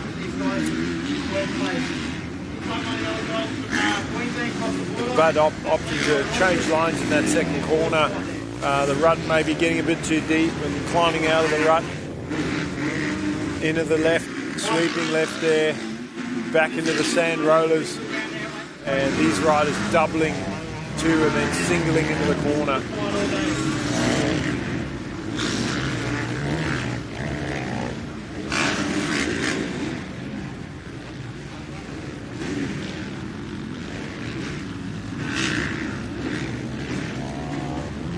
Michael Jones up in the 5th place, so he's our first B-grade rider. He's ahead of his main competition, Joel Campbell, by 3 positions. So Jonesy in a good position right now as far as his overall and championship is concerned. And that's the difficult thing in a combined class like this for those B-graders, is to know where they are in position, and also they may be battling riders that aren't actually in the same race as them. They literally racing in the same race, but as far as the overall for the day and points race, they're not. So Michael Jones might be sitting 5th in the race, but he's actually leading the points of the B grade. Then Riley Fitzpatrick behind him.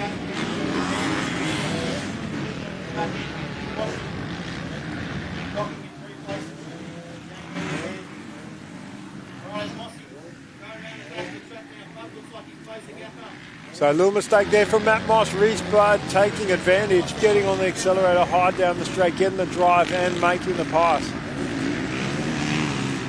So sometimes it's not about making a pass, it's more about waiting for the right opportunity and then taking advantage of it. And that's exactly what he did.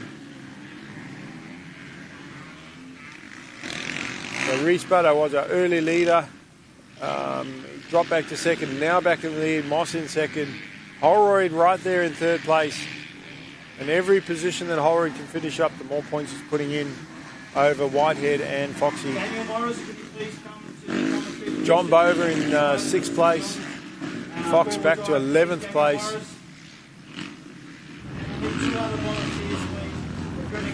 And Whitehead in 16th. So it's all Cooper Holroyd at the moment. He's having a fantastic race in 3rd, and he's battling with these top 2 riders at a national level, Pro MX riders. There's Joel Campbell on the 52, and he's trying to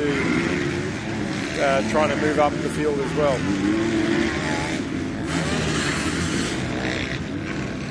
So we'll have a look and see where Michael Jones is. He was in good position earlier. but he seems to have dropped back as well. So Campbell's actually not only 3 positions behind, but he's actually gone past Jones and put a couple of positions ahead of him as well. So setting himself up for a good points haul heading into the final round in Wagga. But one race at a time. It's going to be a big weekend, and as this track continues to dry out, it's just going to get better and better. You can see most of the riders still opting for that main line around the track.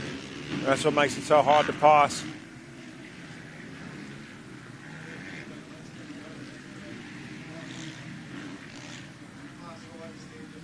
Also, you see a lot of the riders with their goggles off already, either because they've gone through all their tear-offs or the roll-offs. Sometimes what can happen with the roll-offs, you get water behind the screen, makes it hard to see. So I'd prefer personally to run roll-offs in these conditions.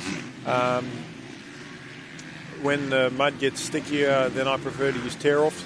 But then some tracks you go to, you don't have a choice because of the land or landowner, or sometimes they run livestock, you're not allowed to run tear-offs, so it just depends.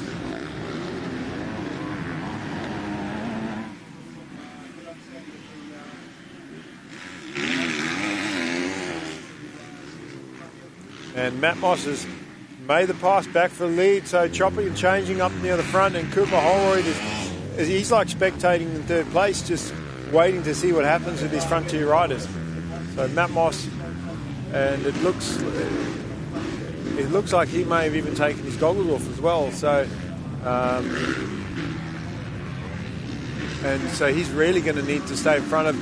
But in a little mistake there by Moss, and Holroyd was in the same rut, and Holroyd nearly went around the outside. So Holroyd's got a different line through that corner, and it nearly worked for him.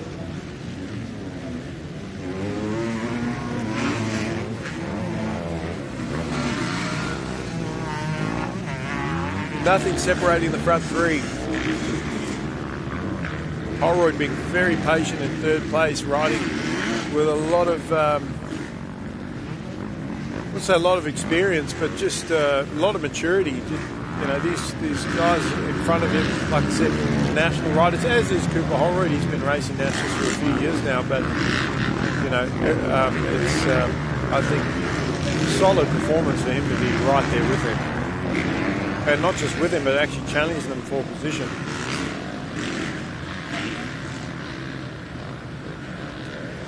Blake Walden back in 20th right now, and that's going to be hard for him for his series points. But remembering that again, these guys are in the same race, but they scored separately. So there might be a half a dozen riders between you and your opposition, but if they're in a different grade, it doesn't matter. You're not losing that. You're only losing points of riders graded in the same grade. Now Matt Moston had just opened it up a little bit over second place, but just losing a bit of ground on the leader, and Holroyd, a little mistake there at that sweeping right. He also loses some more ground. So we'll see if they can close that back up. Rogers, after he was running third earlier, he put it down. He's back up. He's in fourth place in front of Fitzpatrick, and then our first B-grade rider, Joel Campbell.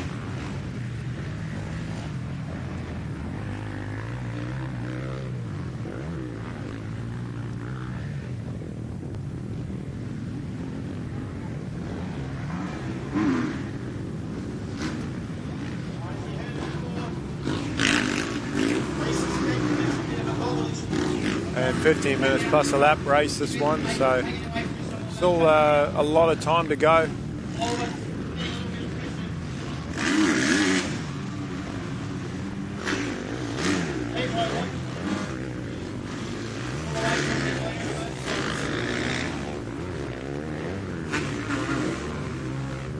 And Fitzpatrick trying to close on to Joel Campbell. Again, different grades. Then we've got Caden Gray, he's also one of the B-graders.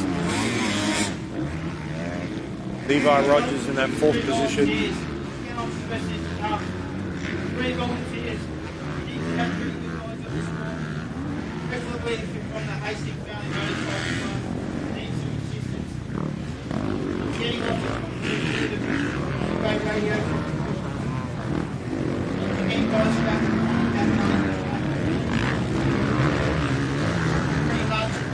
There's Michael Jones on the 266 a bit further up, further back, should I say. And he's not having the race that he wanted. Neither is John Bovey. We spoke to Johnny earlier in the day. Just he's state champion from last year, and just struggling out there at the minute. Didn't get the start that he wanted.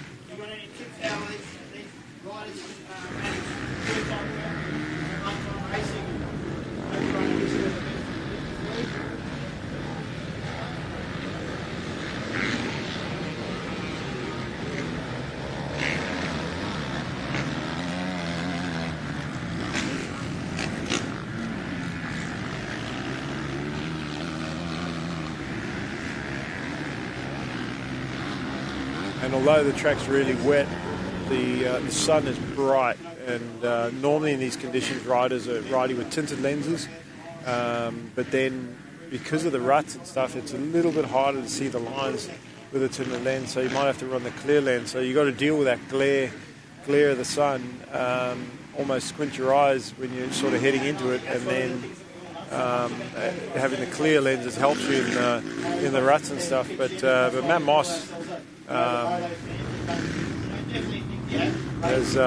he's cleared out a bit now on Reese Budd. He's got a bit of a gap on him, and then Cooper Holroyd. Is that Rogers that has moved up into second? He's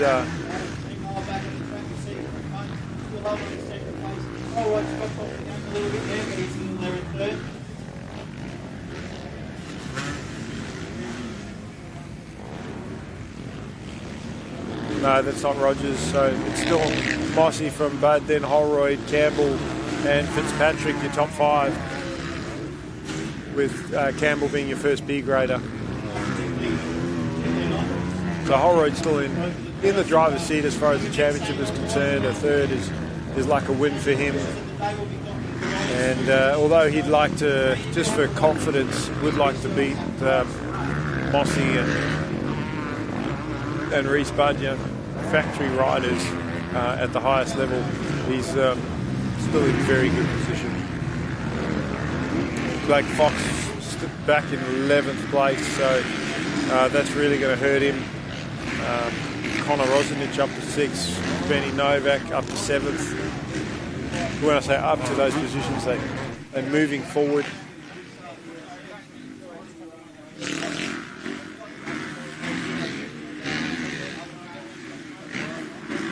Hayden Melross was battling for podium at round 1. Unfortunately, DNF'd one of his races, and that cost him points-wise. But I spoke to him last round, and he was just happy to be back out there racing. Got kids now, and it's a different life for him. Sort of next chapter of his life. And like you said, he's just happy to be out there. So. Good to see him competing for position, coming to the state titles. And he raced multiple factory teams over the years. I'm not sure if he's going to do all of the nationals or even some of the nationals, but just enjoying his racing.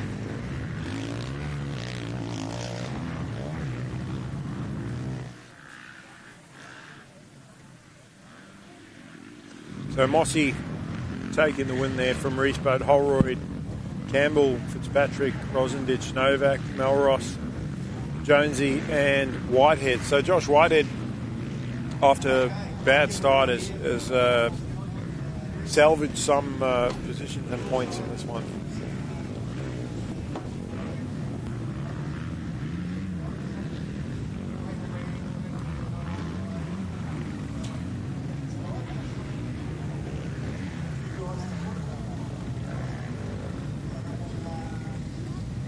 So we're going to go to an ad break now, and we'll be back with round 2 of the state championships at Hastings Valley.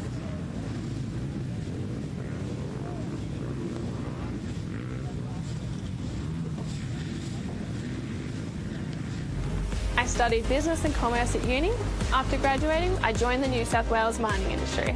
And my job is to find smarter, safer and more sustainable ways of doing things, like world-leading remote vehicle technology, building renewable energy to power our mines and communities across New South Wales, and using drones for remote seeding to restore the land and protect our ecosystem. Because in New South Wales, we mine responsibly for today and tomorrow.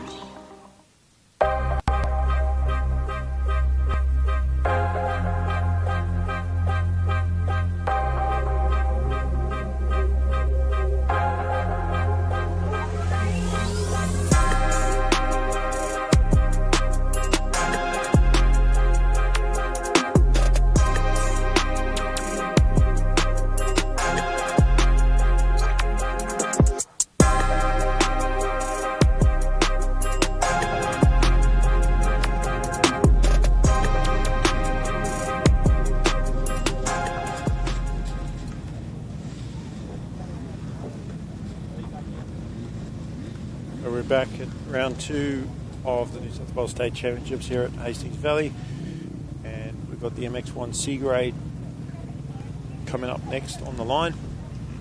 We've changed the program slightly, moved the 50 cc's to the end of the session just to hopefully dry the track out a little bit more and give those kids the best chance that they can at racing this track, not just riding around it.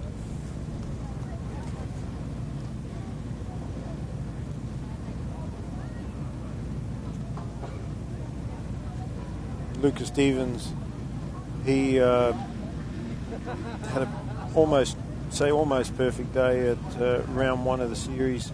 Had a bit of a challenge there from Kane Novak, but Luca was either winning or finishing second place and took out both overall wins in the C-grade, MX1 and MX2 at round 1. So I'm sure he'll be wanting to get the win again today. If not getting the win, be consistent again.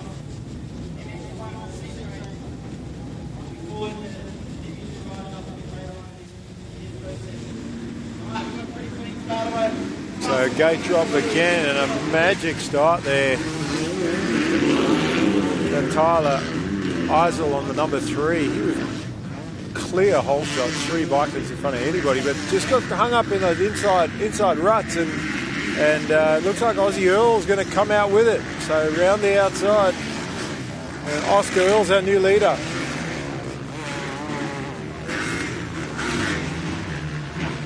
Not a big class here, 9 riders, so easy for them to spread out, but also hard to make up points too, because if not many riders to finish in between you and your opposition, so you've got to be on point, you've got to get up front, and you just got to beat your opposition every single race if you want to win this championship.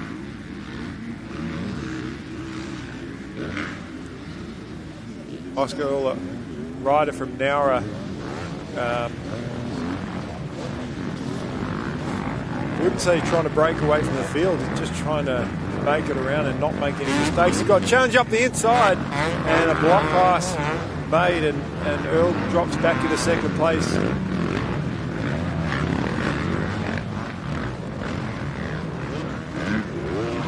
And that was a clean, aggressive start. Oh, and a mistake now from that lead as he drops it in the corner. And now Earl goes down halfway down the straight. Just front wheel just went the way he didn't want it to go. Ended up on the ground, and now he's got a lot of work, Aussie Earl, to try and catch up in this MX2 C-grade.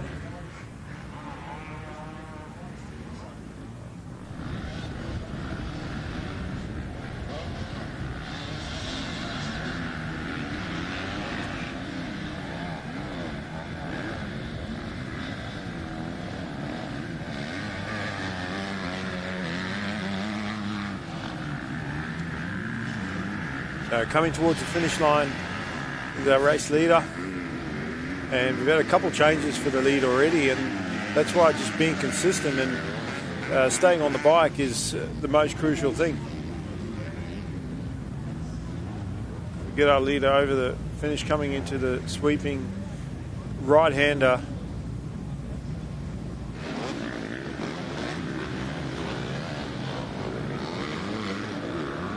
And Tyler Heisel, who got the whole shot, then got hung up in the second corner, finds himself in the lead. Sorry, he was in the lead.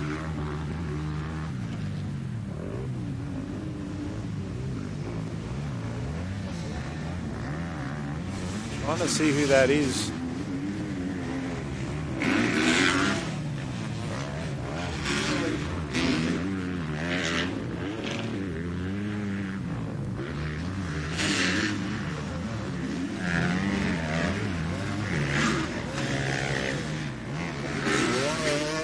Luca Stevens up in the second place.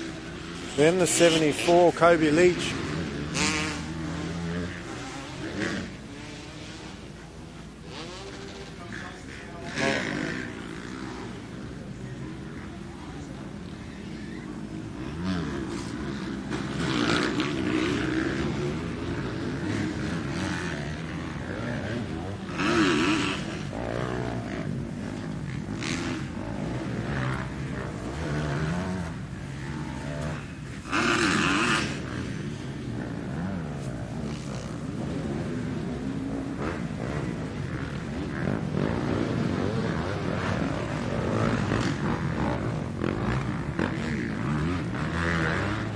Now the field spread out, our race leader heading down that big straight, and he has a comfortable lead over the rest of the field. As Stevens still battling for second, moves into second place now.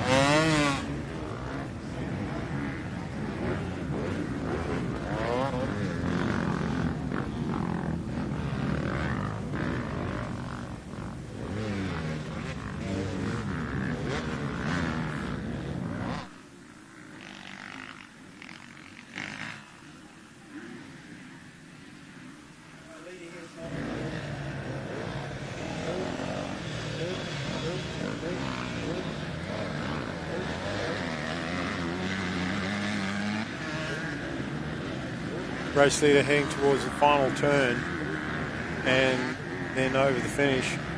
Stevens now up to second place and in good position.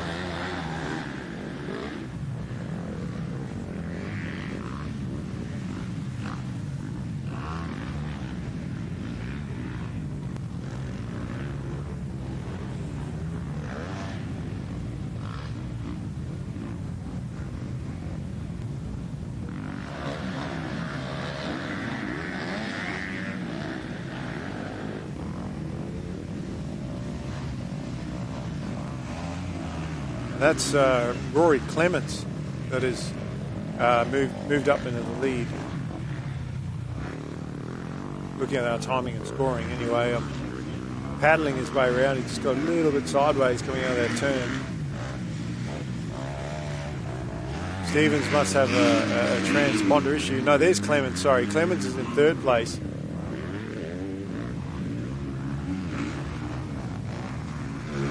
Clements trying to almost got back by Stevens, but they got stuck in the same rut, and Luca could manage to hang on to the position, but that's second and third. Then we got Kobe Leach on the 74. Oscar Earl, after picking himself up, is now trying to catch back up and move up the field, but he's got Tyler Eisel.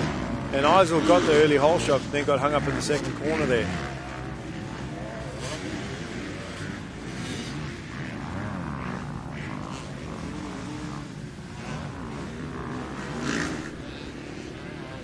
Corey Morris on the Husqvarna into turn two, so he's about half a lap off the leaders, but still top five. It's, top five in the state title in any class is a good result.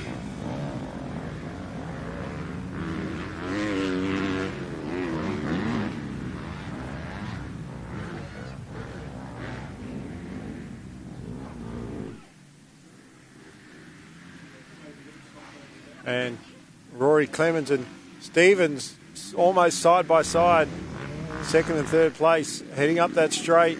see him on the drone shot, battling for position, and Stevens still has it.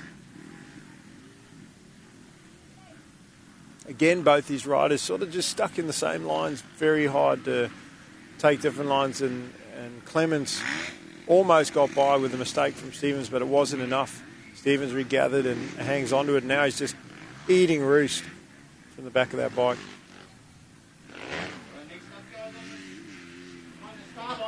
Full grid, 40 riders, 1, 2, 5.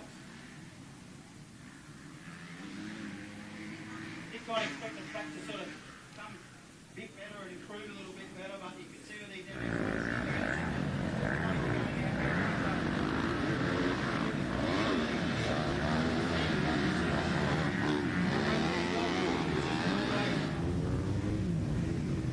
There's our race leader going into the first turn there.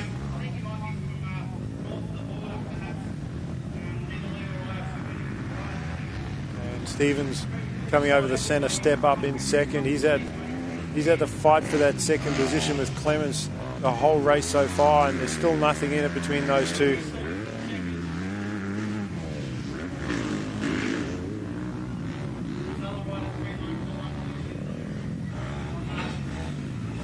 Rory Clemens going to the inside now, and he almost had it and puts it down. He went for it, but Stevens was just sort of tiptoeing around the outside. Clemens is gone for gold on the inside, gotten cross-rutted, but fortunately, big gap over fourth place Aussie Earl, who's gotten back into position after leading early. Got into the lead early, crashed halfway through the first lap, dropped back to about 5th or 6th, and has clawed his way back into 4th place. And Eisel, he is a fantastic starter. Got out front early, but you can't settle too early, even though the track is really difficult. If you settle too early, you sort of can get swamped by the riders that are riding aggressively or with a lot of intensity at the start of the race. So you've got to get the whole shot. That's the first half of the battle. The second half is hanging on to it, trying to just consolidate that position, because we've seen it happen in a couple of races so far today, where riders have gotten the whole shot, and then by the second or third corner they're in second or third place. So it happened to Kremer as well, junior lights. In the MX3 class. Happened in the 85s.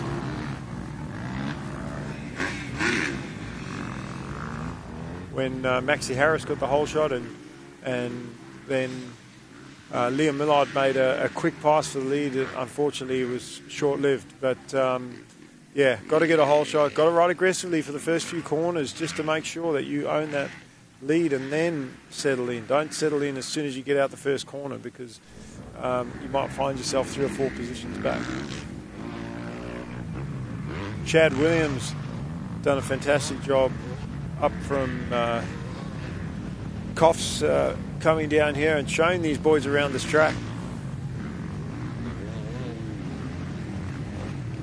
Not only taken the lead, but he's just blown everybody else away.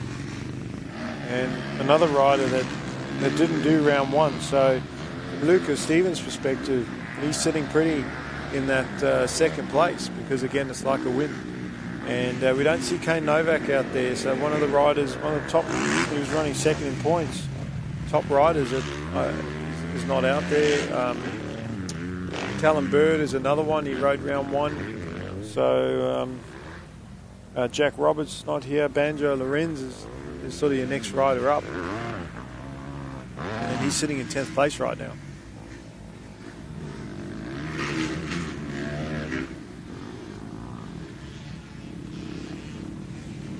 So Stevens doing everything right.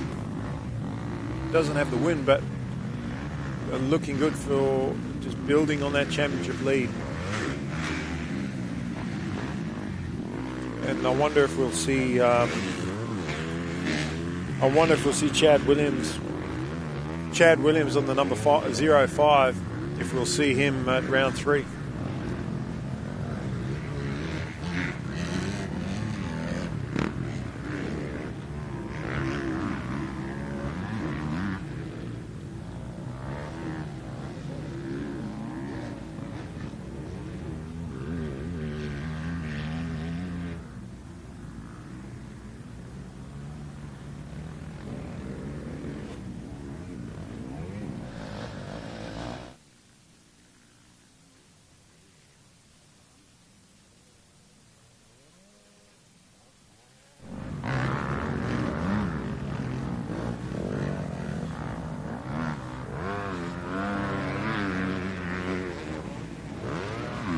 So this race winds down. Chad Williams on the number 5. From Stevens, Clemens, Ozzie Earl, Tyler Eisel, Corey Morris, Kobe Leach, Mitchell Dupalski, Samantha MacArthur, and Banjo Lorenz.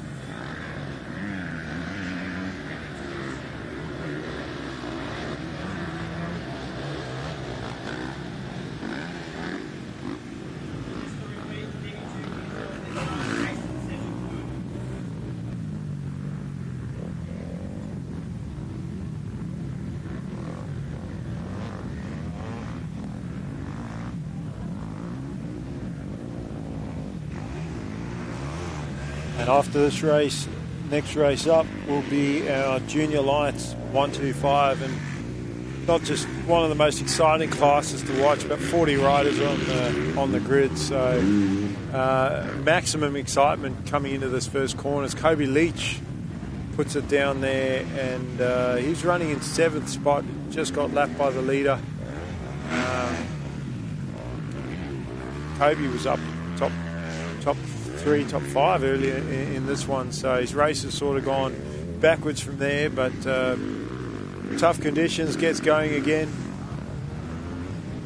Stevens running in 2nd on his Kawasaki, just had to deal with a bit of a battle there from Rory Clemens for most of the race, but after Clemens made that mistake, they've sort of spread out a little bit more.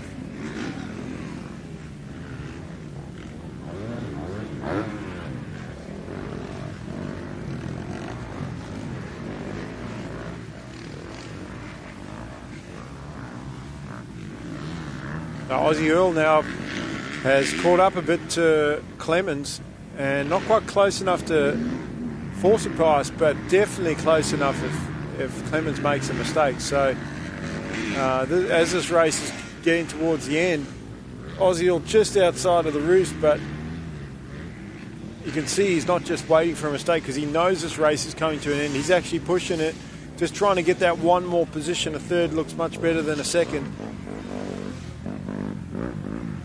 I don't remember seeing Ozzie riding the MX1 class at Lakes. I know he's in MX2, so just racing for overall honours today, and we'll see if he can get around Clemens. Where Clemens is in the championship, this race should, with Novak and Bird not being here, should bump Clemens right up into 2nd place. Unfortunately, the guy who's got to beat is in front of him, Lucas Stevens, which is why Clemens was trying to force that pass earlier. He needs every single point that he can get.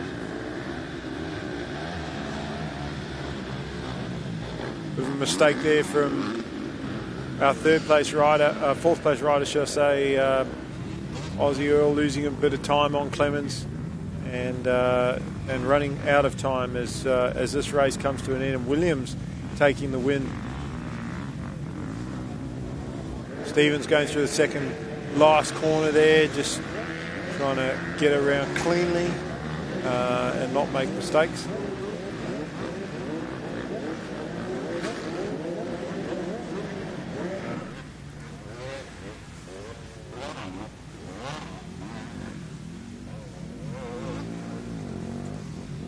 Now, interesting, after watching Holroyd choose that inside gate one race ago and not getting the start from there, wonder if he'll go there again or if he'll go out wide, because again most of our start sort of coming from that mid part of to the right of the box. I haven't seen anybody go even wider than that yet, but wider you go, the longer that you can hold the throttle on. Don't need to back off for the first corner as much.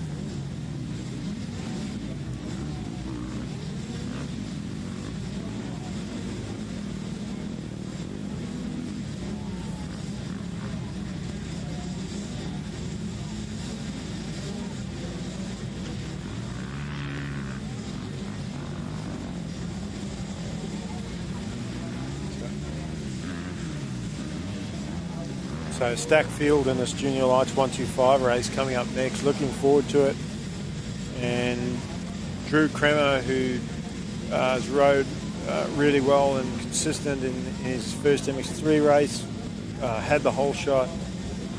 Very good on the starts at round 1 and is right up at the top of the points in this Junior Lights 125 class. But he's got Jack Davison, Max Compton, Riley Burgess, Ryan Jones, Corey Eisel, Geordie Taylor, Heath Davey, Jake Taplin and Cooper Bowman are top 10. So any one of those kids will be hoping for a whole shot.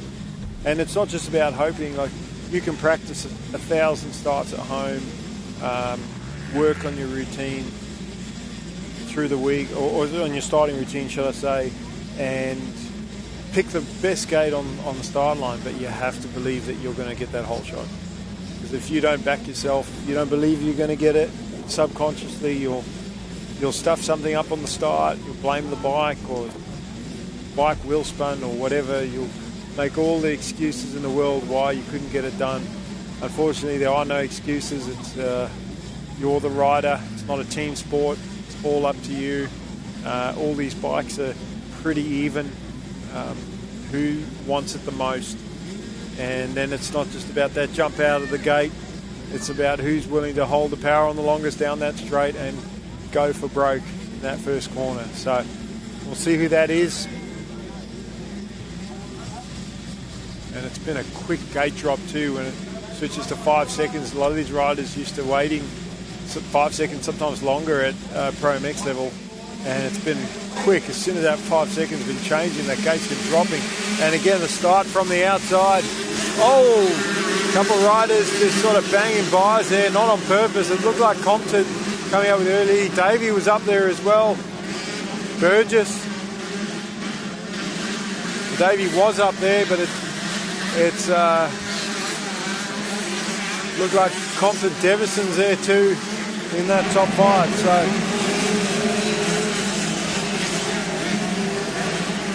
So Compton leading the way. Kremer looks like up in the second place. Burgess is there in third. Davison.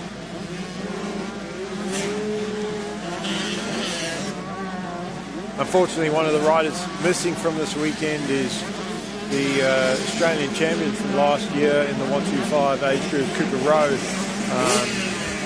Unfortunately, had an injury at round 1 at Lake Quarry after winning one of the MX3 races, and then had that big crash.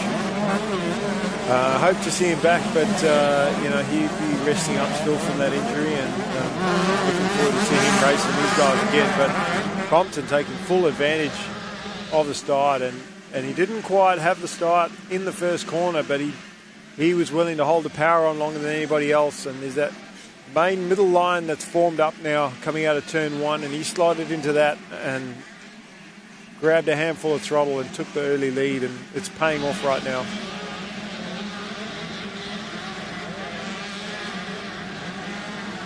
And look at the track position between first and about 5th place. It's 2 sections. There'd be 5 to 10 seconds already, and we're not even at the end of our first lap as our leaders head towards the finish line.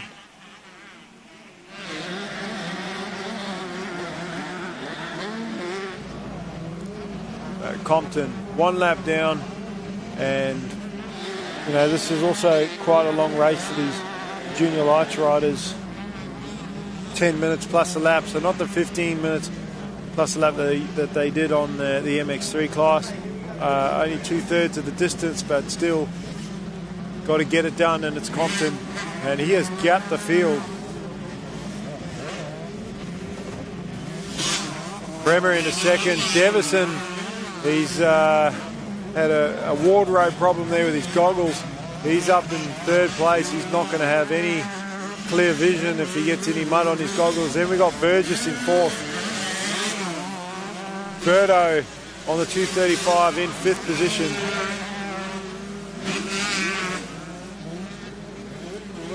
Jonesy's up there as well on the 299.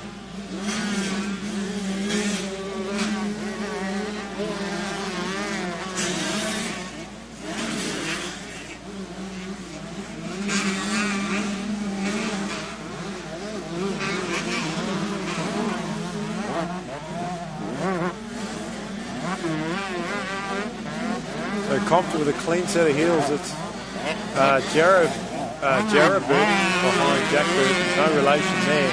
Then Jonesy. That's Ryan Jones. His older brother Michael in the C-grade senior class. But it's Compton with a clean set of heels and just clicking off the laps, hitting his marks. Oh, little mistake there. Sorry, Maxi, commentator's curse. Little mistake. Just got off balance in that rut. And Bremer's the one under fire in that second place.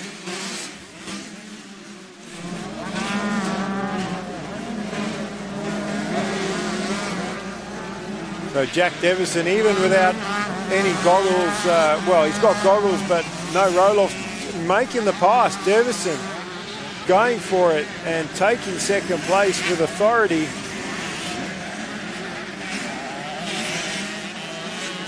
Sometimes when riders sort of lose their tear-offs or the roll-offs, they kind of just settle for position because they don't want to get mud on their goggles. But Devison, that's not him. He's wanting to move up. Whether he'll catch Max Compton or not, different story. And then catching him is one thing. Trying to make the pass without having roll-offs on your goggles or goggles at all. He may have actually taken his goggles off because I don't see the streaming of plastic flying behind him anymore. Or he might have just grabbed onto it and yanked it off. Kremer third, and then a big back, or gap, should I say, back to fourth place. And Burgess, another solid top five. All by himself though. It's not such a bad thing. No pressure. And Jack Burton on the 235.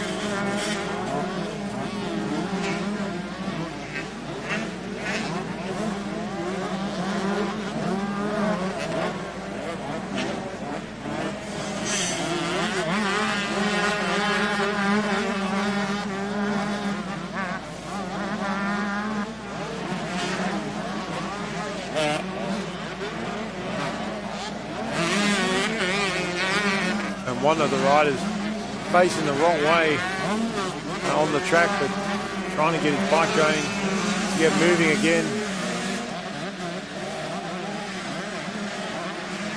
Deacon Do on the 234, he's still trying to build his confidence in this class, in this very competitive junior lights 125 class.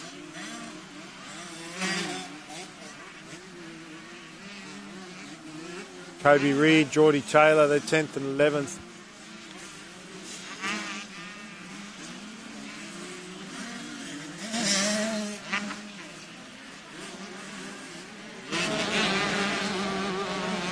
A hard day for some of these younger riders that have just moved out of that 85 class, 13 years of age, trying to compete against some of these kids that have been in this class for a couple of years. And then there's some of the younger riders that are actually quite tall, like Kremer, who still got some time in this class and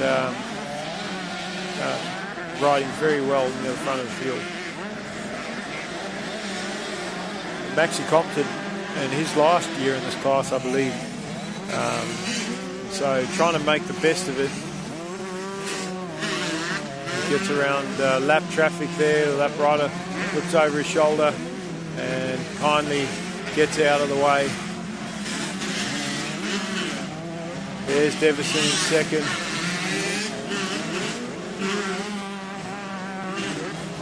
Kremer dropped back a bit. He hasn't been able to maintain that pace, but Devison has not been able to close on the lead. In fact, Compton has pulled away. So Maxi Compton riding this track with a lot of confidence.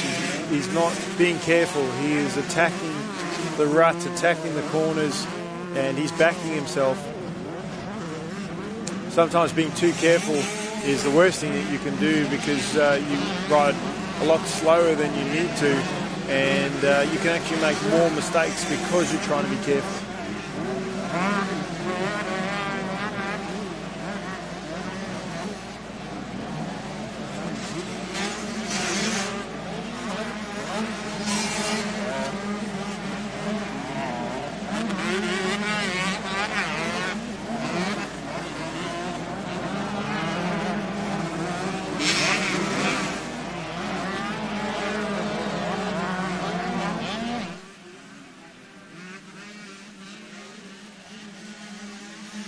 and even seeing little puffs of dust around the track now. So not something we thought we'd see today for sure, but that's just mostly on the down ramps of the jumps, which aren't ripped like the flat parts of the track are, so that will dry up quicker because the sand is not ripped deep. But then you look at turn 2 where we are, and it's just a quagmire except for that one dry line and then the hard pack line on the up ramp of the roller.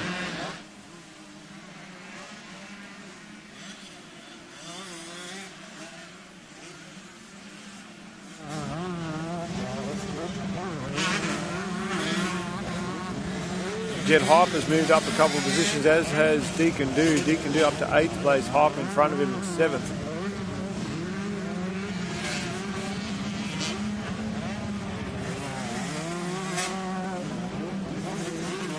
And one of our local riders, Jackson Gaylor, he's having a hard day as well. Didn't get the start. And fast rider in this group at home track. Would have liked to see him near the front, challenging some of these seasoned riders in this junior lights class.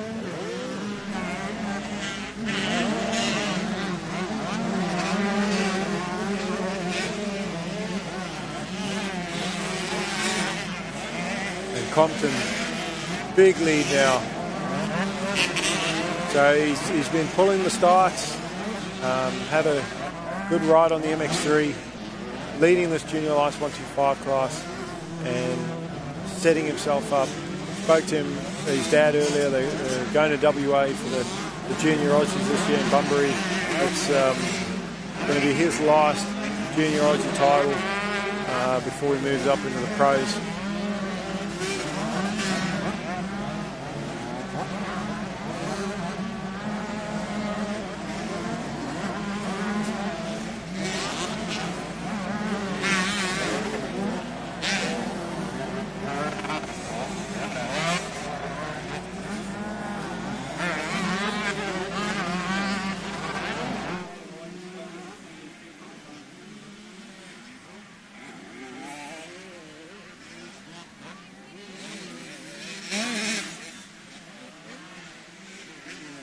And Ryan Jones, you can always count on a good result from him. Just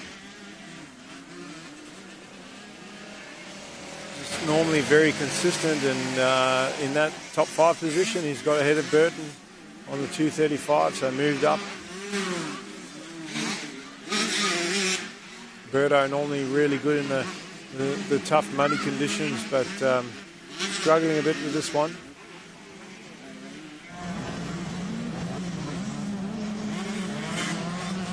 And the track really difficult, so we've moved the 50s and the young 65s later in this race program today. Most of the classes should get their practice in one race in today and then 2 races tomorrow, but hopefully we'll be able to get through the full program. Obviously very difficult to manage the time in these conditions because it takes a lot longer to finish the races, but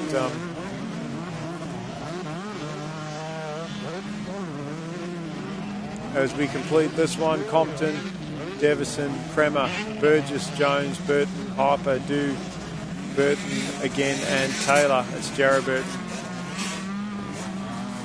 And that's our top 10.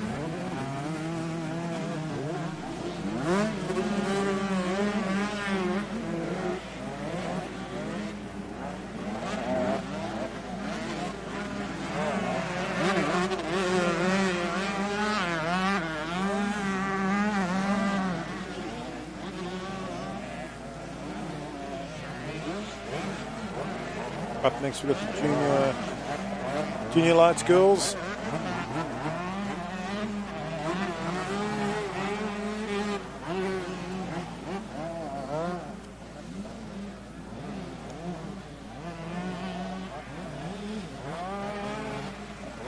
And this is round 2 of the New South Wales State Championships. If you just joined us at Hastings Valley, and tough day at the office for the riders, for the parents having to wash bikes and get bikes ready, and volunteers with the flags. It's had everything thrown at them so far today. And the club as well. The club's put a lot of effort into this round of the series, as they all do, but you know, a lot more work goes into preparing a round for a big open or state championship.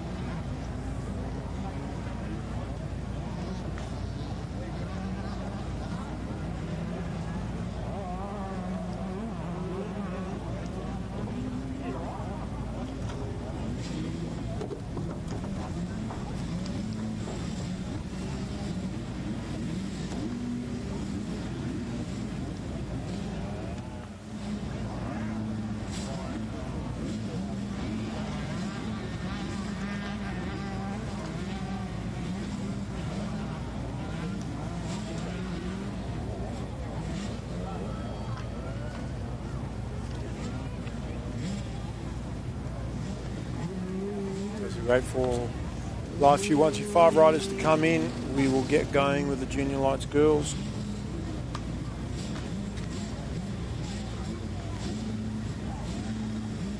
And we're just going to cut to a quick ad break, guys, and then we'll be back with round 2 of the New South Wales State Championships here at Hastings Valley. I studied business and commerce at uni. After graduating, I joined the New South Wales mining industry. And my job is to find smarter, safer and more sustainable ways of doing things, like world-leading remote vehicle technology, building renewable energy to power our mines and communities across New South Wales, and using drones for remote seeding to restore the land and protect our ecosystem. Because in New South Wales, we mine responsibly for today and tomorrow.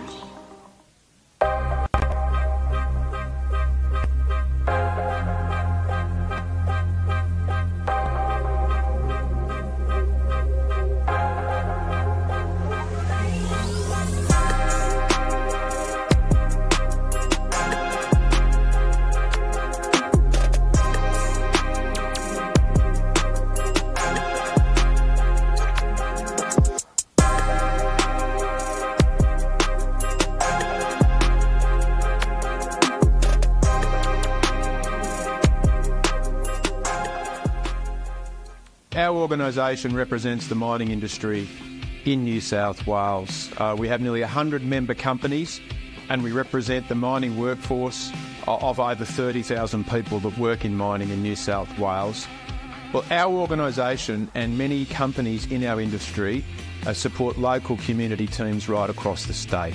And we have a long-standing partnership with the Newcastle Knights, obviously based in the Hunter region, that has endured over 12 years or more, through the highs and lows of the Knights seasons, through the highs and lows of our industry's fortunes as well. It's an important demonstration of the partnership between our industry and sport and local communities, and our support for this event today is part of that too.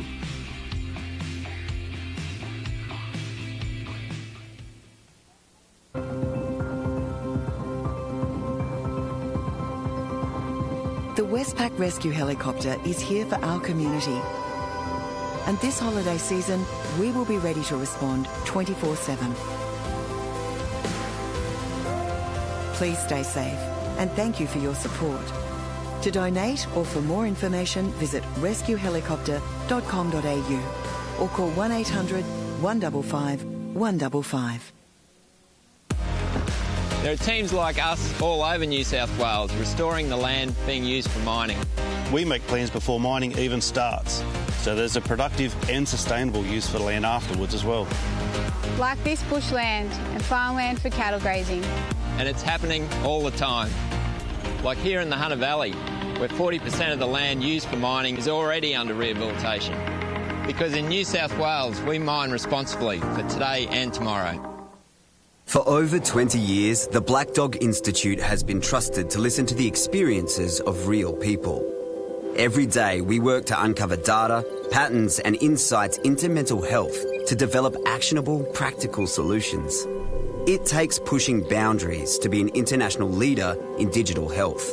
Not only researching and developing the technology, but also making it accessible to everyone. From clinical treatment and online support to early intervention and prevention programs, we're on the cusp of a new era of mental health science and action. As our technology advances and our scientific research continues, our ability to innovate and impact does too. With the ripple effect of our work being felt for generations to come and bringing hope to millions more. Together, we can continue to tackle the big issues in mental health.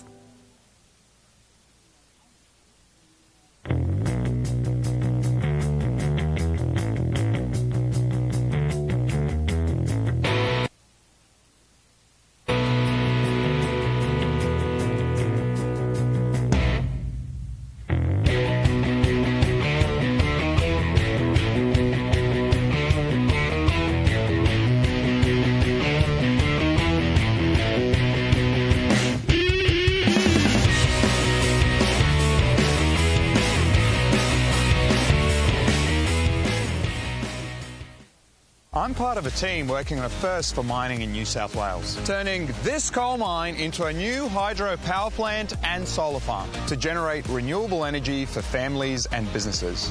Projects like this show our industry will keep working to reduce its emissions, already down by 38% since 2005, all while contributing billions in royalties every year to fund our public services. Because here in New South Wales, we mine responsibly for today and tomorrow.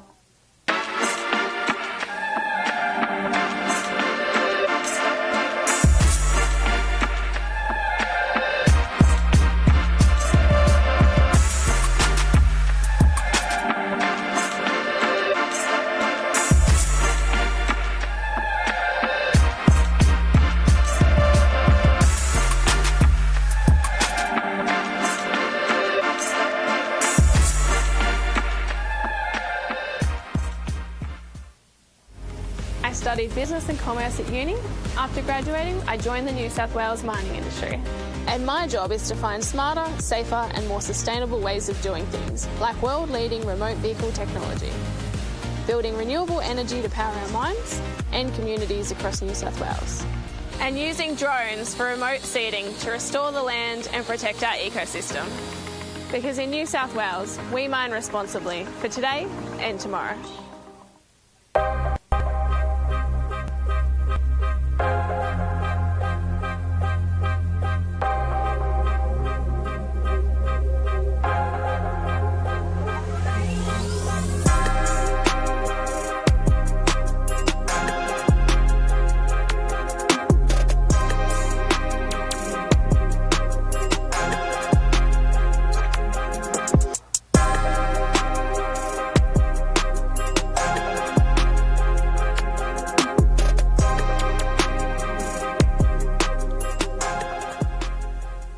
Our organisation represents the mining industry in New South Wales. We have nearly 100 member companies and we represent the mining workforce of over 30,000 people that work in mining in New South Wales.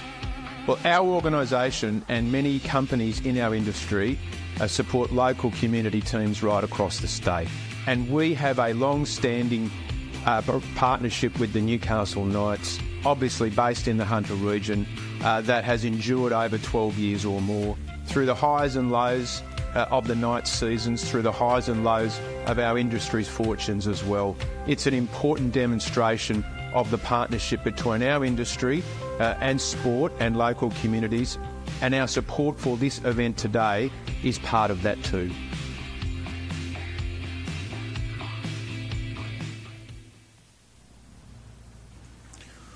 So we're back at round 2 of the New South Wales State Championships. We do have a green flag for our next race on the line, our junior lights girls. And that's a combination of 125 and 250 machines. And Claire Pollard, she is our points leader from round 1. And she will be hoping for a good start and a clean, clean set of heels if she can get out front. Not many riders in this class, so they can spread out on that gate. You see one of the riders sliding off the line,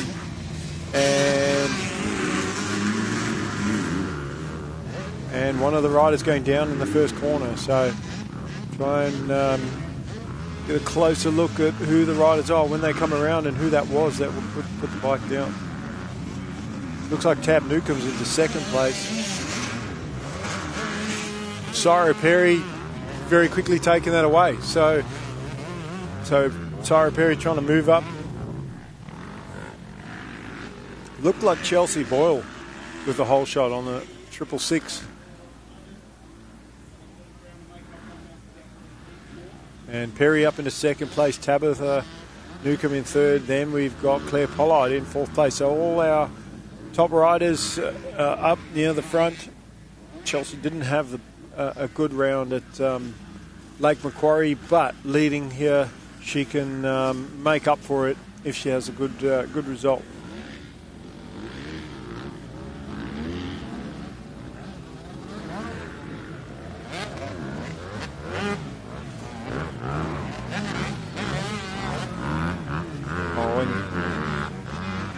Is that Perry? No, Perry's still up there in second. Just sort of. Oh, one of the riders gone down, heading into turn 3, and I think that was Newcomb. So Tab Newcomb just got a little bit sideways and threw it down. She's going to have to try and she does. She gets up quickly and gets going, so that's good. Only lost that one position to Claire Pollard. So Pollard now, she's got to head after Perry. And Syra Perry is going for it. She is going for the lead. Talking to Jules earlier, he was saying that he was speaking to Syra's dad and how confident she is in these conditions. And same, I had the exact same discussion. And she looks really confident out there. Syra is definitely not one of those riders that will just settle for position. So.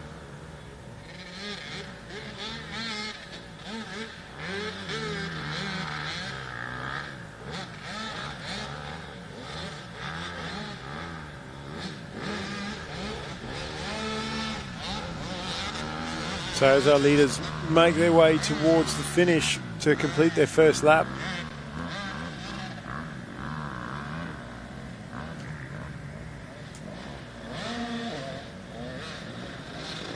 Something's happened to Claire Pollard. Don't see it. It looks like she's put it down. About 3 corners to go in those S bends, and that's going to allow, if she doesn't get moving quickly, it's going to allow Newcomb to catch back up. There's Mia Cameron with the early lead. So Cameron with a whole shot and out in front. And clear track right in the main line, doing everything right.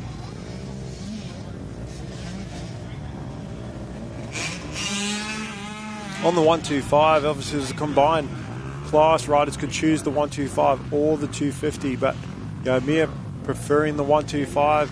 Syra Perry in second. Just getting hung up in the second corner there. That corner's caused a lot of problems for riders because there's no clean ruts through there. It's a lot of the ruts sort of snaky or got hooks in them where you're rolling through and all of a sudden you hit that hook in the rut and it just stops you. Very hard to sort of clutch and brake and accelerate to get through where and not make any mistakes.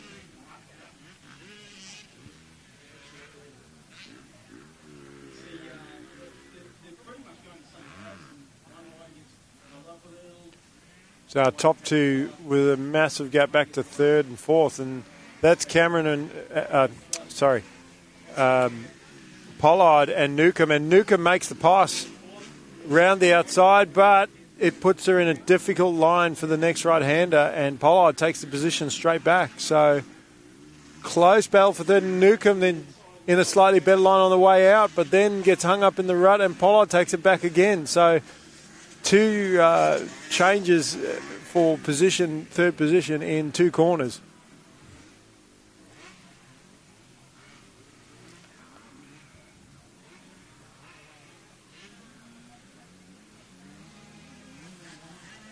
Syra Perry really needs to get in front of Cameron. This is a great opportunity for Cameron to make up points after finishing 6th overall at the first round. She's got a lot of points to try and make up as we see Newcomb on the outside of Pollard trying to make another pass.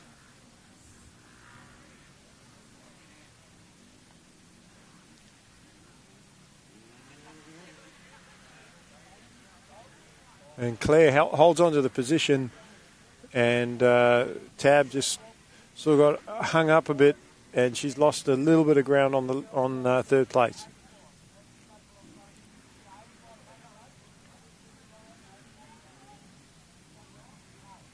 Back to our leader, and Mia Cameron heading towards the final turn now, and she's got Sarah Perry there, just breathing down her neck, waiting for a mistake. And Sarah's not waiting. I mean, she's trying. She's trying to catch up. She wants that position. She wants first place.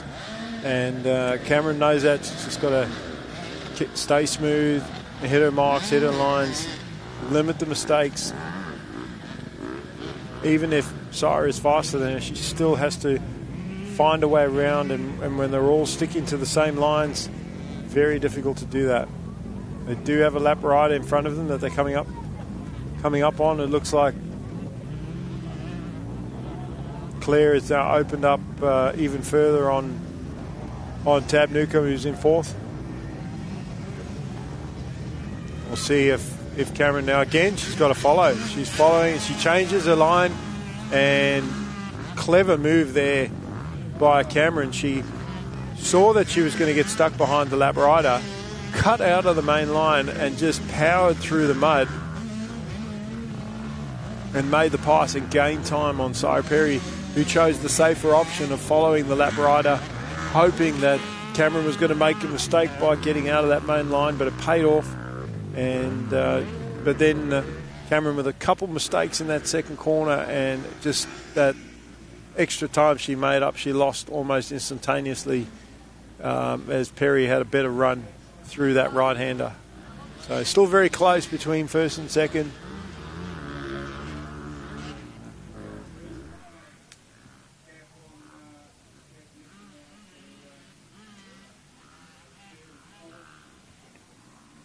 And Perry will be hoping to try and make that pass to catapult herself up in points, as Claire at the moment is only dropping 2 points in this race by running in third place. And even though it's a massive gap, that's all she's losing right now.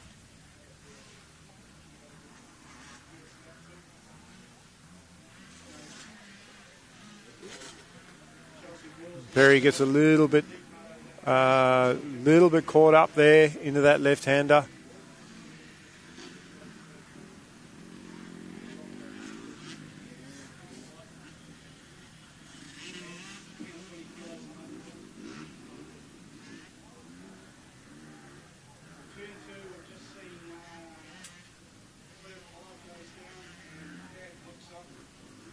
So Pollard losing the position there. She went down, and Tab Newcomb also getting stuck trying to come out of that rut there. Does eventually make it up to the top of the jump, and she will move into third place.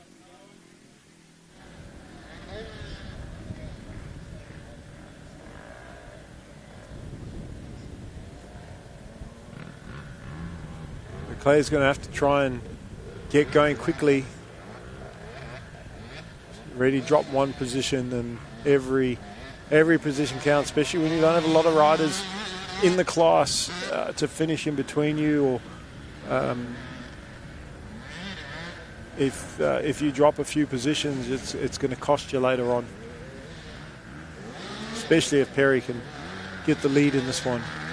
But Mia Cameron has done everything right so far, so let's see if she can keep doing that and hang on to this lead.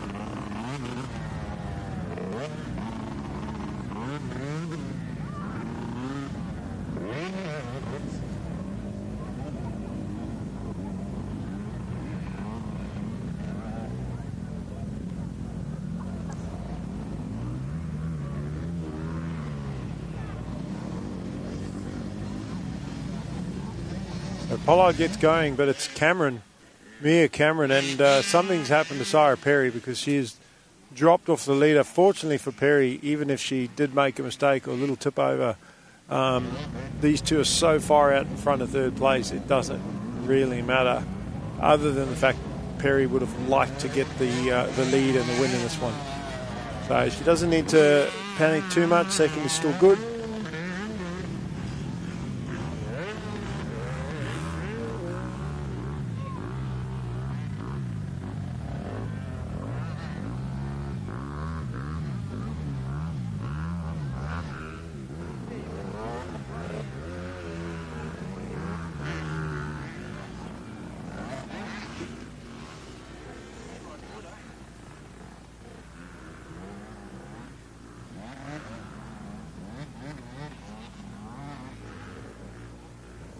lot of these riders don't experience these conditions. Most riders don't like riding in the wetter conditions, and sometimes when you get to a big event, state title or open or national level, it is what it is, and if you haven't had any experience in this, your day can end badly, and that's not necessarily with an injury. You just might have a really bad day. So got to ride all the conditions, and that's where your better, more experienced riders that don't shy away from these conditions, they're the ones that shine through. But Mia Cameron has done everything right so far, shown what it needs to be done to win in these conditions, and that is get a whole shot, get out in front, clean laps, no mistakes, don't fall off. And if you can do that, you're going to cross the checkered flag either with a win or good position.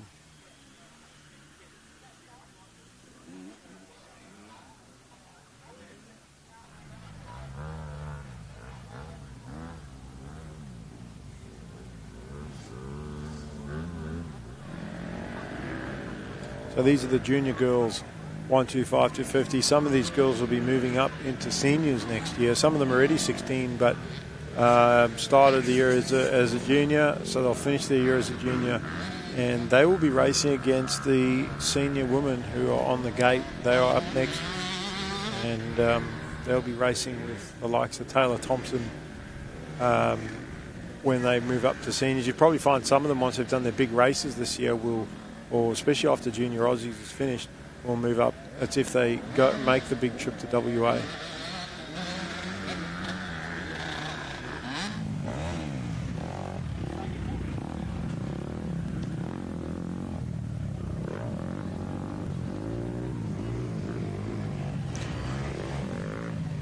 And slow but steady, well, not slow, but definitely steady. Sienna Cyprian, the Queenslander, has made her way up into third place in front of Tab Newcomb. So that's just going to help Perry even more, because her two main competitors are behind her. Claire Pollard back in fifth place, so that's why it would have been so important for Perry to try and win this one. That's why she was trying so hard earlier, is that there's an extra 3 points on offer if she had got that win.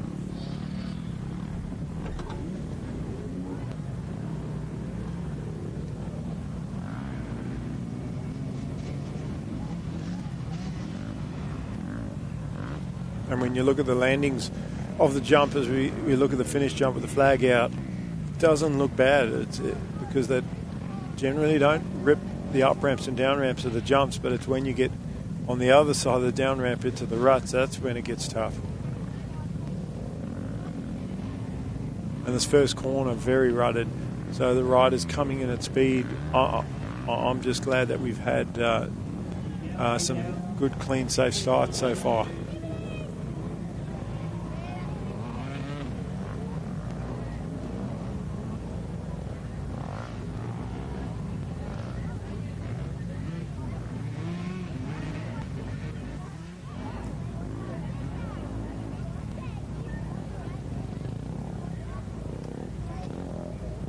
Another thing to keep in mind is that you win your championships on your bad days. So I think this is generally a bad day for everybody, but can be a really good day for some, and it has been for Mia Cameron.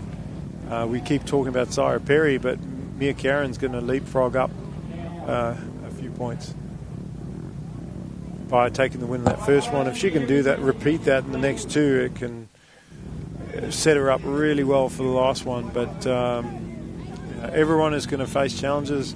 Said before that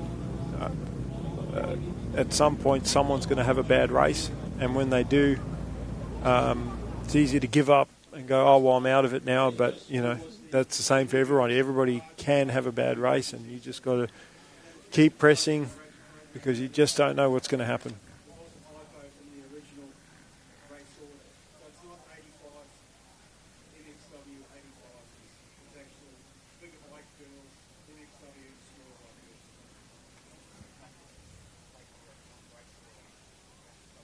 And speaking of that, we've got MX2 on the line. We wait for our last few riders to come in this Junior Lights Girls 250. Up next, our senior women.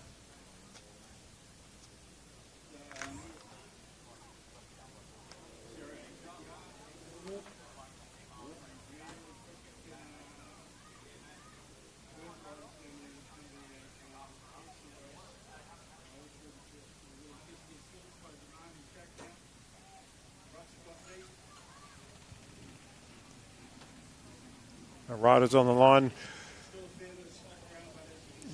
warming their bikes up. Just looks like one more rider to go.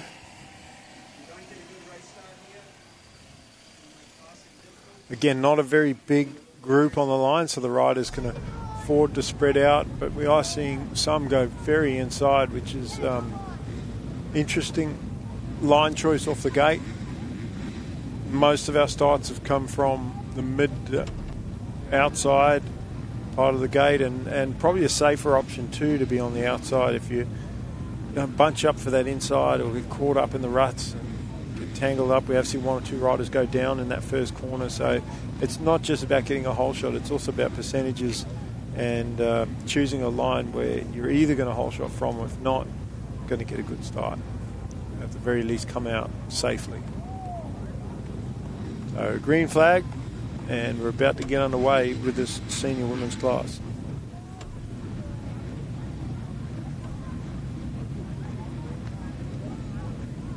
Taylor Thompson was in top form at round one, winning all of her races. She didn't do it easily though. Danielle McDonald kept her honest and tried to challenge her for that, but Taylor just still sort of top of this class in New South Wales anyway. Got some serious interstate competition to deal with.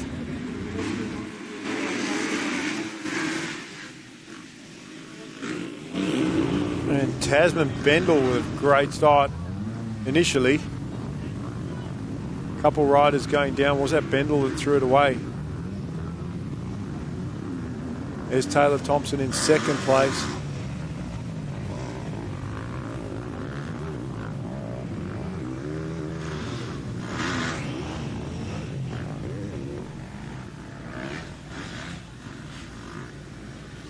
Oh, and Thompson takes the lead early, so not messing around, not wasting any time. And the big number 8, Husky Machine, early lead, and again, didn't need a whole shot, just got a clear track. Looks like it was Taz Bendel that went down, and it's hard when you get a whole shot like that and then make a mistake early. And already Thompson gapping second place, so she's come to play and just wants to check out quickly and not have to worry about any competition from second place.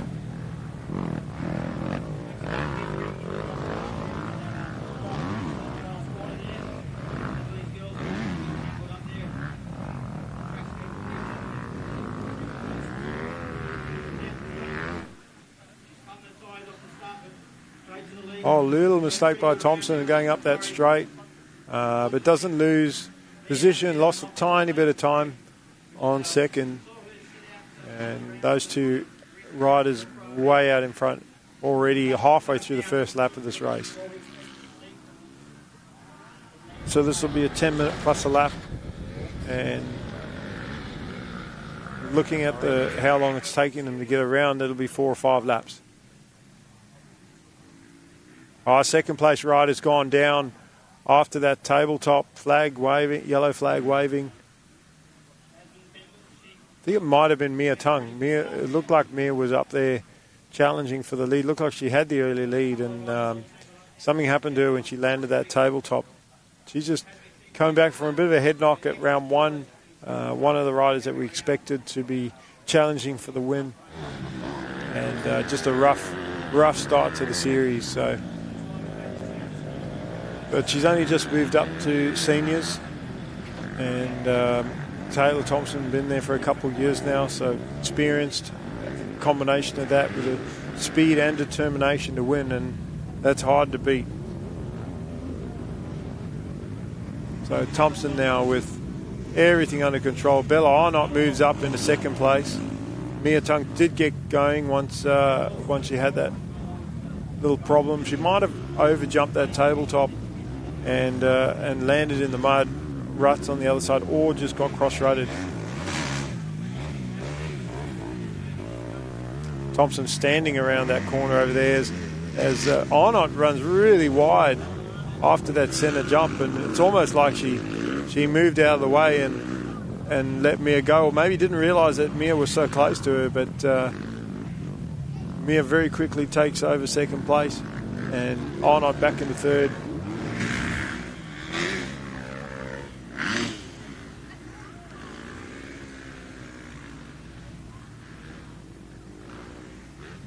Then we got Sam MacArthur on the 111.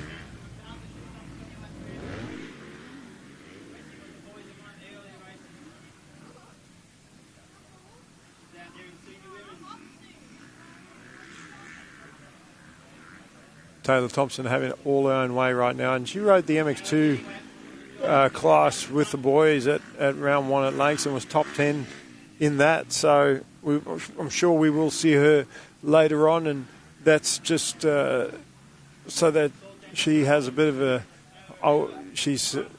a challenge for her to keep pushing, because it's hard to push yourself if you're the dominant one in a class and you've got no one to chase, no one to push you, and you can see the big lead that she has. Yes, that came from a mistake by Mia Tung. Mia was right up there with her initially, but lost all that time with that mistake, and so Taylor will be hoping for a good result in the MX2 class as well.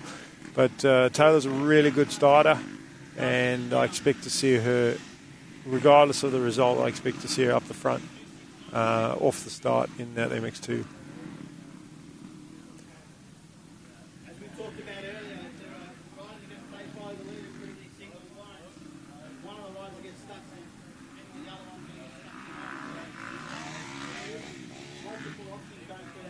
From our drone shot there, you see following our leader, Thompson, and heading towards the finish corner. You can see how you can't even spot the second place riders, how far in front Taylor is, as she heads back towards the centre jump, which jumps back onto the start straight, and then going into turn 2, you can see that main rut that's formed up. It's dry, it's hard packed, and you might even start to see a little bit of dust come off that. But look to the left and the right of that. Nobody really is going outside of that unless they're forced to, and that's what Mia Cameron did in the last race. She took the risk of cutting out of the main line just to get around a lap right. It paid off. But Taylor doesn't need to do that. She can just go through that main line. She does not need to try anything new. And it's not just about the risk of taking a different line. You see, Mia Cameron, she actually took a slightly wider line, which slots back into that main line in turn 2.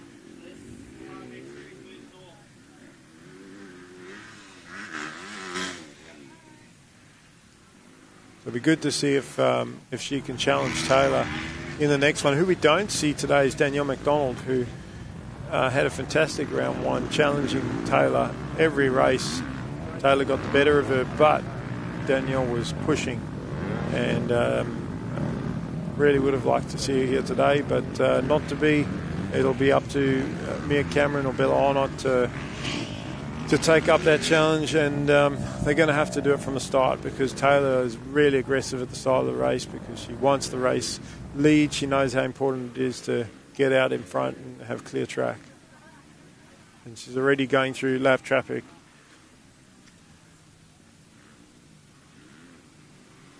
And time-wise, there's not a big difference in lap times between first and second. Only 1 second, and everybody else 25 seconds or more that they have to make up if they want to be able to challenge Taylor for this win. So Mia Tung, if she can get the start and not make any mistakes, it's going to be an interesting day.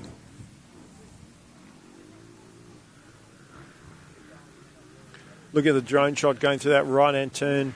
You can see the multiple lines, and everyone's still opting just to follow that main inside rut and not explore the other lines. Also, when you come out of that corner, there's straight ruts going down the next straight to try and get across, maybe to the next inside. You've got to get across early. You try and turn into an inside too late, and then you're going to get cross-rutted.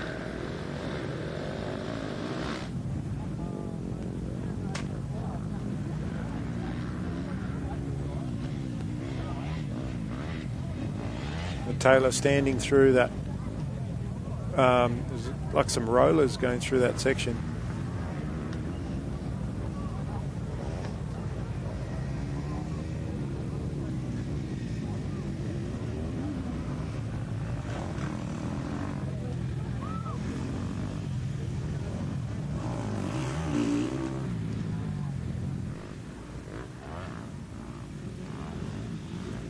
And some riders are more comfortable standing through the corners, sitting, and others sitting through the corners. Some an option of standing and sitting. As you see Taylor standing through the next turn. Kira Collins does the same, although she's a lap down. There's Mia Tung in second. Just got to get around that lap rider that's put it down in that second turn.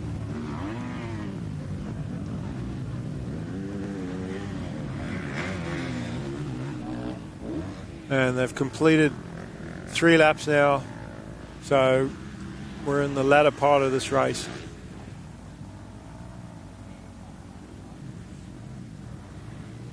And we've got 3 girls classes in a row. We've had the Junior Lights girls, we've got the MX women out there, and that's going to be followed by the Junior Lights 85s up next. And not much chance for the younger girls to relax. They've done a race, and then there's just this one race break, and they're back down the line again.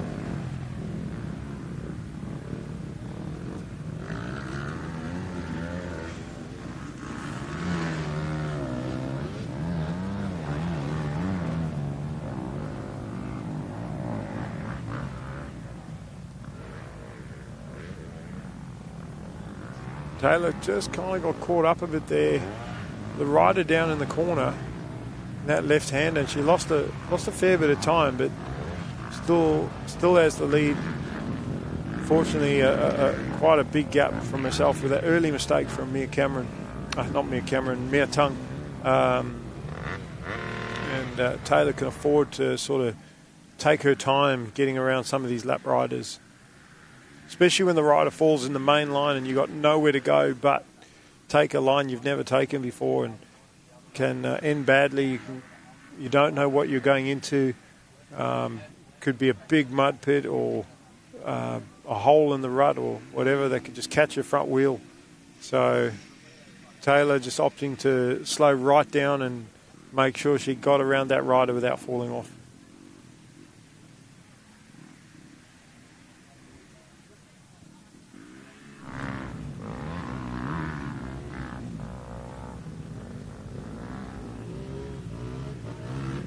Bella Arnott on screen, and just a quiet third there in this one.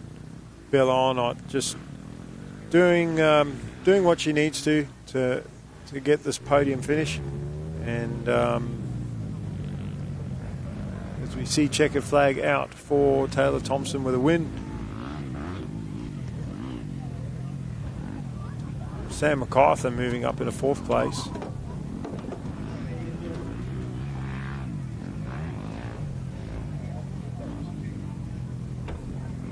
So Thompson with a win from Tung, then Arnott, MacArthur and Kira Collins, 5th place.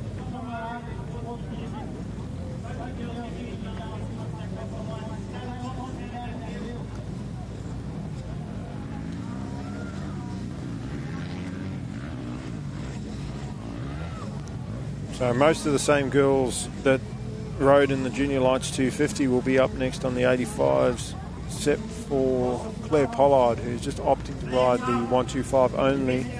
And I think it's actually good for for these girls to be riding multiple classes, especially with the track is the way at the moment. It gives you an opportunity to see the track, especially if you want to focus on one particular class. You can actually use the second class to look at the track, even if and then there's riders like that are obviously competing for both. Sarah will be wanting to try and get a win in both junior lights and 85 class, but other riders in the younger divisions, your 50, 65 or 65, 85, your 50 kids that are focusing on that, they might ride the 65 just for the extra track time. Same with the 65 and 85. Those riders might want to focus on the 65 but ride the 85 for the extra practice just to see the track. I always found that you can do better if you just focus on one bike, though, especially on the start. I find that you get better starts if you just ride the one bike because you know exactly how it feels off the line. A little bit harder to adapt to two bikes off the race start and have the same feel.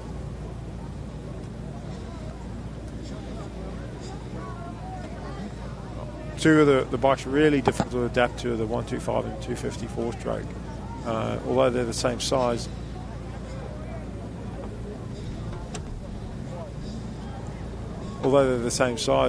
just the different power delivery of the 250, it's a completely different feel to the 125, and especially off the race start. Even the way you use the brakes around the track, the four-stroke, you're going to more so use your engine braking, front brake. Especially in these conditions, you don't need to clutch in unless you're going into a rut where you don't want to stall the bike. Whereas the two-stroke, you have to be on the clutch when you've got the brakes on, because you've got to be using front and back brakes. There's very little engine braking. But we're just about to get underway now with our 85s, junior girls, 12 to 16.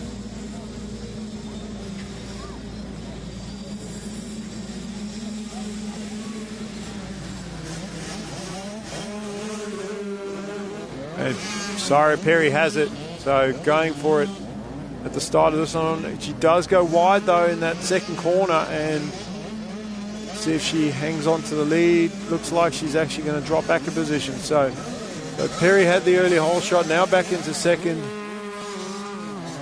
Is that Mia Cameron out front who won on the junior lights bike?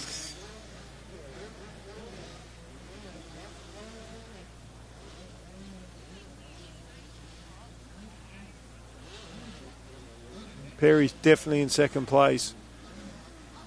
They go through get out of the sand rollers. Oh, a little bit of a paddle there from third place. Going round that right-hander.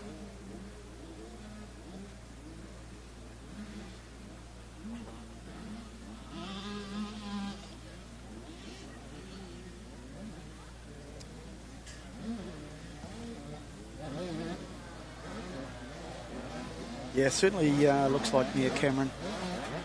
Yeah, Lee, it's the way she rode in the junior lights class. She actually dominated. Like, she wasn't just she wasn't holding anybody up. Like, Sarah was trying and couldn't catch her. And Mia, she's riding with all that confidence she got from that junior lights win. I'm not sure what they were doing lap times wise in practice, and that's why I said that I'm not a big fan of lap times. I think it's good to see where you're at, but not good to focus on it, because it's about how you get it done in the race. Oh, sorry, just getting a little bit hung up in the ruts there. She might lose another position, although she does have the inside going in the next corner, but the outside actually becomes the inside into that next left. So Sarah now back to third. And that's allowing Mia to just open it up. And again, we're only on our first lap here, but look at the lead. Yeah, that is a great lead for halfway through the first lap. But she did, to your point, she made a faultless race in that in the bigger bike class. Got that start, and she just maintained a nice lead, hit those ruts, and just kept Sarah at bay the whole race. But when you look at the results from round one, in both the junior lights and the 85s, like, Mia was not, she wasn't really there. And I'm scratching my head going, where'd this come from? You know, sometimes riders can just have an off day and then they surprise you, and just look at her now. So, and I mean, from Sarah Perry's point of view, that's good for her, because she goes, well, you know what? If Mia wins this one and I get second, that's all right, because I've got a big points lead anyway. Yeah. No, if Mia wins, Sarah gets second, Sarah probably extends her lead. She does. Yeah. So it's it's not a real issue other than a confidence thing going into round 3. Yeah. Well, Sarah's biggest competition is from the Queensland rider, Sienna Cyprian. Yes.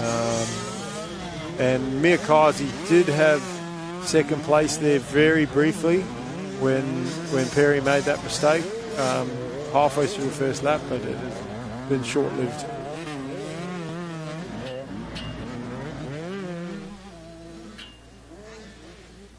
And when you talk about racecraft is not just about the race itself in the race. It's also, as Jayla Parker a bit further back, she obviously got hung up on that first lap somewhere. We missed that, but that racecraft is what we just talked about, where Sarah is sort of doing the math in her head and looking at the riders. You know, like you said, as long as you're in front of your main opposition and you're putting points on them and you're extending that lead, it doesn't matter who you get beaten by.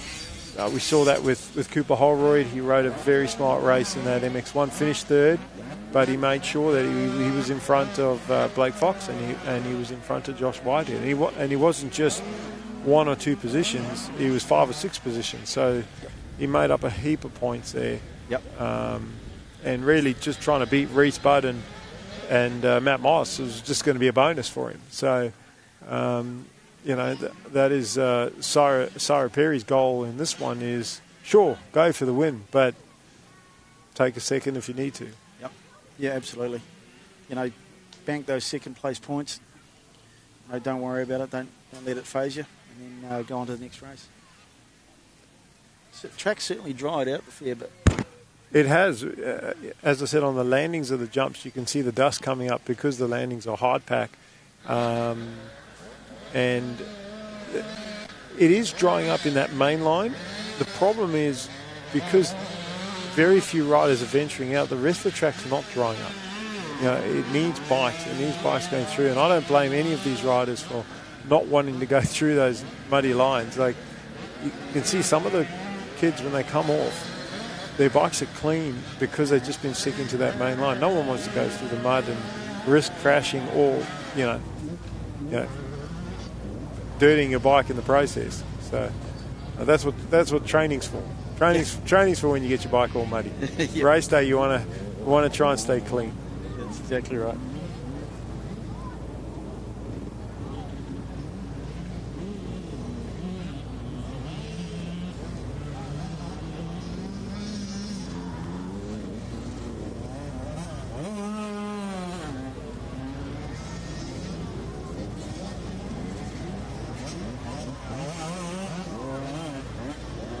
Perry taking her goggles off already in this one, and a lot of the roost doesn't just come from the rider in front of you. It can actually come from your own front wheel. It flicks off the front of the wheel and hits you on your own goggles. So she's already taken her goggles off. Or what can happen is as you see our third place rider just getting stuck in that corner there, but gets going again, and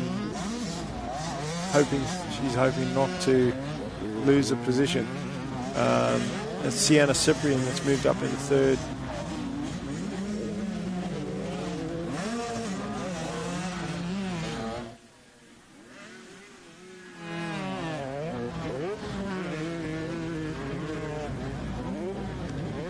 But some of that dirt on your goggles can actually, when you put your goggles on the start line, if you're not careful, if there's any dirt on your helmet as you sort of pull your goggles onto your face, a little bit of dirt can fall into your goggles.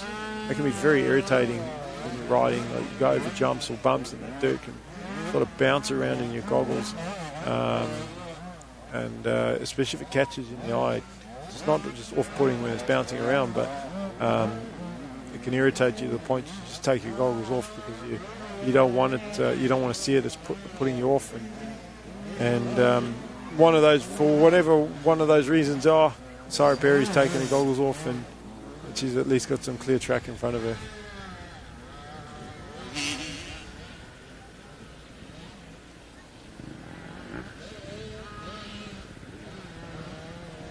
Sienna Cyprian up into third place.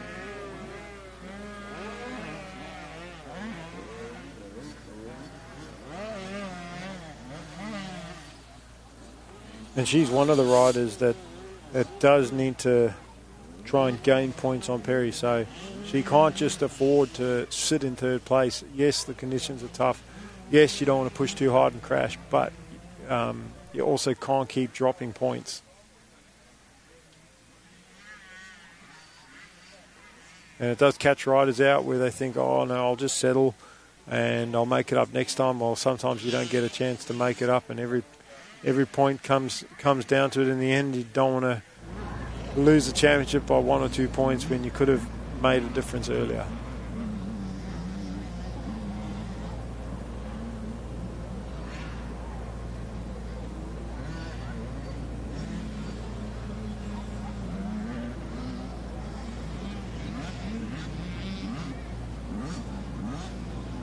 So Mia Cameron dominating the day so far in these junior girls divisions, in the junior lights girls, and now on the 85 as well, riding with heaps of confidence.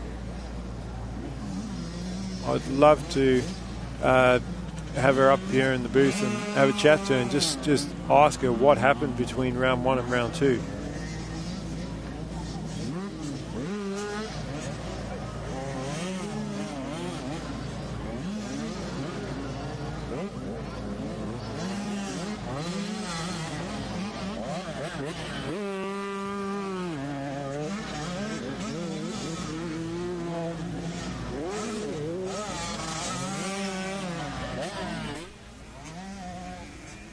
Then behind Sienna Cyprian in that third position, we got Mia Kazi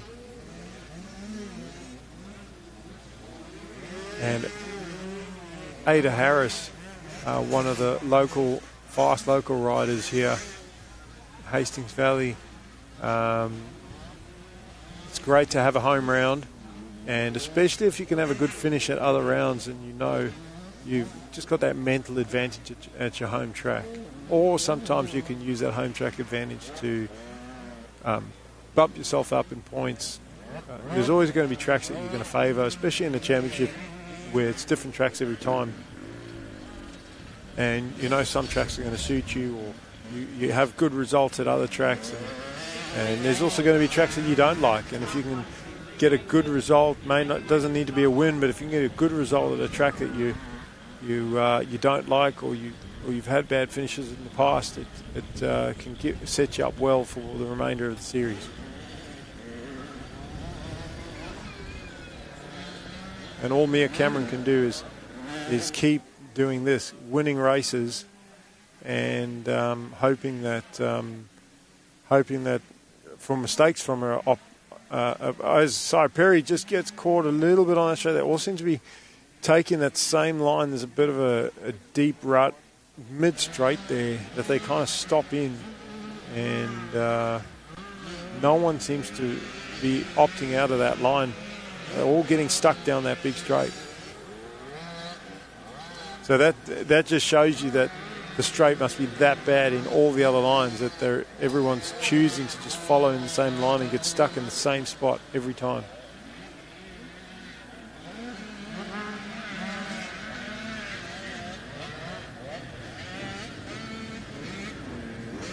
What you also see with a lot of riders is when they make a mistake in the corners, the first thing they do is take their legs off, and that's to try and balance themselves. We see Mia Cameron take another race win today. So one on the junior lights girls, just one on the 85s. And she's pumped right now. Sarah Perry with a solid second place there, just in front of Sienna Cyprian. So Cyprian, maybe one more lap, she might have been able to battle for that position, but Sarah Perry doing just enough to hang on to second, and that's crucial for her in the points chase. But what I was saying about legs off in the corner, if rather than doing that, using your legs and your hips to counterbalance the bike, if it's going to the left and you push with your hips to the right, or push to the left depending on which way the bike's going, rather than take your feet off, because it's actually worse for you when your feet come off. Your feet can get caught in a rut or in the mud, and it can actually pull you back on the bike, then you lose control of the front. So good to try and rather just balance through, lean whichever way you need to. But up next we've got the Junior Lights 250, so one of our premier junior lights classes, and these guys do not mess around. To be honest, I'd rather race in the seniors than race with these guys, because there's no fear of consequence. These kids they're out to win, and they don't care what happens. So a lot of these riders also racing at national level. MX2 Compton, Jack Devison. So it's great to see these kids racing, taking that next step up. And next year it'll be full time for a lot of these kids. They're moving out of this junior lights class.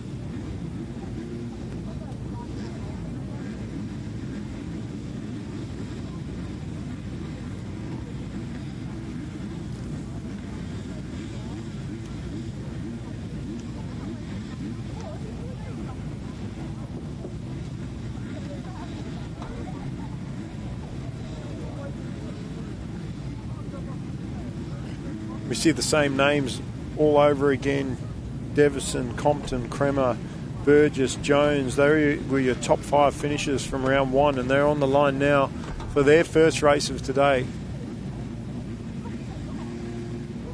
This being round 2 of the New South Wales State Championships at Hastings Valley. And we did have a green flag briefly, but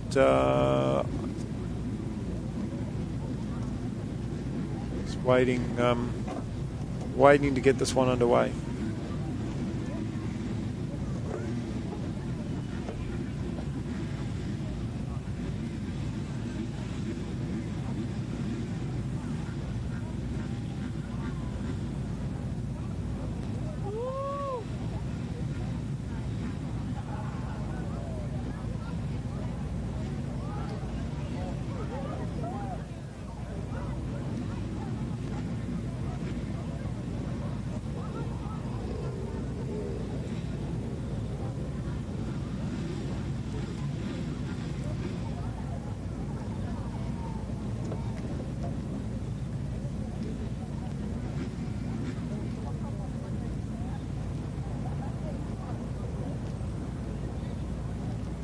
Clerks come out in front of the gates.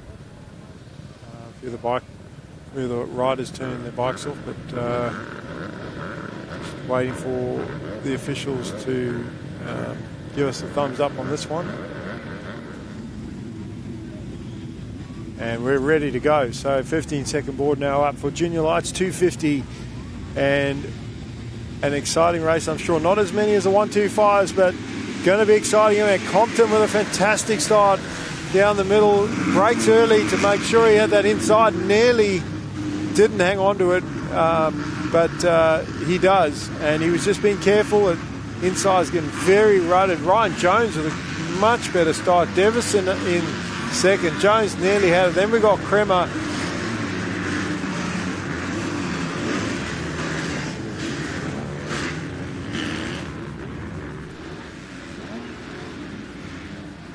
So Max Compton on the charge today.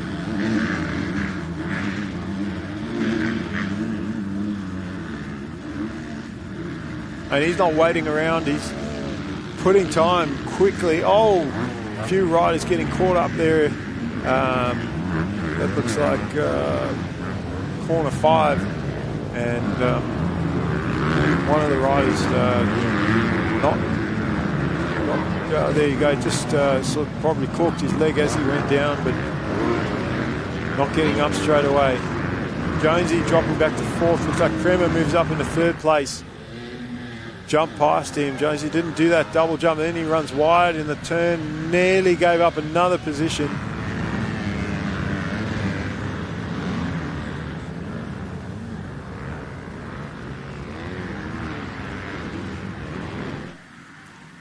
Max Compton over jumping that roller, and you can see him throwing the bike down with the power on in the mud, just powering through. So looks like Kremer's now up in second place. Ryan Jones in fourth. I think it's Devison in third place.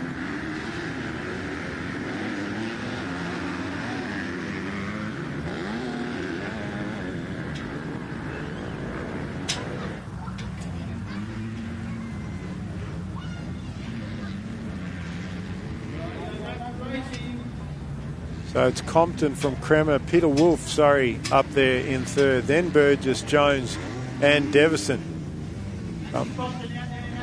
So Peter Wolf, one of those riders that he's the spoiler. He's trying to win the day, and but he's the guy that can take points away from some of these riders that are racing for a championship. As Burgess takes over third spot.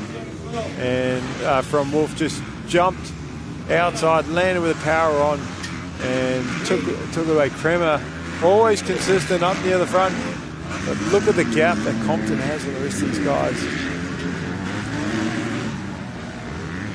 And when he's riding with that much confidence, you can even get a bad start and still come through when you're that much faster than everybody else. But Kremer doing everything right in second place. Burgess. Then Jones moves up as well.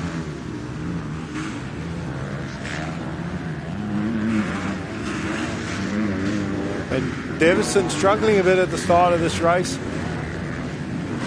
He is our points leader, so this is a great opportunity for Compo to gain some points and try and build a lead heading into the final round in Wagga. Because if you've got a bit of a points gap, creates that, just takes the pressure off, and as much as you don't just want to settle for position to win a championship, you want to win and show that you're the best, it still makes you feel better when you've got that gap. So we're only on the second lap, and Max Compton is checked out.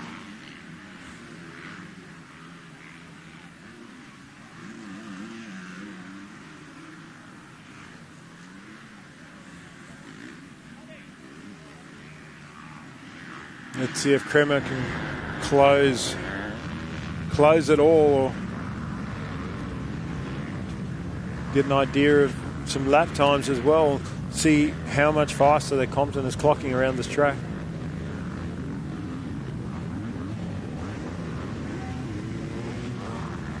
And 7 seconds quicker than the second place rider. That is an eternity. Everybody else kind of the same lap times. But Max Compton on another level today. Charging out of the ruts. Into that next left there. See how he chose to sit through that corner just to get that extra drive where a lot of riders standing. So again, personal preference, whatever's working, obviously it's working for him. Devison now up in a fourth place. And he's got it around Ryan Jones. And now starting to make his way forward. He's got Burgess in front of him. Jones behind him, and then we've got Peter Wolf on the number 9, followed by Burden on the 235. Then Kobe Reed, I think, on the 2... Oh, is that Kobe Reed or Sonny Antonio? No, that's Kobe Reed on the 232.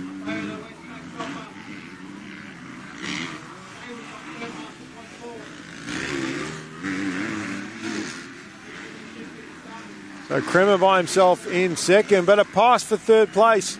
Jumping past through the rollers is Devison, getting around Burgess. So Devison on the charge, moving up. His next in line is Kremer. He's got some clear track now. He's probably fighting a bit of roost when he was behind Burgess, but clear track. Can he close the gap on Kremer?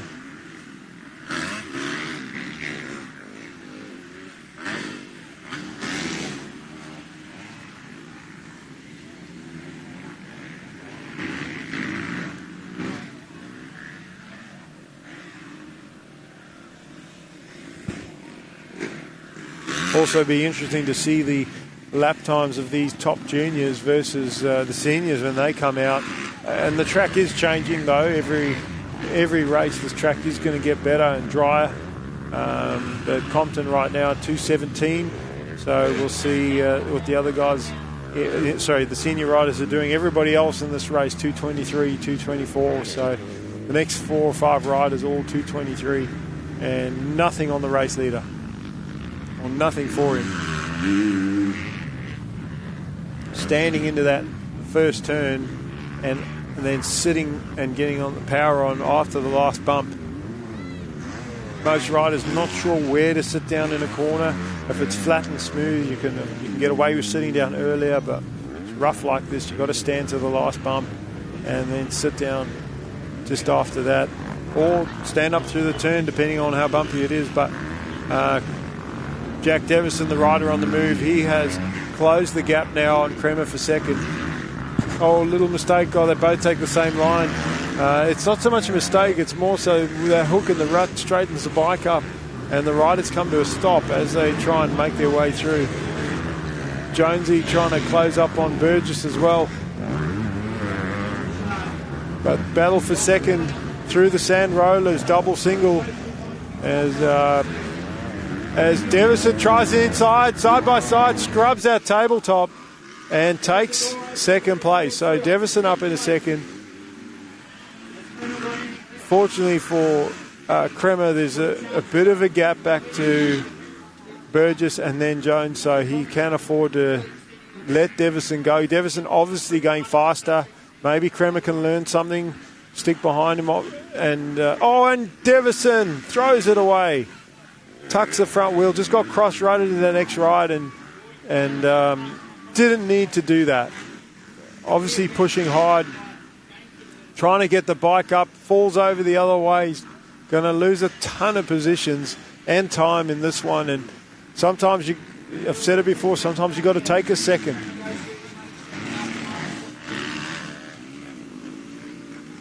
I mean, there was no way, I thought, this far into the race, that it was had anything to gain by trying to catch Max Compton. And with a big lead that Compo already had with a whole shot and run away with this one, I think the best thing Jack could have done there is just settle into this race and take a second and then go after it next race. But now we'll see where he ends up when he crosses that timing loop.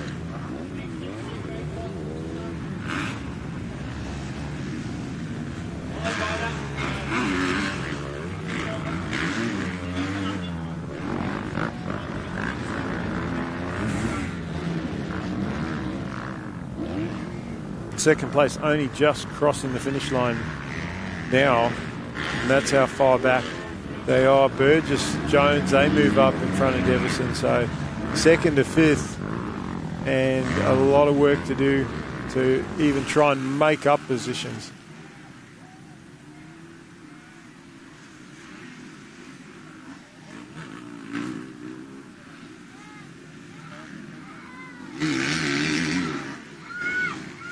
Not only has Jack got to try and catch these riders, Burgess with a little mistake there. Jones is going to get closer.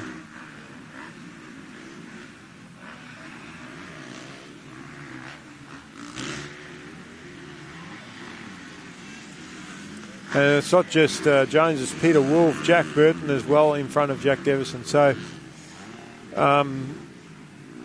a lot of time lost for that crash. And there's Devison now. He's behind Burton. So he's second to seventh.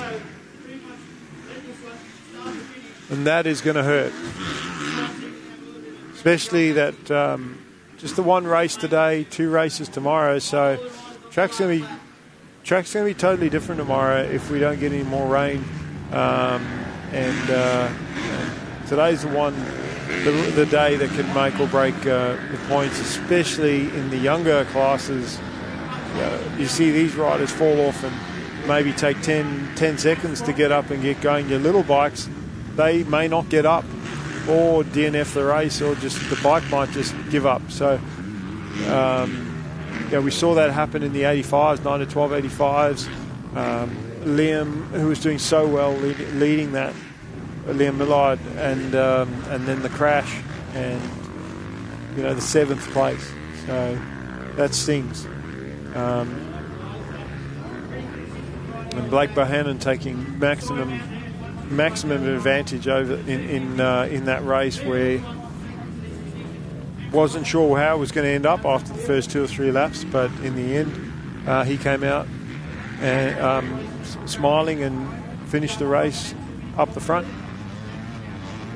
So as we come to the end of this one,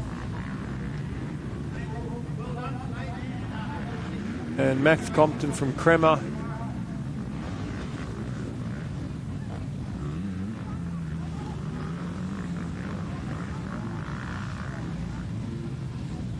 then we had Burgess in third, Jones, Wolf, Burton, Devison, Reed, Taylor, and Gainford, your top 10.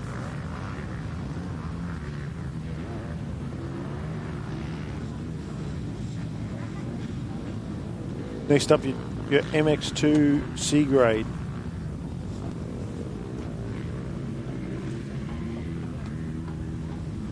And Lucas Stevens again looking for consistency as much as he does want a race win. He got a second in his first MX1 race, which is perfect for him as far as the championship is concerned. He'll be looking to do the same here in the MX2 C-grade.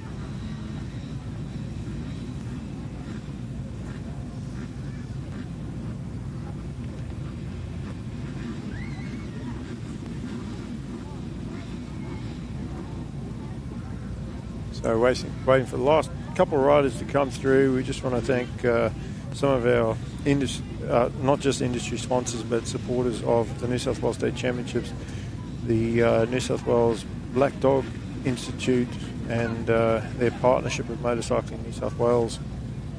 New South Wales Mining, great to have such a large corporate sponsor come on board to support motocross in New South Wales. Sideline Sport, of course, bringing you this awesome live stream, and so those at home not here, and even the riders racing today, can have a look and learn from things for tomorrow. But looks like Kobe Leach with a hole shot from Lucas Stevens.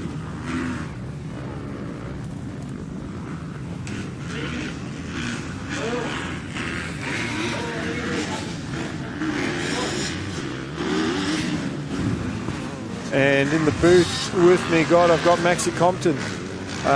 Maxi, while we have a look at this race and see how they sort of fan out, looks like Kobe Leach had the hole shot. Lucas Stevens with another great start. Then we got Oscar Earl in third. So most of our top riders in this MX2 lights, C-grade lights class up the front of the field. Tell us a bit about your day. It looks like you've been very confident out there, attacking the track. You were 7 seconds a lap faster than anybody else in that race that you just did. That is massive when, the conditions may be a little bit tougher than Lakes, but Lakes looked like it also started out pretty rutted and muddy. So what have you put it down to today? The results that you've been getting. Just been like looking ahead in the corners and just trying to flow, not use too much back brake, and just really flow. It looks like you're not just also trying to be careful and ride your lines. It looks like you're actually attacking the corners, backing yourself. You're not just trying to be careful out there, and your starts have been on point as well. Yeah. So doing everything right. Oh, yeah, definitely. Yeah, just been attacking and, I don't know. I'm really gelling with the track today. I find it quite good, really. Like, it's rough and it's good. Yeah. No, I always myself like the worse the track is, the more I like it because it separates the men from the boys, and you can see that today in your class. The riders that are just used to that sort of flat, hard, fast surface, and this is a completely different animal. It's still very one line though. It looks like, especially when you come out of this first corner, looking where we're looking at into that second turn. There's that one main line. No one's really venturing out of that. I don't blame anyone for not wanting to, but have you explored the track or have you just sort of tried to hit your lines in that one line? Yeah, I've just been trying to hit that one line, really. Just there's that one good line out there, and just been trying to aim for that. And I suppose your starts helped you with that. You look like that hole shot you got in the race that you just did in the Junior Lights 250.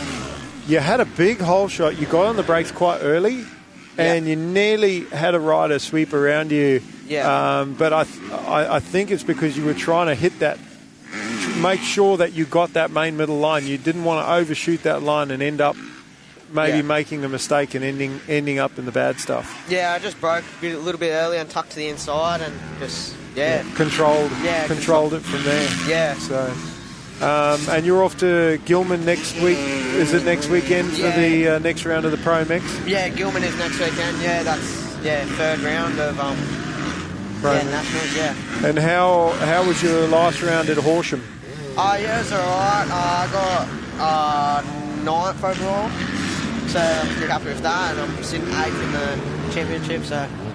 And this is your first full year of MX3? Yeah, this is my first year doing MX3 this year, yeah. And what was your goal going in? Did you have a goal, or did you just like, I'm hoping to, whatever, or was you just sort of like no expectations? Yeah, we didn't really have any expectations, but I wanted to get top 10. Yeah, okay. Well, that's great because that's what you're achieving right now, and I'm sure now that you're there, like with a start, there's no reason that looking at your pace today anyway and the way you're riding, I mean, I've seen national tracks look like this. There's no reason why you could, that goal could shift from no expectations at the start of the series to going, hey, I want top 10 because that's what I'm getting. Now it's probably maybe shifting to top 5, trying to get on the back end of those top 5 guys. Yeah, definitely just chip away at it. Yeah. So, no, that's awesome. And so are you done racing for today? You got any more races today? Will that depend, I guess, on what the program rolls into? Yeah, I don't know, really. Got MX3s next, so... Yeah. Don't know. Okay, so, I guess it depends on us, on how the officials run the day. And because that happened at Lakes, they managed to finish a little bit early and they got into the second part of the program, which really helped for the second day's racing. They didn't have to cut any races short. But so, look, I think being that you're having such a great day, you're probably hoping for another race today because I do think the track will be completely different tomorrow. They'll get the machines out there, they'll turn it over, and it'll dry up a lot as well. So, I'm hoping we have another MX3 race. It'll be good. Yeah. Okay. Well, and what about once you go out of MX3? Is it you going straight to? I mean, this is, you said your first full year, so you got another year in MX3 next year. Is it normally 2 years that you get to run it? 3 more years. 3 more years in MX3. Yeah. I think it's only if you win that they normally bump you up into MX2 class, or you have that choice to go up? So No, we'll just go MX3 next year again, see how it go, and then just go from there, really. Well, with such a good result this year so far, and you're going to Bunbury in we'll be at nationals Bunbury, and stuff. You had a really good result last year in Aussies, you know, second on the 85 and second on the 125 as well. And I'm sure you're going to be wanting to go. And then last year was 85 125. This year it's 125 250. Yeah. So you know, and the sand. I mean, that's again a different track altogether. So. But thanks, Max. Look, we wish you all the best for the remainder of today if you are racing. If not, best of luck for tomorrow, and hopefully you can just repeat what you've been doing and keep doing the same thing. Yeah, definitely, yeah. Cool. Thank you. Awesome. Thanks, Max. So that was Maxie Compton coming and just sharing a bit of his race day today, and some of his Pro-Mex expeditions and what he's got coming next weekend, racing in Gilman Pro-Mex, hoping for a top 10 and maybe nipping at the heels of top 5 if he keeps putting in the effort that he's doing today.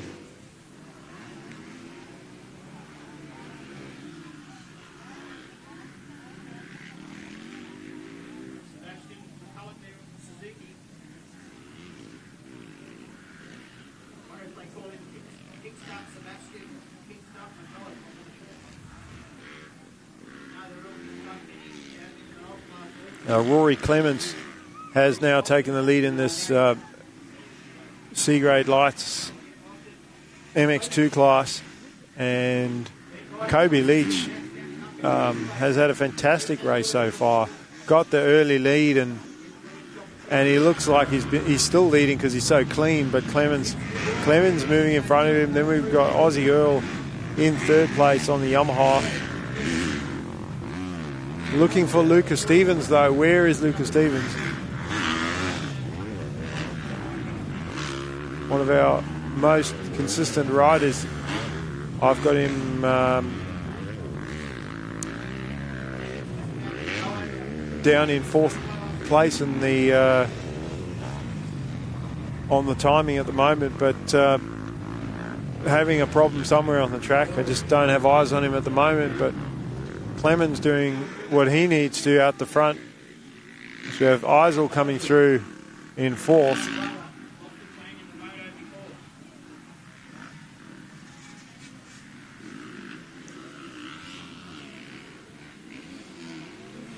There's Luca, and he had a perfect day in the MX2, three race wins. So this will be a chance for Oscar to make up some points on him. He's got to see if he can catch up to Kobe Leach, get that second place, gain that extra 2 points, because he's down 15 after round one at Lakes.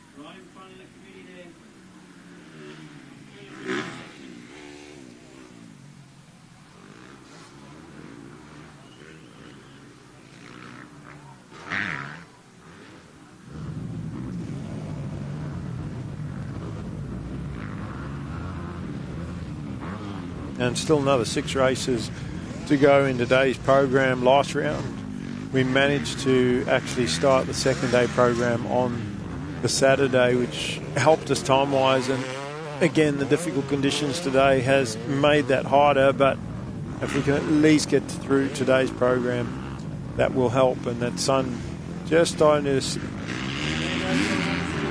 get into that position where if some of the sections that you come through is right in your face, and that's where choice of lenses can make a difference. As you see, Aussie Earl now has gotten right on the back of Kobe Leach for second. They come out in that main rut over the single. There's a lap rider down, yellow flag. Couple riders actually caught up in that corner. And Leach gets hung up a tiny bit on the inside, but that has happened to everybody every single lap there. That inside, there's a hook in it 3/4 of the way around. And Aussie trying to take advantage of Lucas Stevens being further back in the field.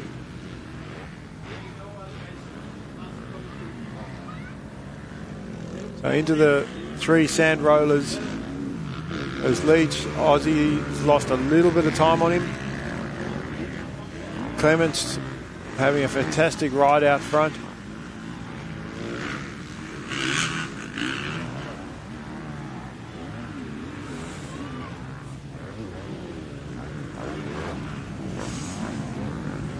Lucas Stevens back in 5th place behind Tyler Eisel. Kobe Leach, he doesn't want to relinquish that 2nd place. He's pulled back away from Oscar Earl, who's in 3rd. They go over the double jump. These guys not opting to jump that.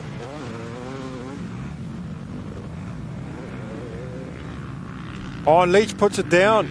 Leach tucks the front wheel, and he's going to lose at least 2nd place there to Oscar Earl. So that's really going to help Oscar points-wise. This is another position, another 2 points.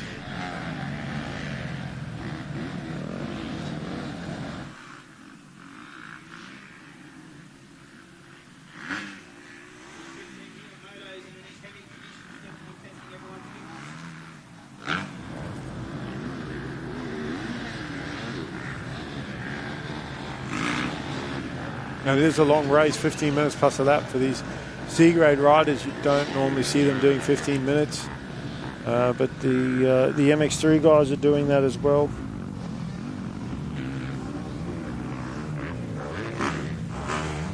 As well as your MX1 A and B graders. And your junior lights 250s. Everybody else 10 minutes plus a lap.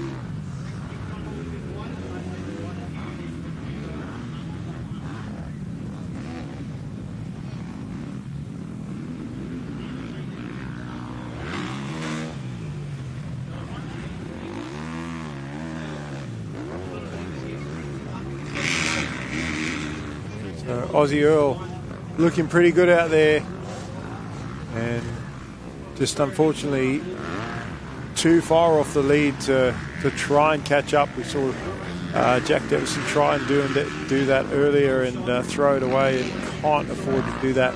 2nd is pretty much all, unless there's a mistake from Clemens, is really not worth Aussie Earl trying to catch up to the leader. Just we're still getting good points in this one.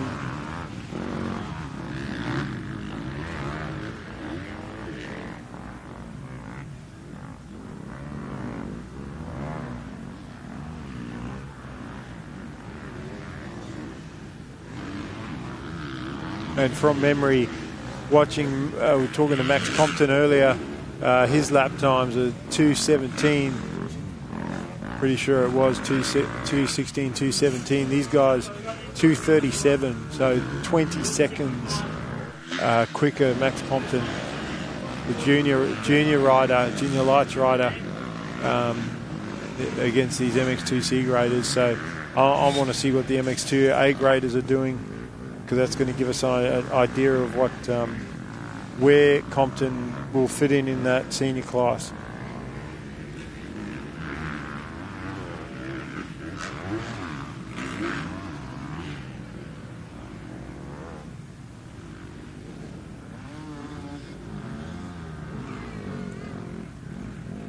And Kobe Leach, who was having such a great ride with a whole shot early lead and then that mistake.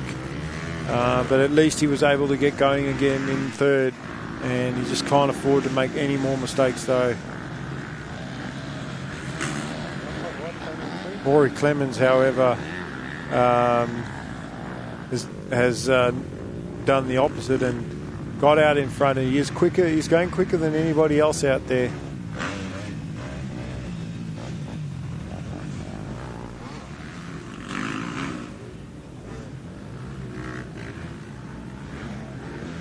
As we get to the tail end of this race, Clemens through turn 1 into turn 2. See what he chooses, that inside line as well. As you can see, a sort of get around and 3/4 of the way around. He actually got through, he kept moving through there, where a lot of the riders stop, where that rut sort of changes angle. And like Max Compton said, he just wants to stick to that main line. You see Oscar Earl opting for a wider line through there. He's not choosing that inside rut. The outer line is further away round, but it's more of a rounded line that he doesn't have to stop in. He can keep rolling through. So as that main line gets deeper, these riders are going to choose the ruts not as deep. We'll see Kobe Leach, what he does. Prefers the inside. So same line as Clemens, stops halfway around and then just sort of tries to balance his way out the exit.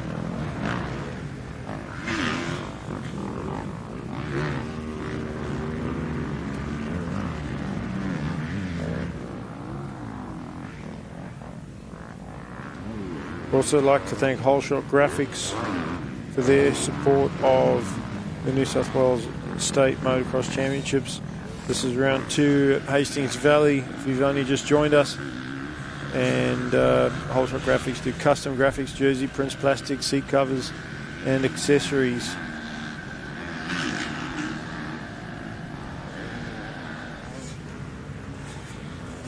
And fittingly have two of their flags on the first corner for the riders getting the whole shot.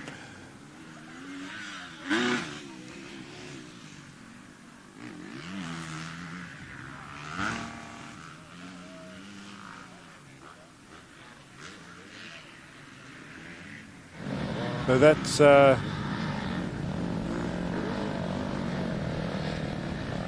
coming to the end of this race.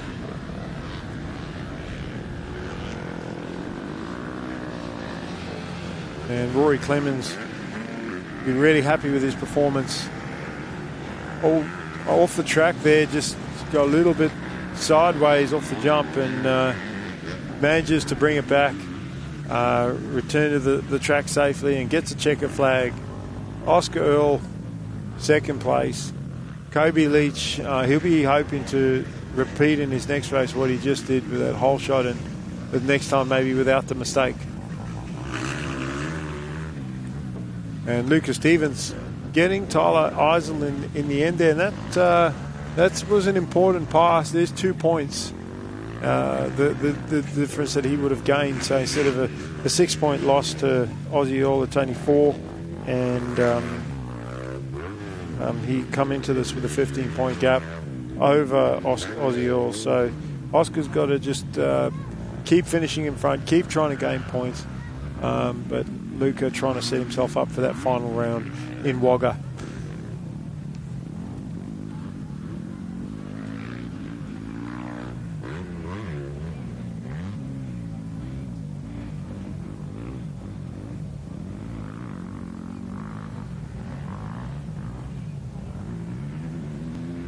And 65's up next.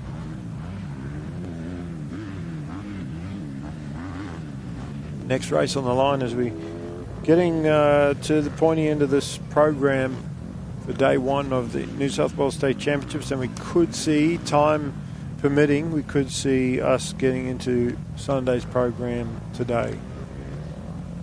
Some of the riders like Maxi Compton will be hoping that they do get a race in today. Others will be hoping that the track's going to get regroomed for tomorrow and that they can sort of clean the slate and try again.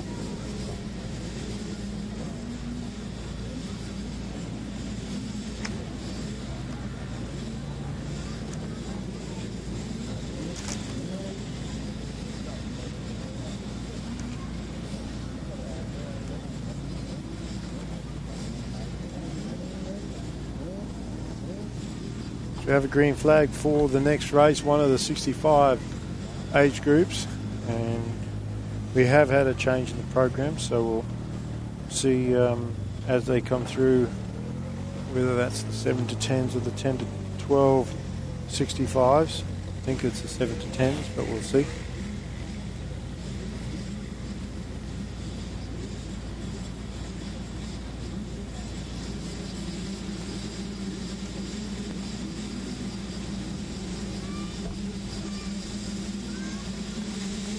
So 5-second board, gates down, and here's the 7 to 10s. Looks like Ollie Cale with the whole shot on the 282, and that's not good for his opposition because he dominated round one at Lakes. One of the riders getting caught up on the very inside before the first corner. A couple other riders stuck behind. A few riders getting caught up in the second turn as well.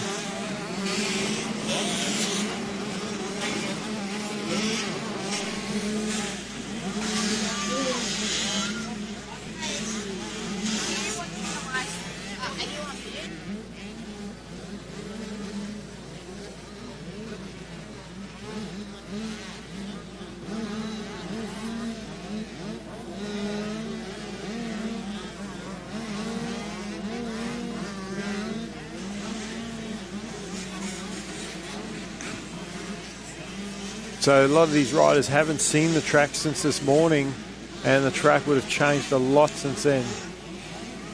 But Ollie Cale making sure that he's got the best view of the track, getting the whole shot and getting into that front position. But he does have, looks like a Husqvarna rider right with him. And that could be Hudson Francis, I think, on the Husqvarna in second place from Queensland. So Ollie Cale didn't have Francis at round one, and he does now for round two. So again, he wants to, it's a bit of a pride thing as well. New South Wales, Queensland, you know, we don't like interstate riders coming and beating us here in New South Wales, and I'm sure that the other states are the same. They don't like us going up there or down there, up to Queensland or down to Victoria and doing the same thing. It's we want to win in our own state, but it is great to have the opposition and the challenge as well, and that's something that Ollie Cale didn't have at round one. He pretty much dominated, so it's good that he's got someone to challenge him and push for this lead as they both kind of bobble. I think they were stuck in the same line there. Ollie Cale with a little bobble, and then Hudson Francis didn't have anywhere to go. So, and then Francis gets hung up in the next turn, and Cale gets a little bit of a gap.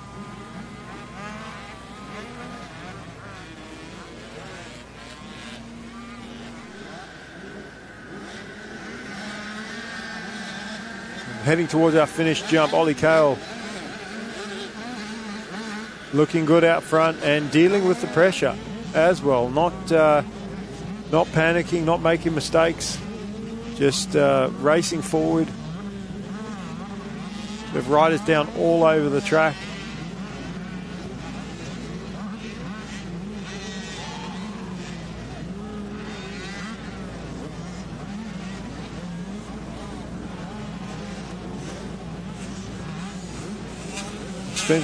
Spencer Doyle, not Spencer, Ryder Matafiglio in third place.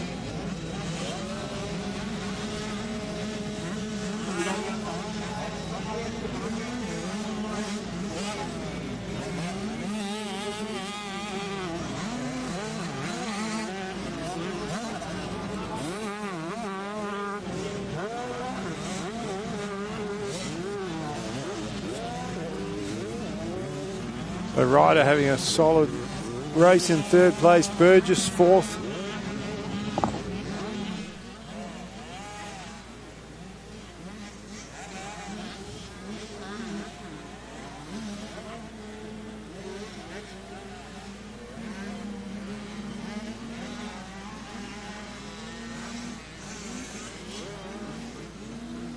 One of our front runners going down in the second turn there. It might be Flynn Burgess, Harrison Rex coming through. Or was that rider? It might have been, I think it was Burgess or Matafiglio that went down. But Harrison Rex makes up a position.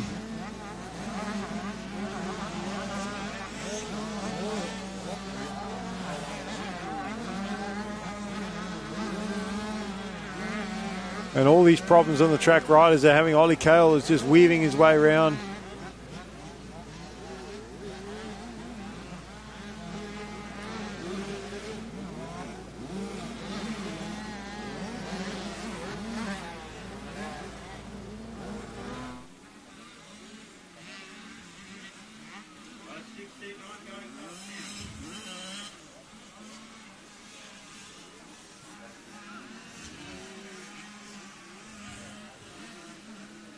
And Blade Regan, one of the front runners in this championship, way down the field.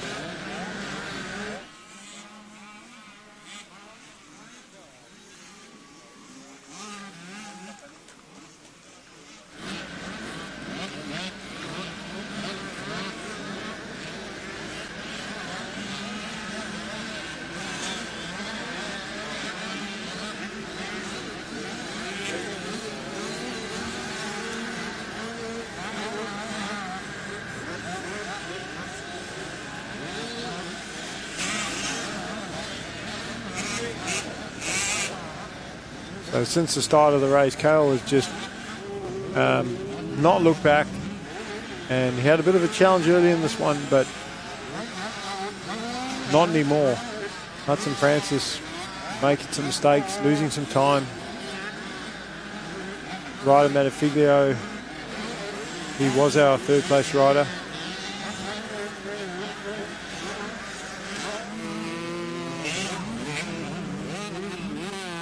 Our leader coming into first turn again and has a bit of a gap now.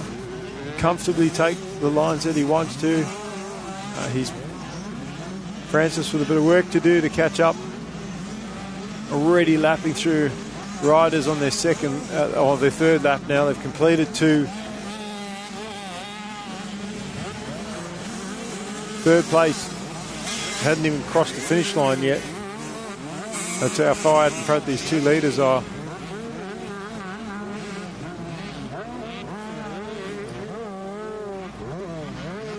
Haven't seen Zach Peters out there either. He was third at round one at Lakes. And Blade Regan is 10th at the moment, and he's second in points. So that's really going to sting. Ollie Cale just doing everything that he can to make impact maximum damage on his opposition. There's Rider Matafiglio in third place.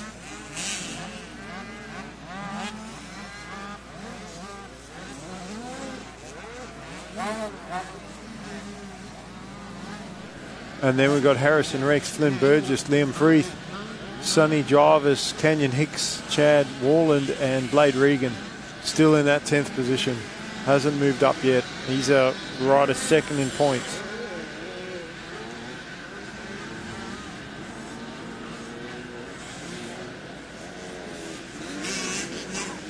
It looked like Stella Hiding actually in fourth place behind Rider Matafiglio, but not showing on the timing and scoring. So maybe a transponder problem for her, but I expected to see Stella up the front because she's normally there. I saw come top three at Junior Aussies in one of the races last year. She was very fast and one of the next young female rising stars in the sport.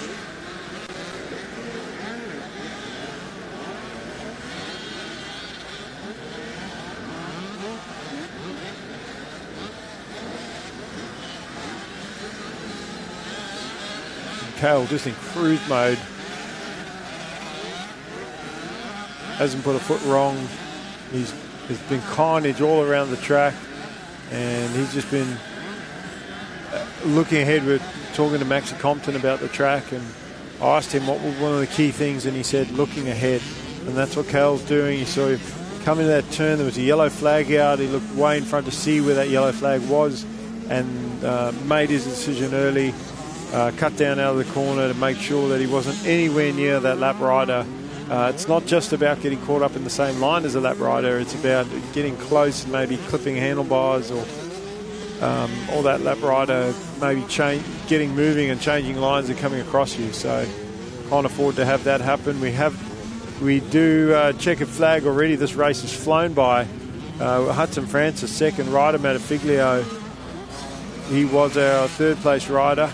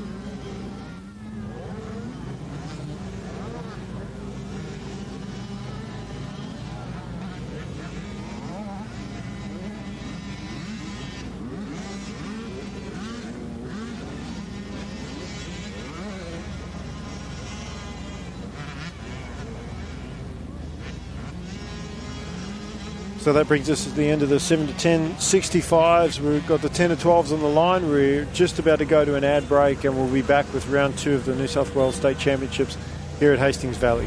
I studied business and commerce at uni. After graduating, I joined the New South Wales mining industry. And my job is to find smarter, safer and more sustainable ways of doing things, like world-leading remote vehicle technology, building renewable energy to power our mines and communities across New South Wales, and using drones for remote seeding to restore the land and protect our ecosystem. Because in New South Wales, we mine responsibly for today and tomorrow.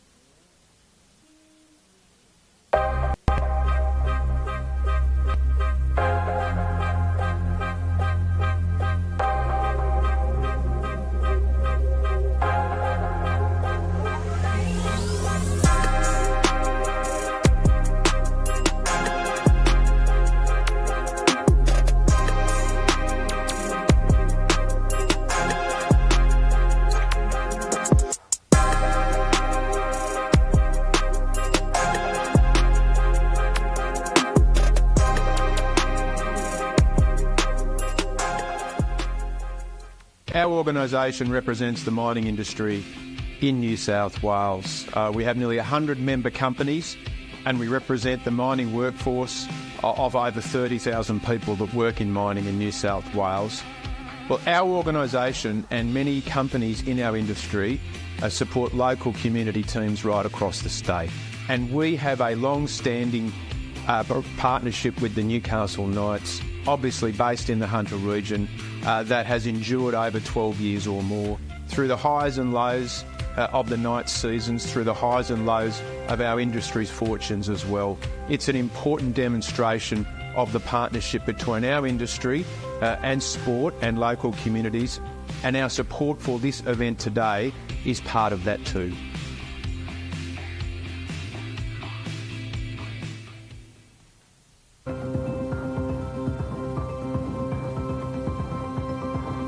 The Westpac Rescue Helicopter is here for our community. And this holiday season, we will be ready to respond 24/7. Please stay safe, and thank you for your support. To donate or for more information, visit rescuehelicopter.com.au or call 1800 155 155. There are teams like us all over New South Wales restoring the land being used for mining. We make plans before mining even starts, so there's a productive and sustainable use for the land afterwards as well. Like this bushland and farmland for cattle grazing. And it's happening all the time. Like here in the Hunter Valley, where 40% of the land used for mining is already under rehabilitation. Because in New South Wales, we mine responsibly for today and tomorrow. For over 20 years, the Black Dog Institute has been trusted to listen to the experiences of real people. Every day, we work to uncover data, patterns and insights into mental health to develop actionable, practical solutions. It takes pushing boundaries to be an international leader in digital health. Not only researching and developing the technology, but also making it accessible to everyone. From clinical treatment and online support to early intervention and prevention programs, we're on the cusp of a new era of mental health science and action. As our technology advances and our scientific research continues, our ability to innovate and impact does too. With the ripple effect of our work being felt for generations to come and bringing hope to millions more. Together, we can continue to tackle the big issues in mental health.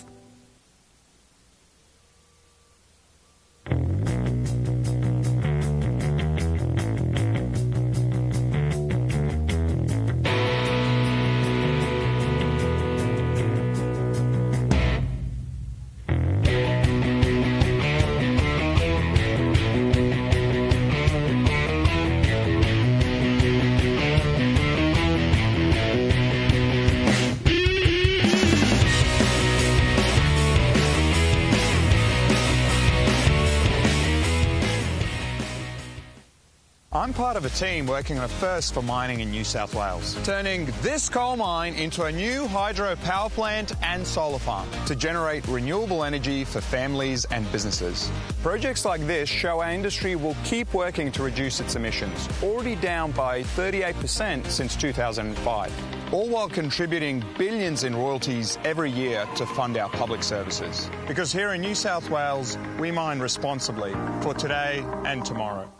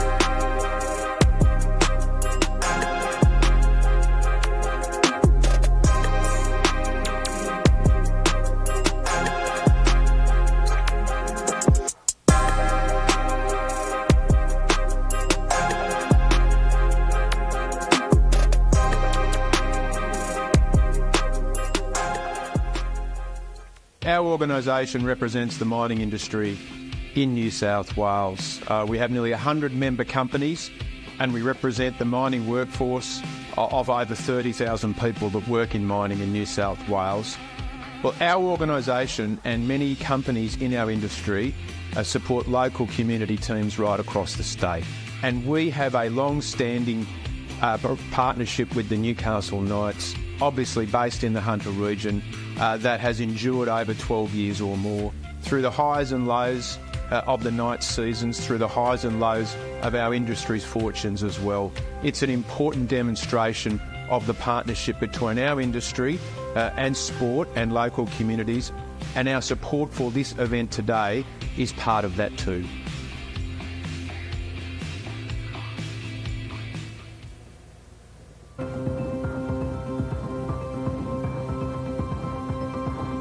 The Westpac Rescue Helicopter is here for our community. And this holiday season, we will be ready to respond 24/7. Please stay safe and thank you for your support. To donate or for more information, visit rescuehelicopter.com.au or call 1800 155 155. There are teams like us all over New South Wales restoring the land being used for mining. We make plans before mining even starts, So there's a productive and sustainable use for land afterwards as well. Like this bushland and farmland for cattle grazing. And it's happening all the time. Like here in the Hunter Valley, where 40% of the land used for mining is already under rehabilitation. Because in New South Wales, we mine responsibly for today and tomorrow. For over 20 years, the Black Dog Institute has been trusted to listen to the experiences of real people. Every day, we work to uncover data, patterns and insights into mental health to develop actionable, practical solutions. It takes pushing boundaries to be an international leader in digital health. Not only researching and developing the technology, but also making it accessible to everyone. From clinical treatment and online support to early intervention and prevention programs, we're on the cusp of a new era of mental health science and action. As our technology advances and our scientific research continues, our ability to innovate and impact does too. With the ripple effect of our work being felt for generations to come and bringing hope to millions more. Together, we can continue to tackle the big issues in mental health.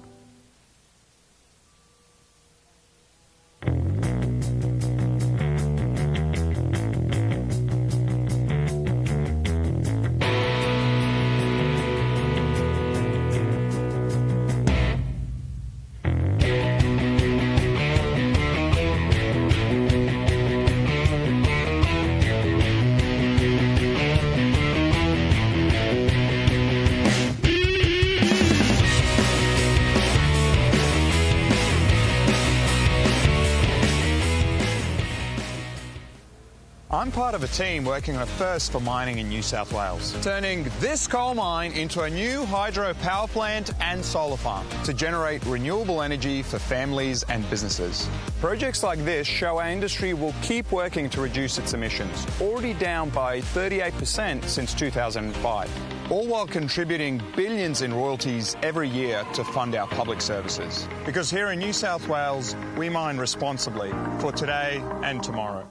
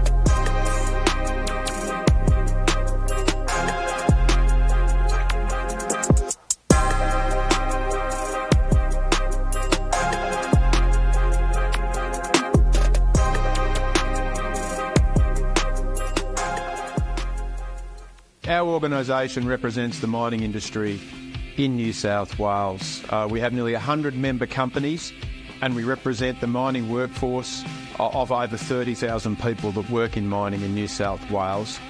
Well, our organisation and many companies in our industry support local community teams right across the state.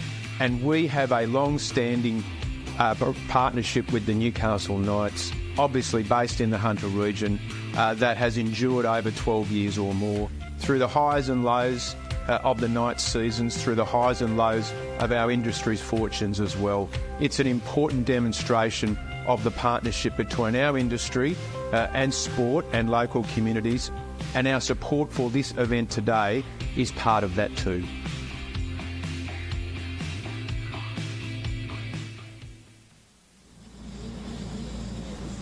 So we're back with round 2 of the New South Wales State Championships here at Hastings Valley, and getting towards the end of the day program on Saturday, day 1. One of the riders there just trying to get his bike back going, and that 15-second board will be up shortly. This is your 10 to 12s, 65s. Blake Bohannon has been a man to beat in not just this class, but the 9 to 12 85s as well. see how he goes on the 65. He's been dominant so far at round one. What a start from the inside there. Kai Sproul on the outside. Bohannon runs him wide to the berm.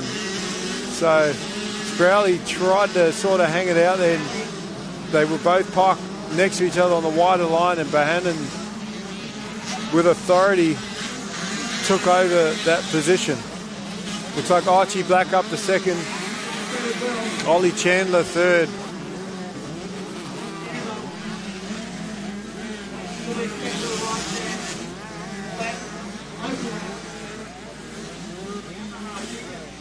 Bohannon making sure of that points lead early.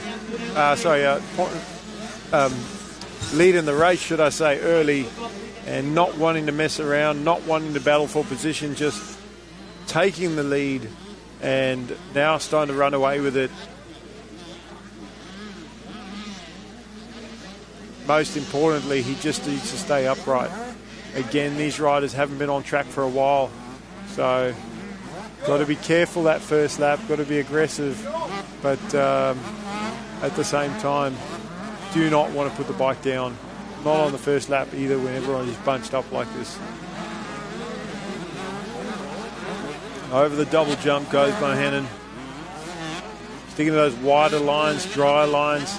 This straight has been tough for everybody. Oh, look how the foot pegs hook coming in that right-hand turn, but he gets through it. Those long legs getting big for the 65 now, and that really messy pop. Bohannon puts it down in the muddy stuff and gets the bike up quickly, but all the other riders struggling with the muddy bit as well. Bohannon kicks it going, gets it going in third place. So that's what he didn't want to do on the first lap, but he hasn't lost too much time or position, and it could have been a lot worse. You never know what the bike's going to do when it's muddy like this. It may not even get started again, but he does get going and already back up to second place.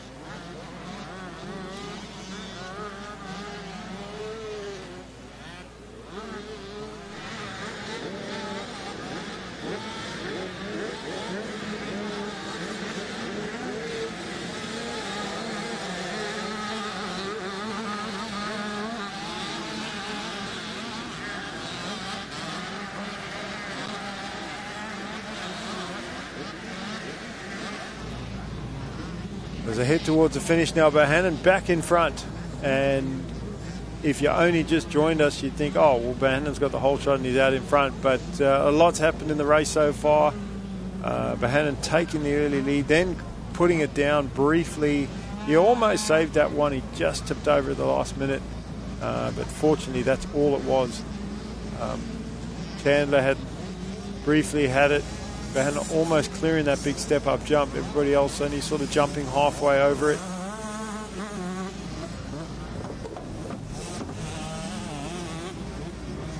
Sprouley now up in the fourth place. He's got Maxie Harris behind him. The local top riders at this track.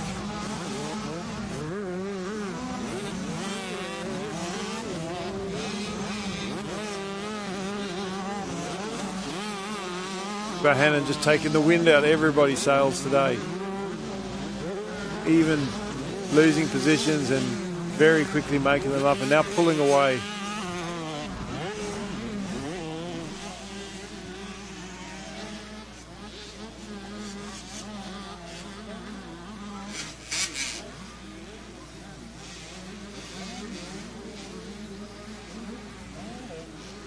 Jumping through the whoops.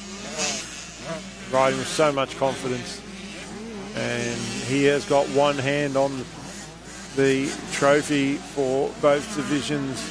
Oh, as I say that, gets a little bit caught up again, just on the 65, being able to just reach down with those legs and paddle his way through, and that's why I see he nearly got away with it on that first lap where he had that little tip over, just ran out of leg length. And that's where the fall came from. And where he fell off, there is a rider down, but Bohannon gets through cleanly this time. There's a bog hole there that the riders get stuck in every time they go through there.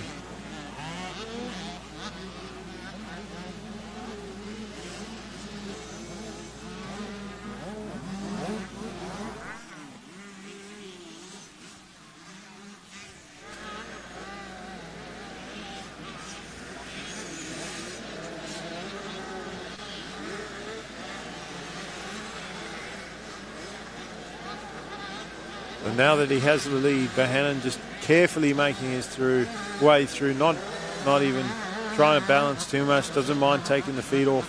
You get away with that on the smaller bike. On the 85, can't do that because I said before, it pulls your weight back on the bike and then you lose control over the front. But on the 65, being so big for it, Blake can do that. Him running the hand guards on the handlebars, I'd like to know if it's for the same reasons I suggested it, that it can protect your handlebar from getting buried in the mud if you do put the bike down, or if it's purely for the roost.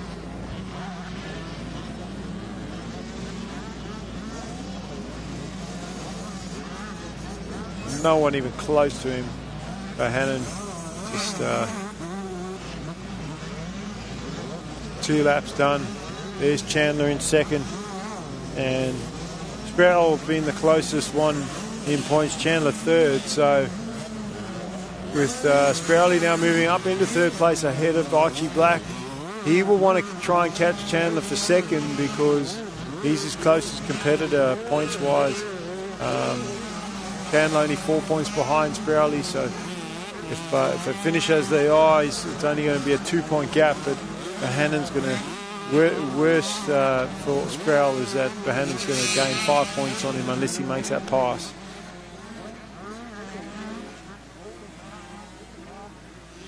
And he's already 11 points down. So championship-wise, that's huge.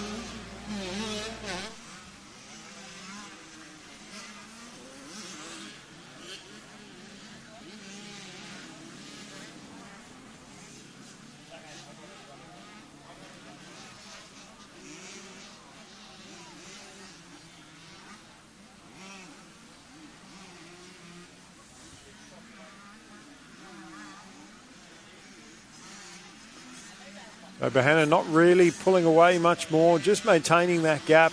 He knows where Chandler is and doesn't need to do anything silly, he just needs to stay out front. The only advantage of pulling a big lead is that if you make a mistake, you've got time to get back up and get going again. But Chandler doing a great job in second. Sprouley not really eating into that second place lead that Chandler has built up. And we're about halfway through this one, so Sproul's got to pick up the pace if he wants to challenge for that second place.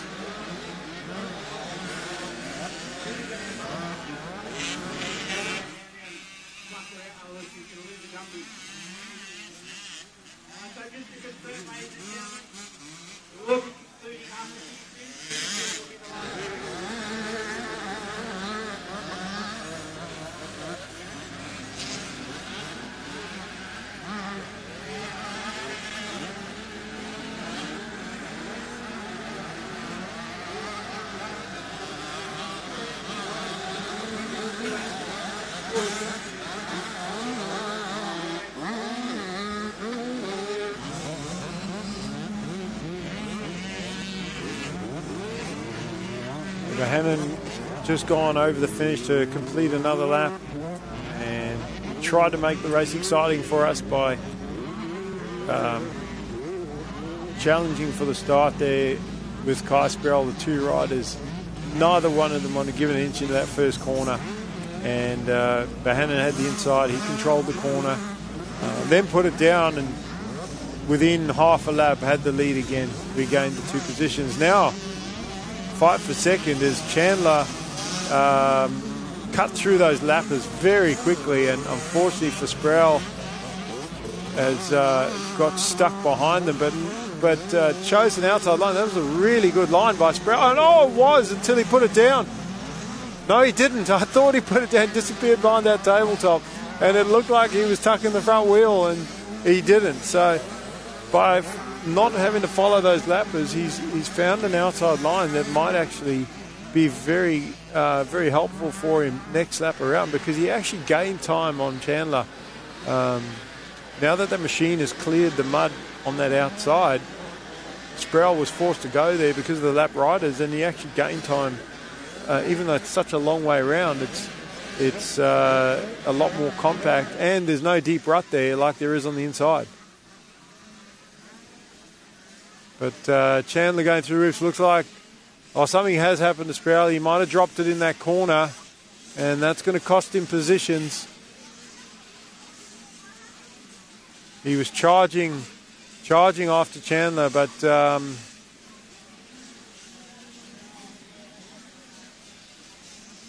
see, did he get going again? Or did he lose positions? We'll see. Bohannon down that big straight where he had the fall again, carefully gets through that boggy section.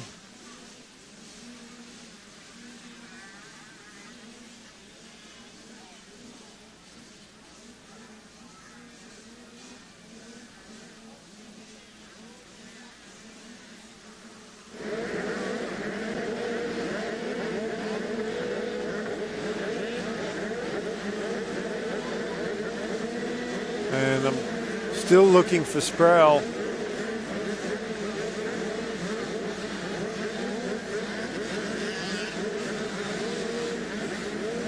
Not sure if he got going again in that third position, or I think he might have, besides putting it down in that left, he may have dropped it again, but we'll see when they come through the timing where he ended up. But it's going to be Bohannon that is going to take this one. A little bit of a sideways on the finish jump there. Bohannon takes the win. Ollie Chandler close second, not to change the leader, but did not let Bohannon get away. Blake would be really happy with that result.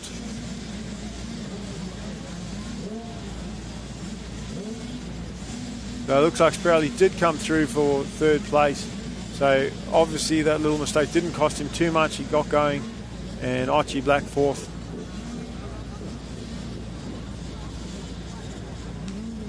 And Maxie Harris fifth. So we will finish out just today's program. We're not going to get into the Sunday program.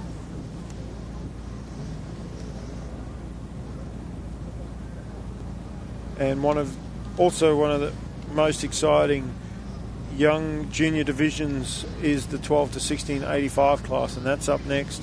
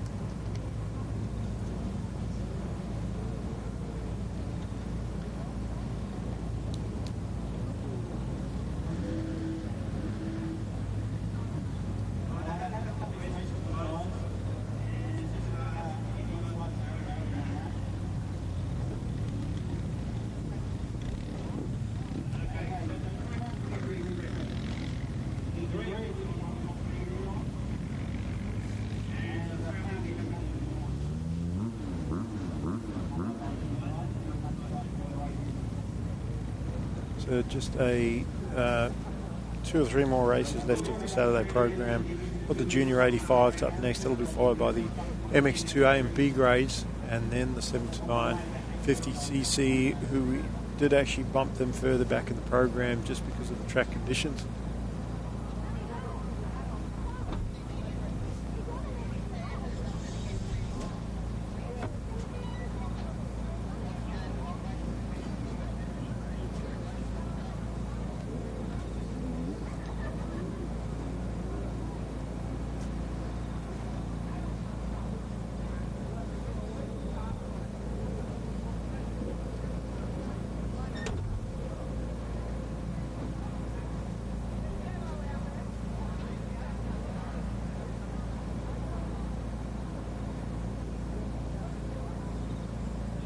So we're going to go to an ad break quickly. We've got to just get one more rider off the track, and then we'll get back underway with racing with round 2 of the New South Wales State Championships at Hastings Valley.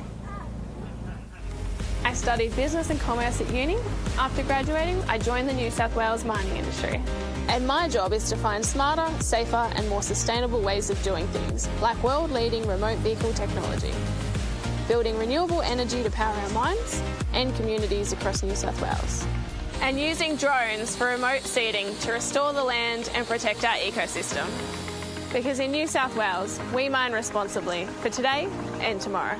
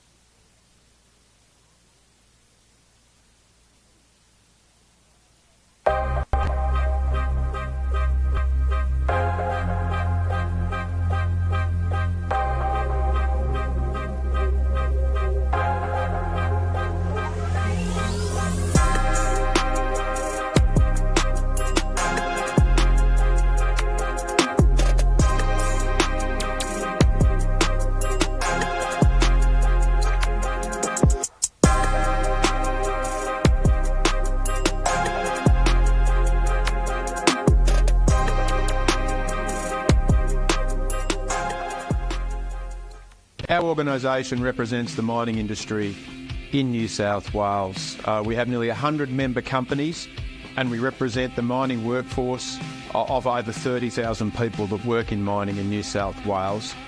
Well, our organisation and many companies in our industry support local community teams right across the state. And we have a long-standing partnership with the Newcastle Knights, obviously based in the Hunter region, that has endured over 12 years or more, through the highs and lows of the Knights seasons, through the highs and lows of our industry's fortunes as well. It's an important demonstration of the partnership between our industry and sport and local communities, and our support for this event today is part of that too.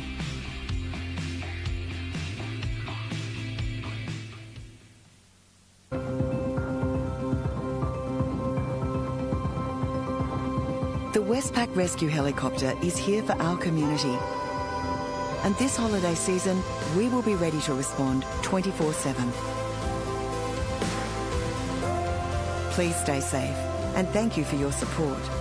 To donate or for more information, visit rescuehelicopter.com.au or call 1800 155 155.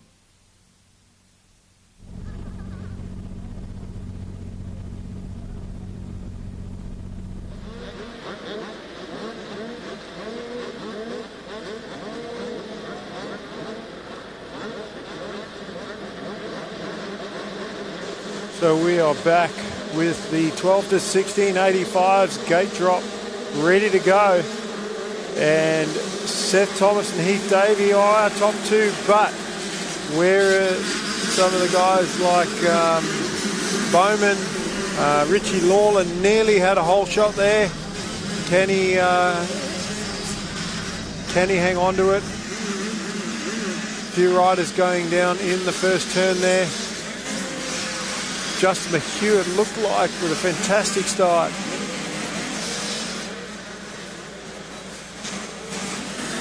With Lockie Neville, unfortunately, Husky rider went down.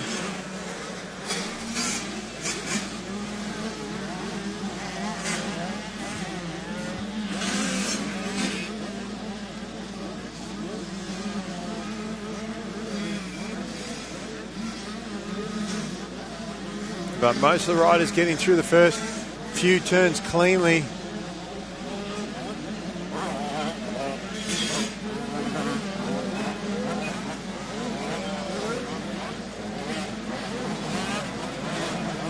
think it is Mayhew out front. It's either Mayhew or Davey. Yamaha definitely.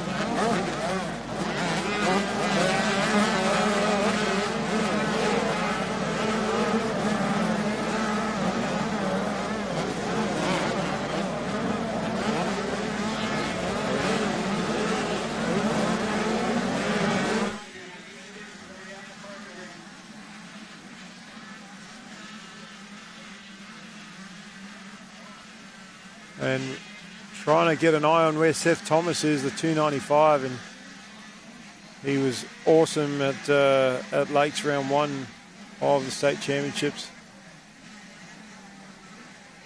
Other than that bad finish where he went down the first corner, won the other 2 motos convincingly. So we'll see how he fares in these conditions. Looks like he might be in about 6th place right now.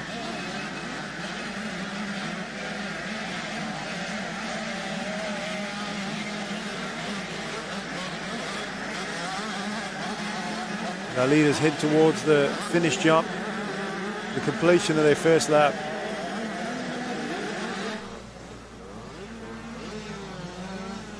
And it is Mayhew out front, Davey second, Lawler third. As I said, Lawler nearly getting the whole shot there. Cooper Parks in 4th place. And Mayhew's been riding with so much confidence since he stepped up on the 254 stroke. He just throwing that 85 around like it's a toy. And Heath Davey doing what he does. Up into second, good start. And a leader just disappeared behind that second jump there, but comes out. There's Thomas now, up into 4th. So he's got some work to do if he's going to catch Davey in this one. He's got to get past, he's got to get up to Lawler first. And you see that outside line really working there. As Thomas nearly lost the position, so we saw some of the 65 riders figure out that outside line. It's not as deep as the inside. You get a much better run and carry more speed around that outside and less chance of losing it. But again, a lot of these riders, if they're not forced to take that line, they're not going to try it. And could be a good passing spot on the track.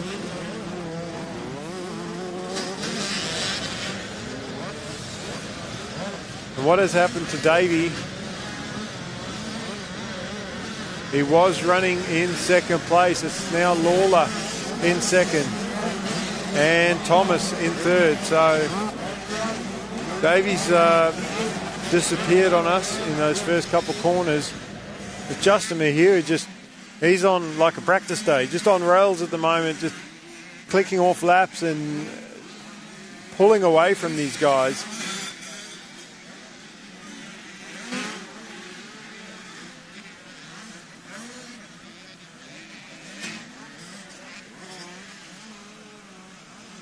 Cooper Parks up there, Rusty Killick.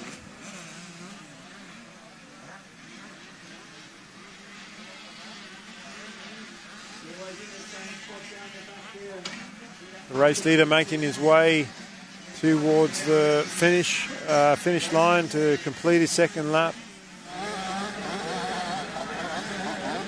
Thomas starting to close now. On 2nd place, every single position is going to count. Justin Mayhew on rails, just pulling away from the rest. The 2nd place now goes over the finish line. And Thomas, even if he can get into 2nd, you probably think he's in 1st because Justin's that far in front of him.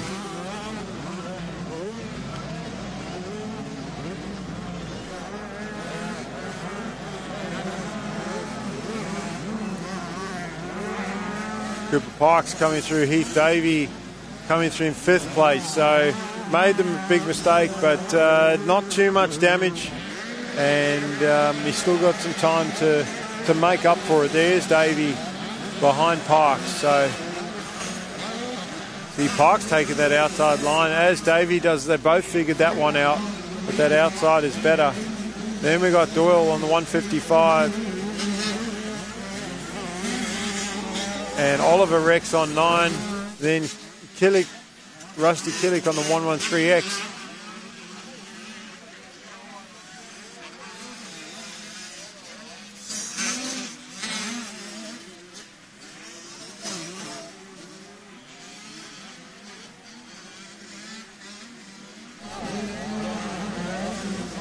Mayhew trying to just, he's not even trying to manage the lead. He's pulling further and further away, charging.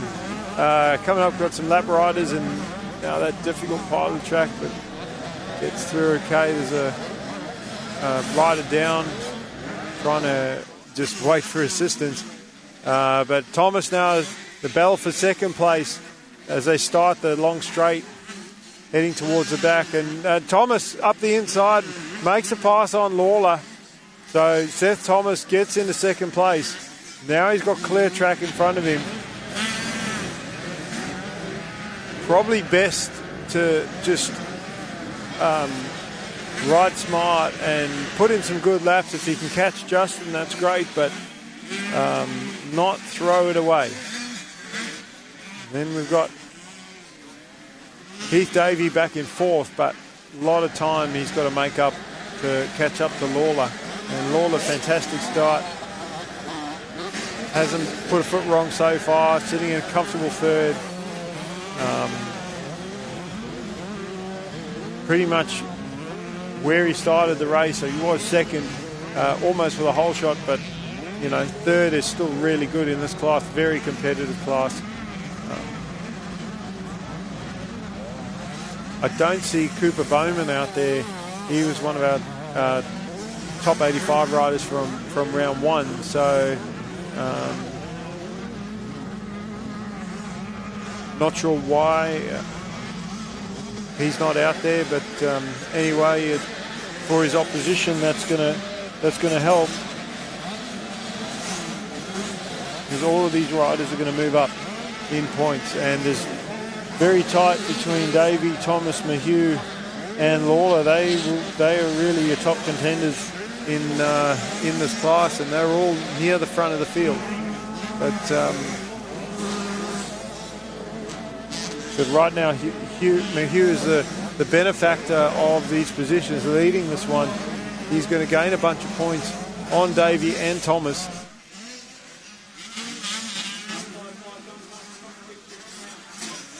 As they finish, Davey should still have the points lead, but it's going to tighten right up.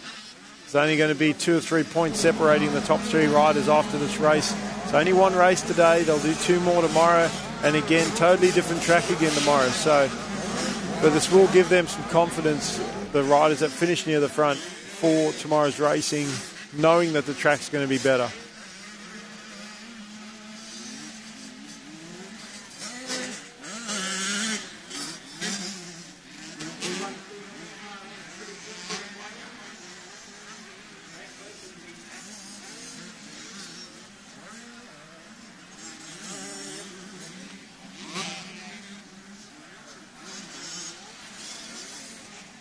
Everyone kind of just settling into position there. McCloskey has lost his roll-offs, and quite easy to fall and catch your head in the ground, and the mud can sort of just rip the roll canister off the side of the helmet, and that's the end of your goggles. One of the downsides of roll-offs, or just a rock flicking up, bit of roost, a hard roost, hitting the canister on the side of the goggles can just totally wreck your vision for the race. And Mayhew clicks off another lap over the finish jump. Go back to Thomas, see where he is.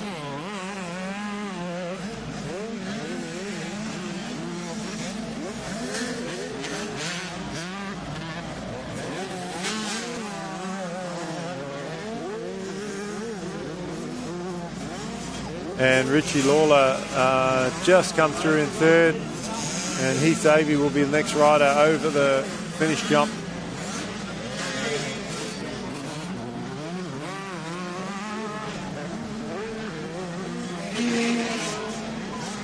Oh, one of the riders getting sideways over that tabletop, and the marshal hasn't seen that one. That's Ada Harris that's put it down, but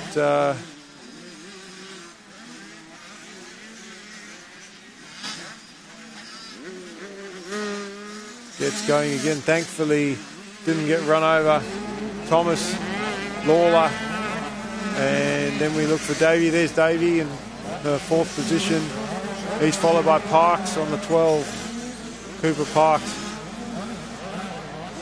into the whoops, jumps our race leader Mayhew, and just doing his own thing. And what a start to this race for him. Also rode in the 250 class, but that's one of the riders. What a save over the centre jump there. Getting sideways, landed sideways, and that's the number 9 of Oliver Rex. I don't know how he managed to not throw that one away.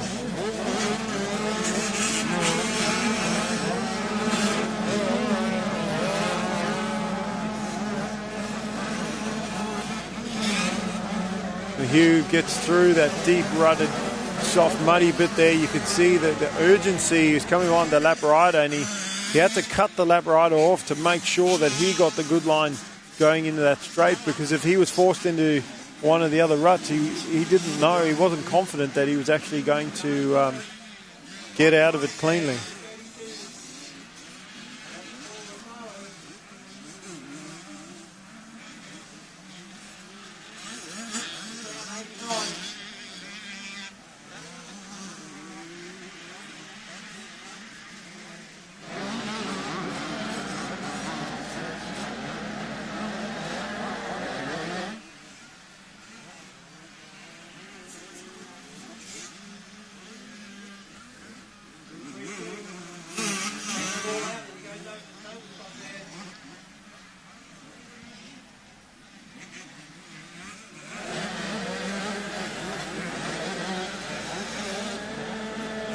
Seth Thomas, one of the quickest riders on track. Actually, Heath Davey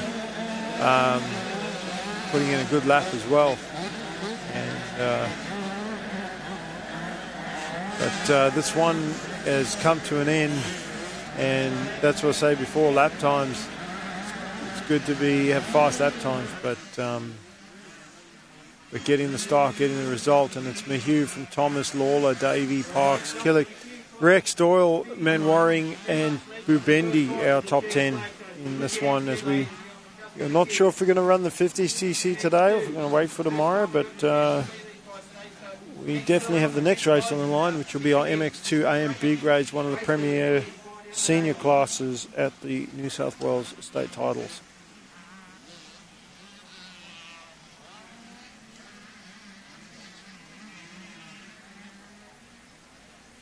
Good sportsmanship there from the riders, all stopping and to shake hands, and not just stopping for the front two, but waiting around, and all the guys coming in, congratulating each other for a good race.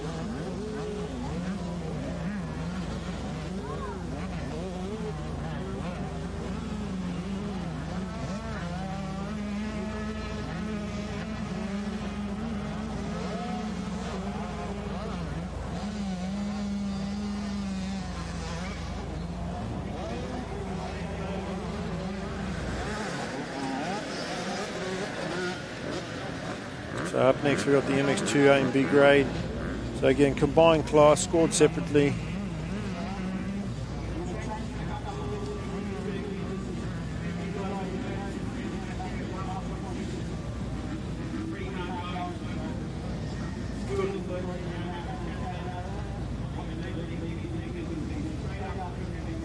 So we are going to run the Divi 2s. So we'll see what happens there. But MX2 first, and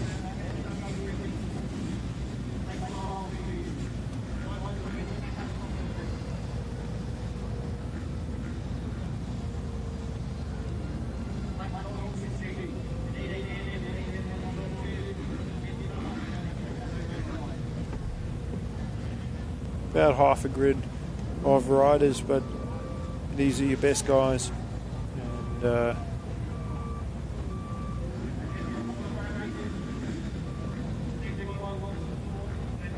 even Jai Roberts choosing to line up. I haven't seen Jai for a while. Good to see him out there. He might not have the fitness that he had when he was racing at the highest level, but he is very fast. And give him a start, you don't know what he's going to do.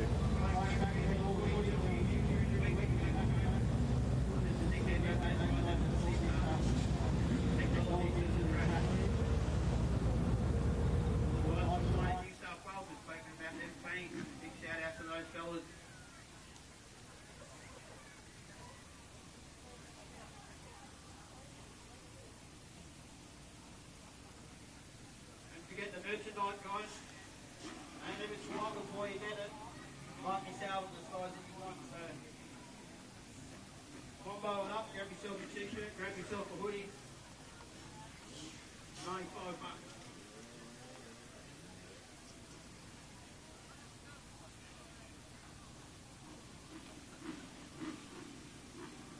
Burnouts going on down there on the start line. I want to get some temperature in these guys.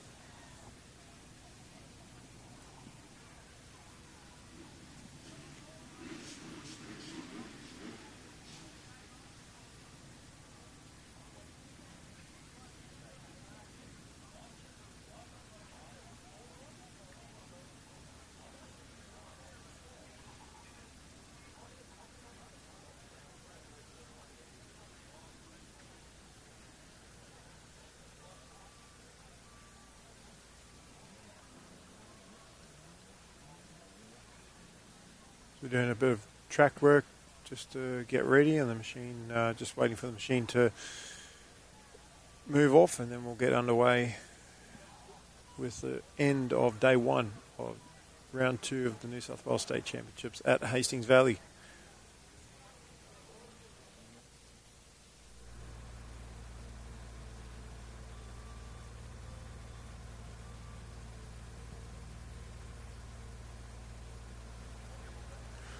So we'll just go for a quick ad break to thank some of our partners, and we'll get back underway with round 2 of the State Championships here at Hastings Valley.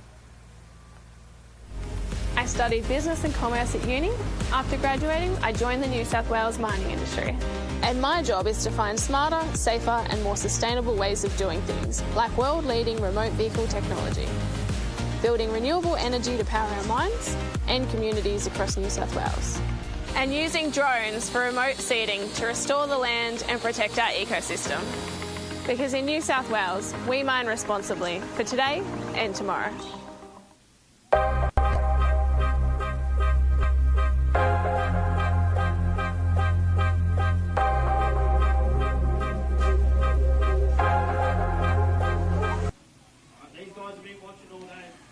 So we're back, MX2 A and B grade on the line, about to get underway. Second last race of the day.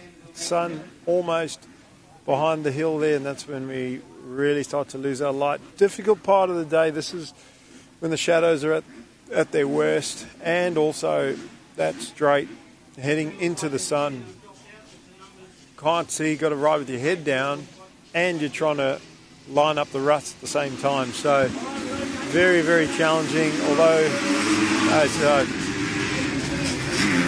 Charles Campbell with a clean hole shot, but that bike was smoking coming down the start straight, maybe even overheating slightly from sitting on the line being on, but now that he's up and moving, probably will actually cool down, getting some air in the motor while the bike's moving. But the bikes do overheat quickly when they just sit in there. And gets pushed back quickly to second place. Reese Budd on the 22, diving up the inside and taking the lead from Campbell. So the two Huskies out in front.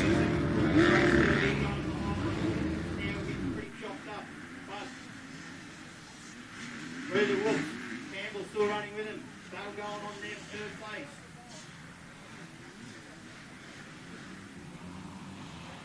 Get down into the National Motorcycling Alliance, the left-hander.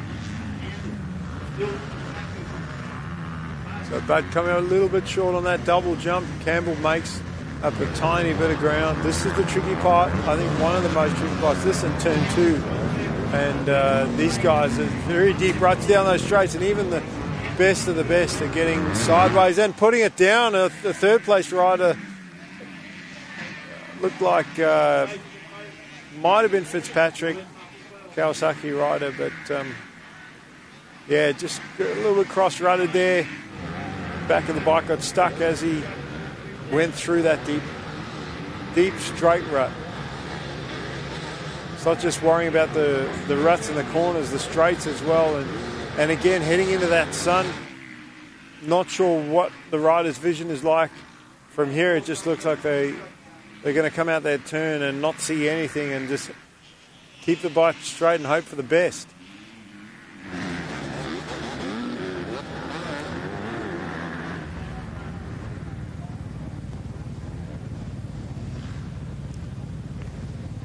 So, but just controlling the race from the front, he doesn't need to push too hard. Again, I think if you override these conditions, that's where the mistakes come in, and the track's going to just reach up and bite you. So, just want to, like I say, clean laps, and Fitzpatrick there in 3rd place. So, and he's our points leader in this A and B grade class, and as it stands, he's realistically leading the points because his competitors are behind him that are close to him. Jai Roberts, Benny Novak. Roberts with a bit of a mistake there in the ruts.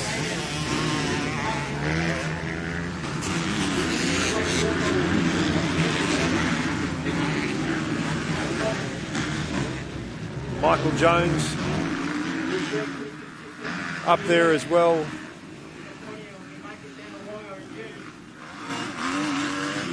But starting to pull away slightly now from Campbell. Different jumping rhythm through those rollers.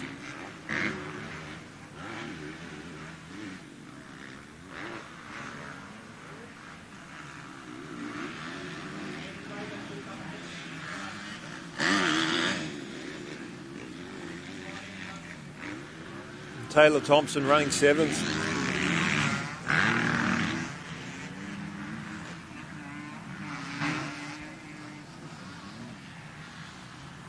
And she's one of the B grade riders, so yeah, she'd be 3rd probably in B grade as they stand in this race. But Reese Budd, he's again missed round 1 and just trying to get some gate drops, some track time, nothing better than race practice. A lot of the pro guys don't race the smaller races. Outside of, when I say smaller races, everything compared to Pro Mx's smaller, but a lot of the top guys are contracted to race Pro Mx or they're contracted to race Supercross, and they don't do a lot of riders don't race the state titles because, or do any other races because they're worried about getting hurt. They don't get in as much trouble with the sponsors if they get hurt in training, but if they get hurt in another race event, they can have their contracts torn up. So you can understand why they're hesitant to race. But Reese Budd, he's here for laps and track time and racing competition, and that's exactly what he's getting right now. Joel Campbell, our first B grader and 2nd in the A grade, so you can understand why he would want to be scored with the A graders, because after round 1, he'd really be almost leading A grade by being where he is, because he's in front of Riley Fitzpatrick. We got Jai Roberts in 4th place, and Jones just moved up in a 5th.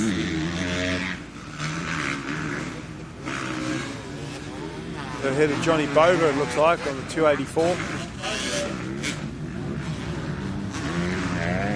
Then we got Zach Zadrovic.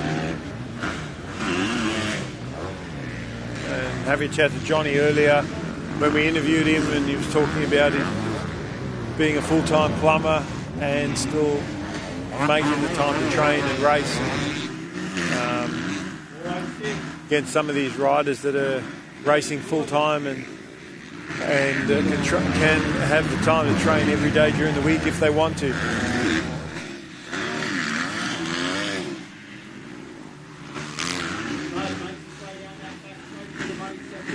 Reese Budd really starting to pull away now from Campbell in 2nd, and Fitzpatrick not really making any time on him either. Then Jai Roberts just doesn't have any pressure at the moment, but Jones is doubling that there. Some of the guys not making it all the way over that jump.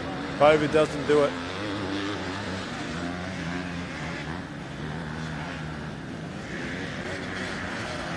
And the other thing about the track being difficult, it saps your energy. You use 3 times the amount of energy on a track like this than you would if it was just high pack and smooth. You're fighting the bike, just continually trying to muscle it into the right line, because if it gets out of the line you want to be in, that's when you can lose the front wheel or climb out of a rut, and they don't want to do that.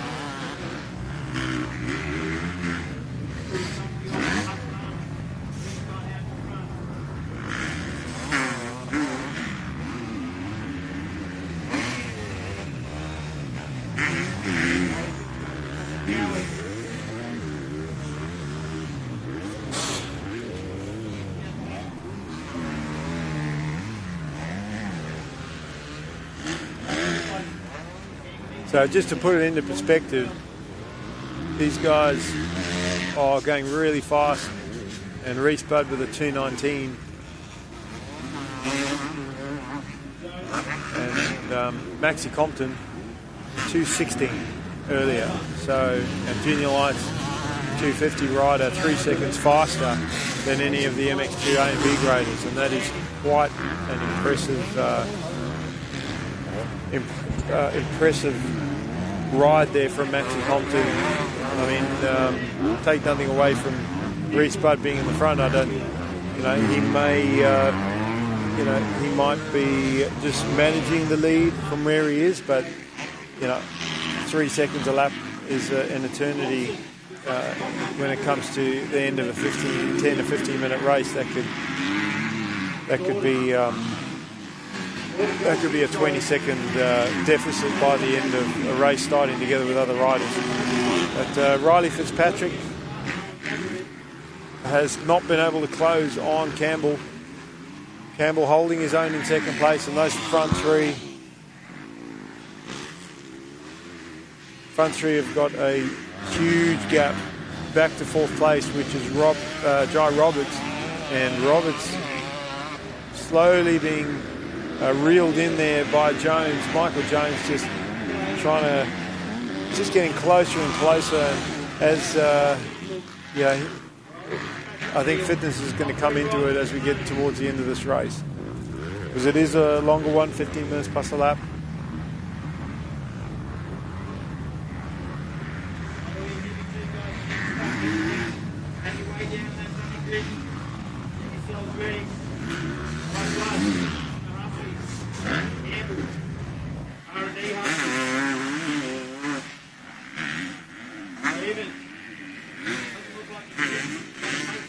Everyone just kind of settled into position now, and again, these guys know that you cannot override, you cannot push it too much, because you don't want to crash. We've seen that happen to a few riders in the younger divisions where they don't have as much experience, and they just want to win at all costs, and unfortunately you can't do that. You have to know when to push and when not to, and you'll know, because if you end up on the ground, there's your answer. As Jones is closer and closer, again, it is a long race, so there is time. Just got to just keep creeping forward. And then we've got Boda there on the 284.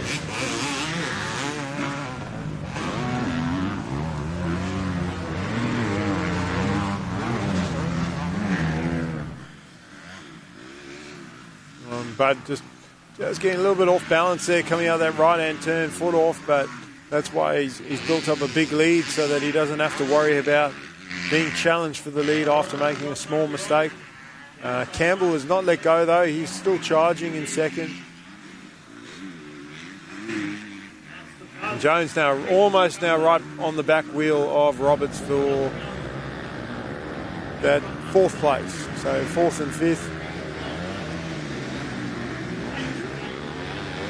We go around the New South Wales Alliance banners, and a little mistake there from Jones, loses some time, but he jumps that double and makes it right up again. So that's how close as our leader goes over the finish jump. And Jones now within striking distance.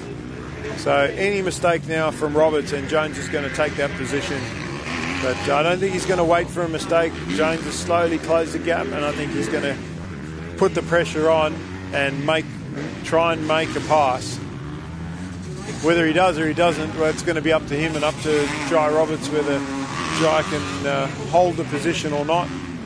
All Jai has to do is keep hitting his lines and taking that main line, forcing Jones out to take a different line, because again, one thing catching a rider, it's another thing passing them, but the best thing he can do is just keep the pressure on.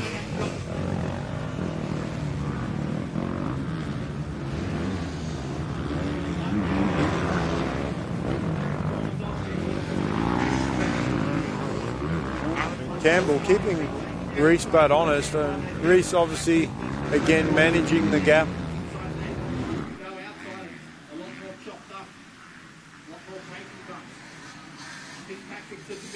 So here is Roberts, here in Jones, and they sort of follow through. I'd really like to see these guys take that outside line, and he's going to try from that inside to the outside, but Roberts just manages to hang on to the position.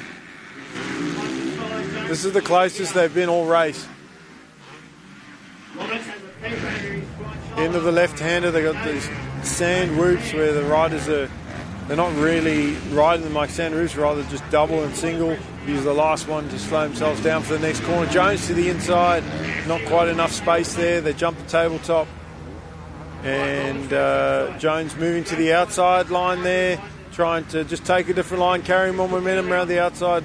Roberts opting to protect the line on the inside. Obviously that worked out well for him. They jumped through those sort of rollers, double jumps. And this is where Jones is doubling this. Will he do it though with Roberts in front of him? Most riders choose to...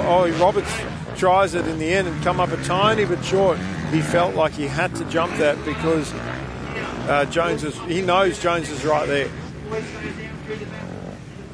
And get through those ruts cleanly into the back section. See from the overhead, as they disappear behind the trees there, we can still see them, and easy to spot Jones with a neon yellow. Roberts kind of sort of blending into the track with the dark colours of the bike. And Roberts doing a great job of just being smooth and hanging on to position, holding that line. Runs wide though. Is it enough? No, not quite, but Jones is going to go for it up the inside here. It's going to be a drag race over the finish to that inside. Roberts just keeping the momentum up, just hogging that main line, the dry line, and Jones doing everything he can not to follow and take different lines around the track. Jones actually lost some time out of that exchange, but he's going to have to reset and start again. I like what he's doing here.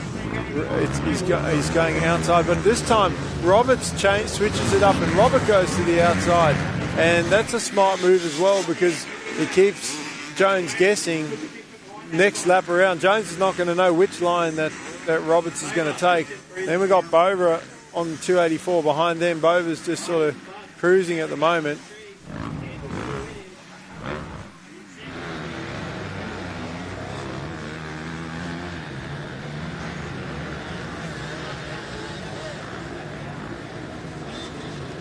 But we are getting to the end of this race, and Roberts does not want to relinquish that fourth place.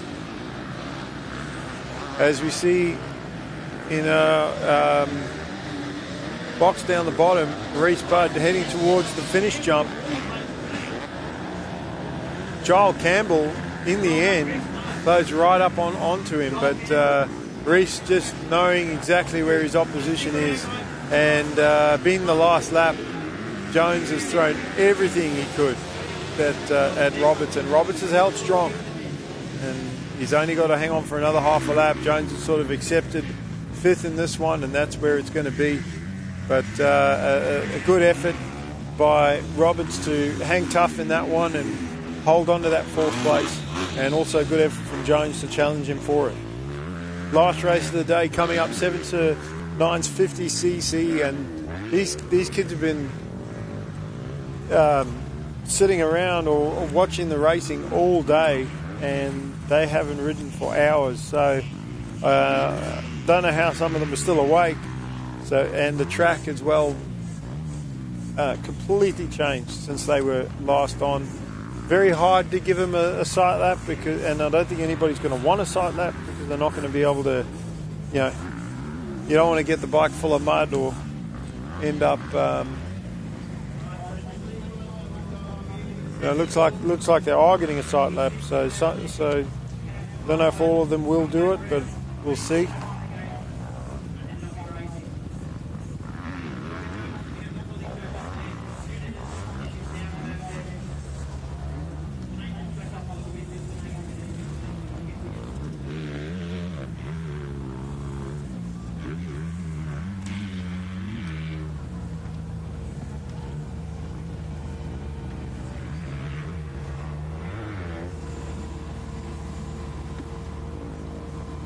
And again, for these little 50 kids, the most important two things is start and don't crash. Don't need to be the fastest, just do not crash. And like Maxie Compton was saying, get your eyes up, look ahead, spot the lines you want to go into. Got your head down, you're not looking where you're going. Very easy to get stuck in the line you don't want to be in.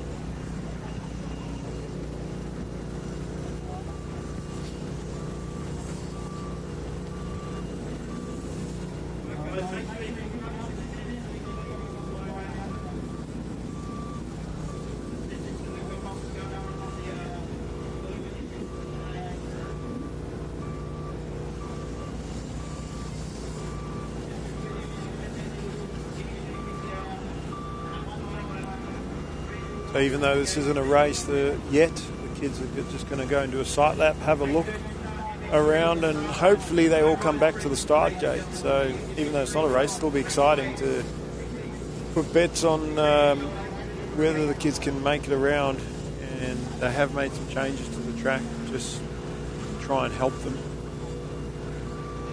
It's not so much that the kids can't do it, it's whether or not the bikes are going to be able to get through the muddy conditions and the ruts. Sometimes what happens is the fork legs will hit the rut and the wheel will actually come off the ground, so the wheels aren't touching the ground and the bike can't go, or they just get stuck in the mud, and literally stuck in the mud, and the bike just doesn't want to go either. Either way, not a good result for them. Hopefully they will get around and we'll have our last race of the day.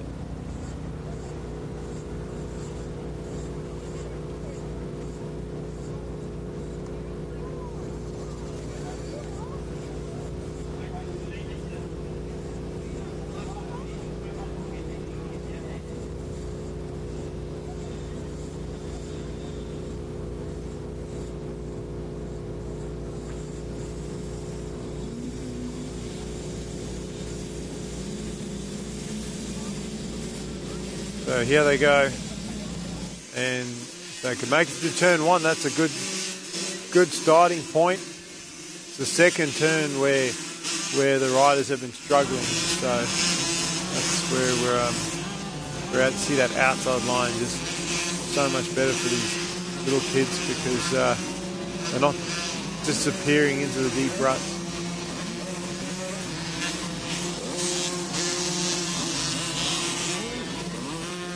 Mason Ryan had a fantastic day at Lakes round one. Harrison Rex was really fast at round one. And just made a couple mistakes and cost him the day. But Mason Ryan did everything right, and he's got to do the same again today. It looks like the 50cc's are actually going to be racing the Nipper track, only do on Dave. So they're not actually going around the back of the track. They all made it. All made around. It's a much easier track for these kids to do.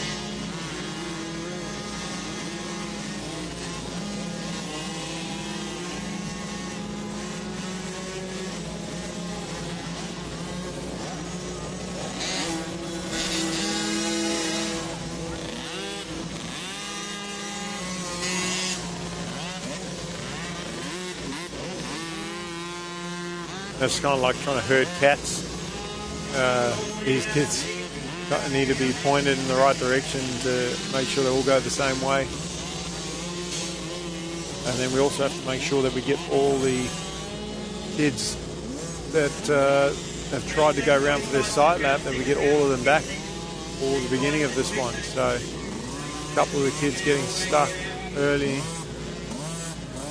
just after the second corner here, and then one of them putting it down.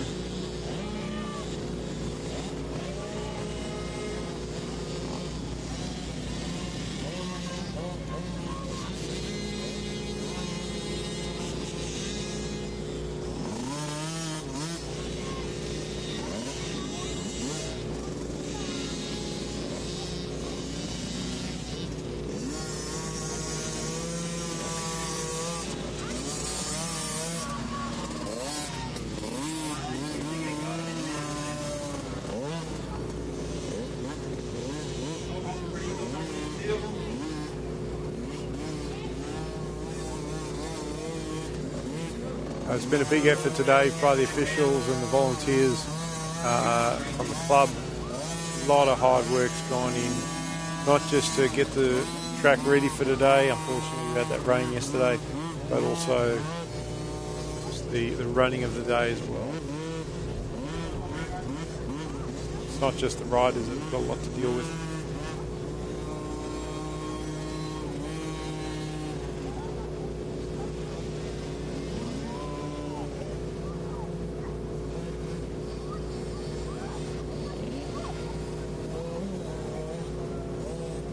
One or two more kids got to come in, and then we'll get going this 50cc race, their first race of the day and of the weekend. And they'll do 2 more races tomorrow.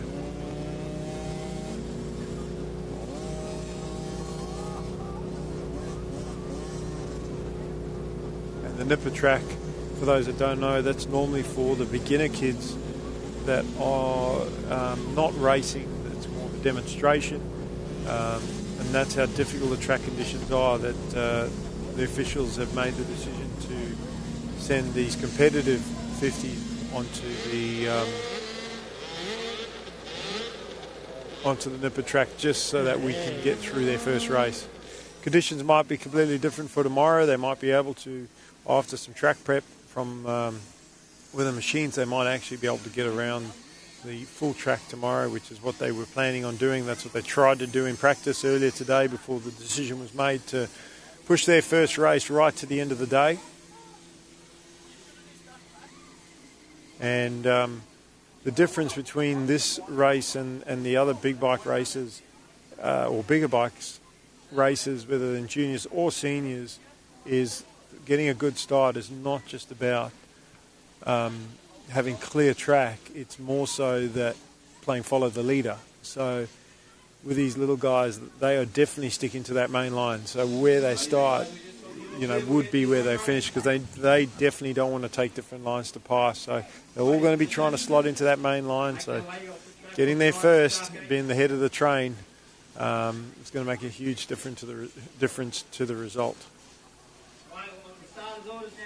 And the other problem is following is if somebody is in the main line and they get stuck, well, that's just going to create a backlog of riders that are not going to have anywhere to go.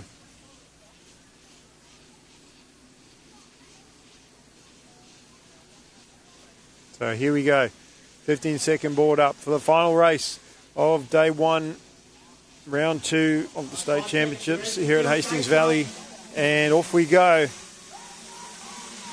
Alright, here we go.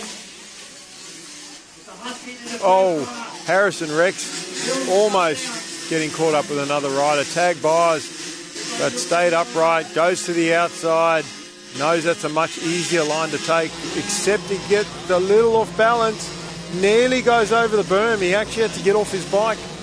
He just overcooked that line a little bit, saw the guy on the inside, had a rush of blood and grabbed a handful of throttle, nearly went over the top. Thankfully, he stopped and did the right thing, got off the bike, pulled back, and it could have been a lot worse. Had he gone over the edge there, he would have been right at the back of the field, but only dropped a few positions and still has a chance to make up for it.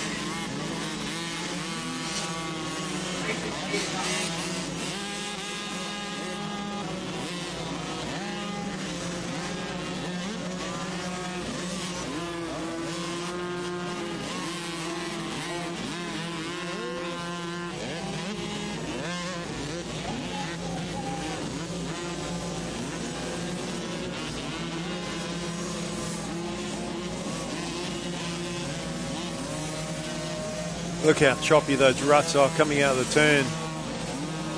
And again, Mason Ryan doing everything right. Didn't get the whole shot, but stayed up and is being smooth and is leading this race.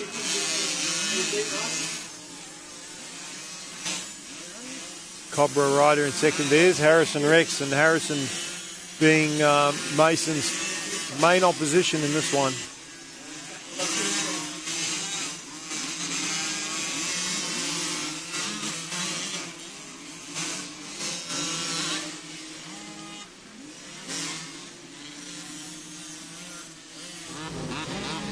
A couple riders caught up in that final turn onto the main straight there, and our second place rider getting hung up a little bit. Mason Ryan gets through cleanly, and I think second place may have actually stalled the bike. Harrison Rex getting caught up as well and putting it down as Rex.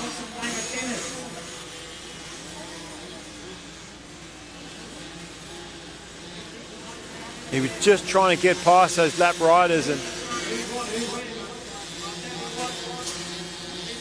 there's officials and marshals and getting, I think it was just Harrison probably felt he just had nowhere to go and just come to a stop and fell over.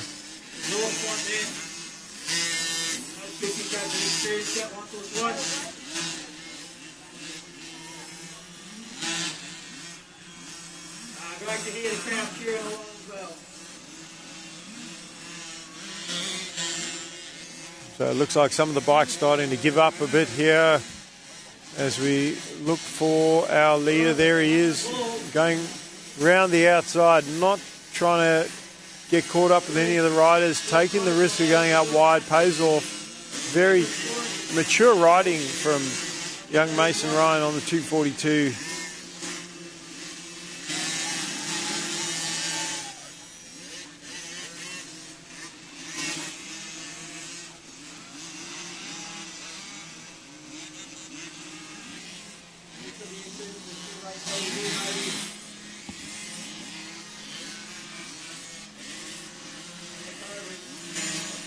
And Callum McNeil, I think, is the rider in second place, 26.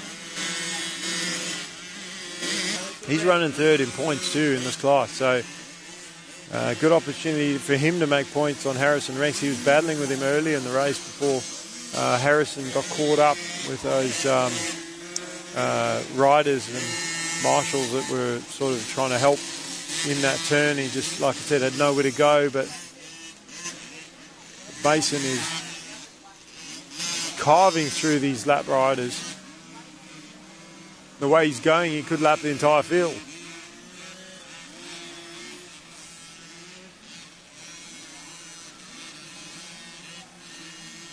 There's our second place man, Taylor McNeil, on the Cobra. Going to the inside, a little bit muddy on the inside, but he didn't really have a choice. Gets through it okay, passes the lapper.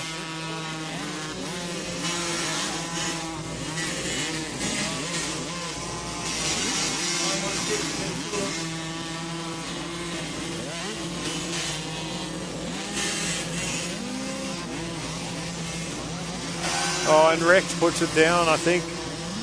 on the outside. Number 84 just not going his way at the moment. It is a slightly, you would think, better line for these kids at outside. It's not as deep, but it's Harrison's been struggling with that line.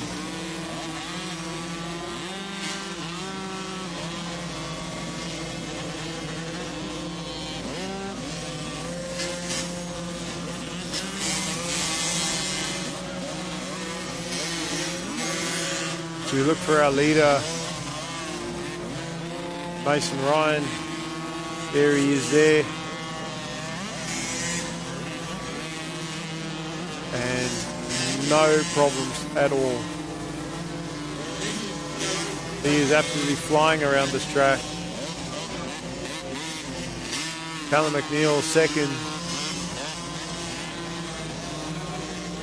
A couple Cobras, 3 Cobras actually. It's McNeil and then trying to get numbers on the other two because we don't have our timing for this one because these riders aren't going through the timing loop. They're doing the Nippler track. It doesn't go anywhere near the finish line.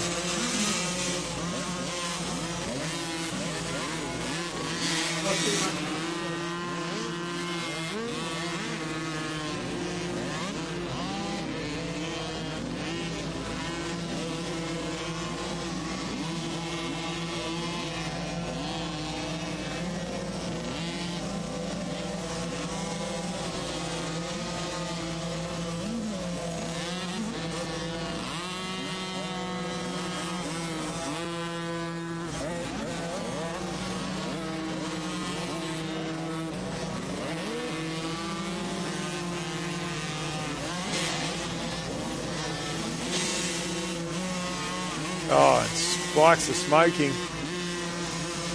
There's Taylor McNeil going through the first turn and trying to make out who that third place rider is behind him. But McNeil got a lap rider in front of him. He's hoping that lap rider is going to get through that rut because he's kind of, he just steps out of it there. A few of those lines, like just like river tributaries, they sort of separate into multiple lines on the way out. Luckily for Talon, because he started that corner behind and initially he had no choice but to follow.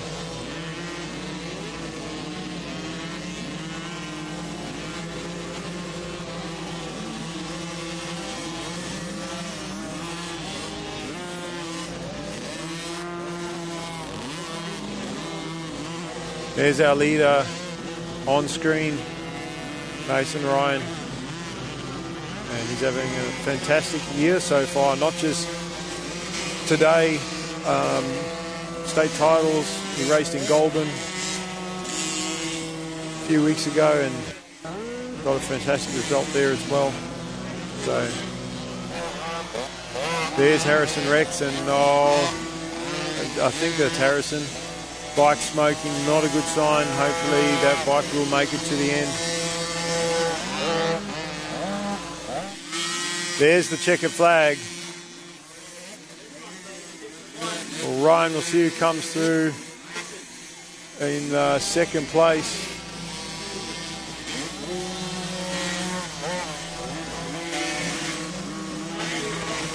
Be a bit easier to see them because they're going to come past us here.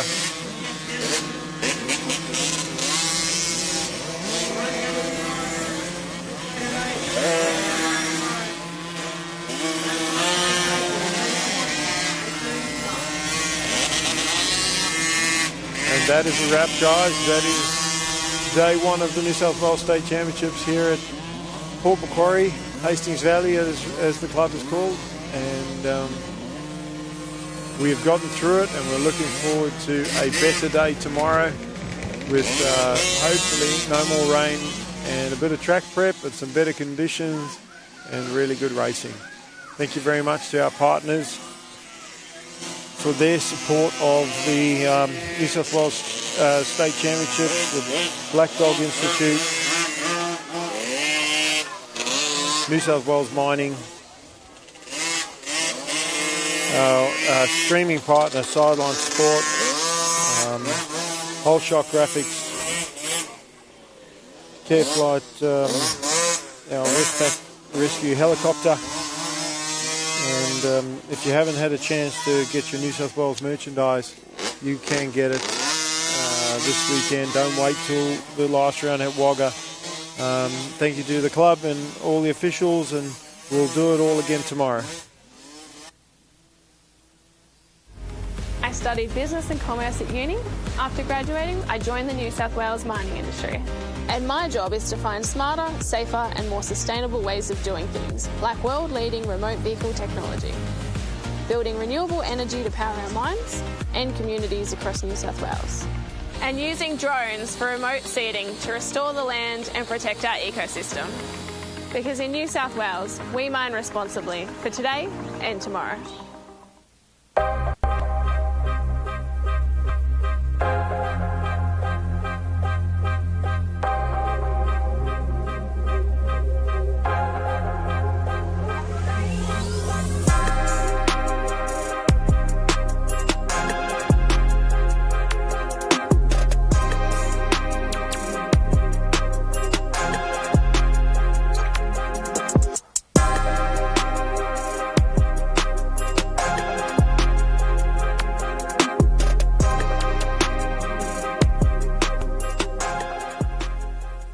Our organisation represents the mining industry in New South Wales. We have nearly 100 member companies, and we represent the mining workforce of over 30,000 people that work in mining in New South Wales.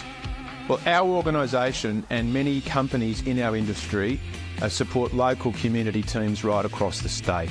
And we have a long-standing partnership with the Newcastle Knights, obviously based in the Hunter region, that has endured over 12 years or more, through the highs and lows of the Knights seasons, through the highs and lows of our industry's fortunes as well. It's an important demonstration of the partnership between our industry and sport and local communities, and our support for this event today is part of that too.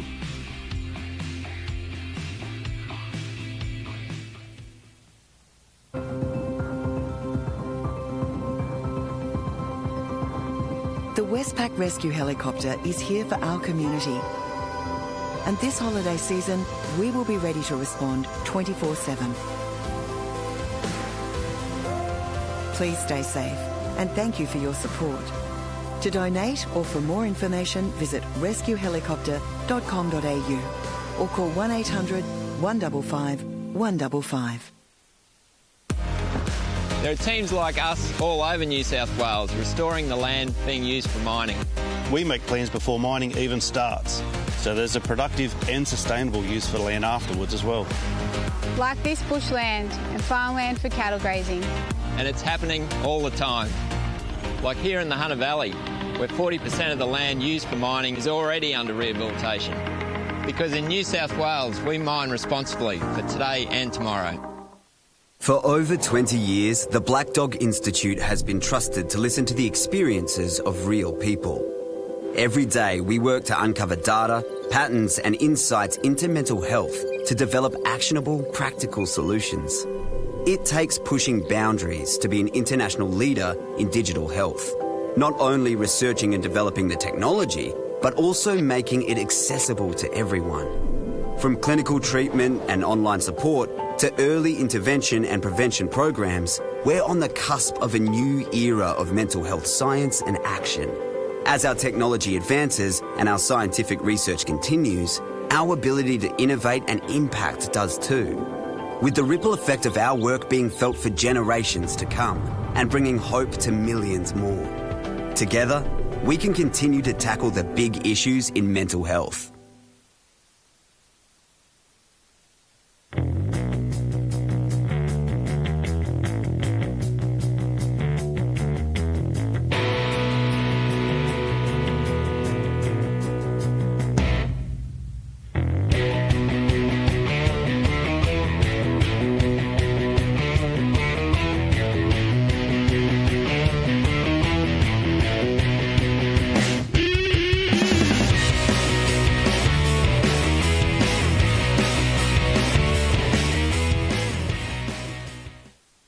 I'm part of a team working on a first for mining in New South Wales, turning this coal mine into a new hydro power plant and solar farm to generate renewable energy for families and businesses. Projects like this show our industry will keep working to reduce its emissions, already down by 38% since 2005, all while contributing billions in royalties every year to fund our public services. Because here in New South Wales, we mine responsibly for today and tomorrow.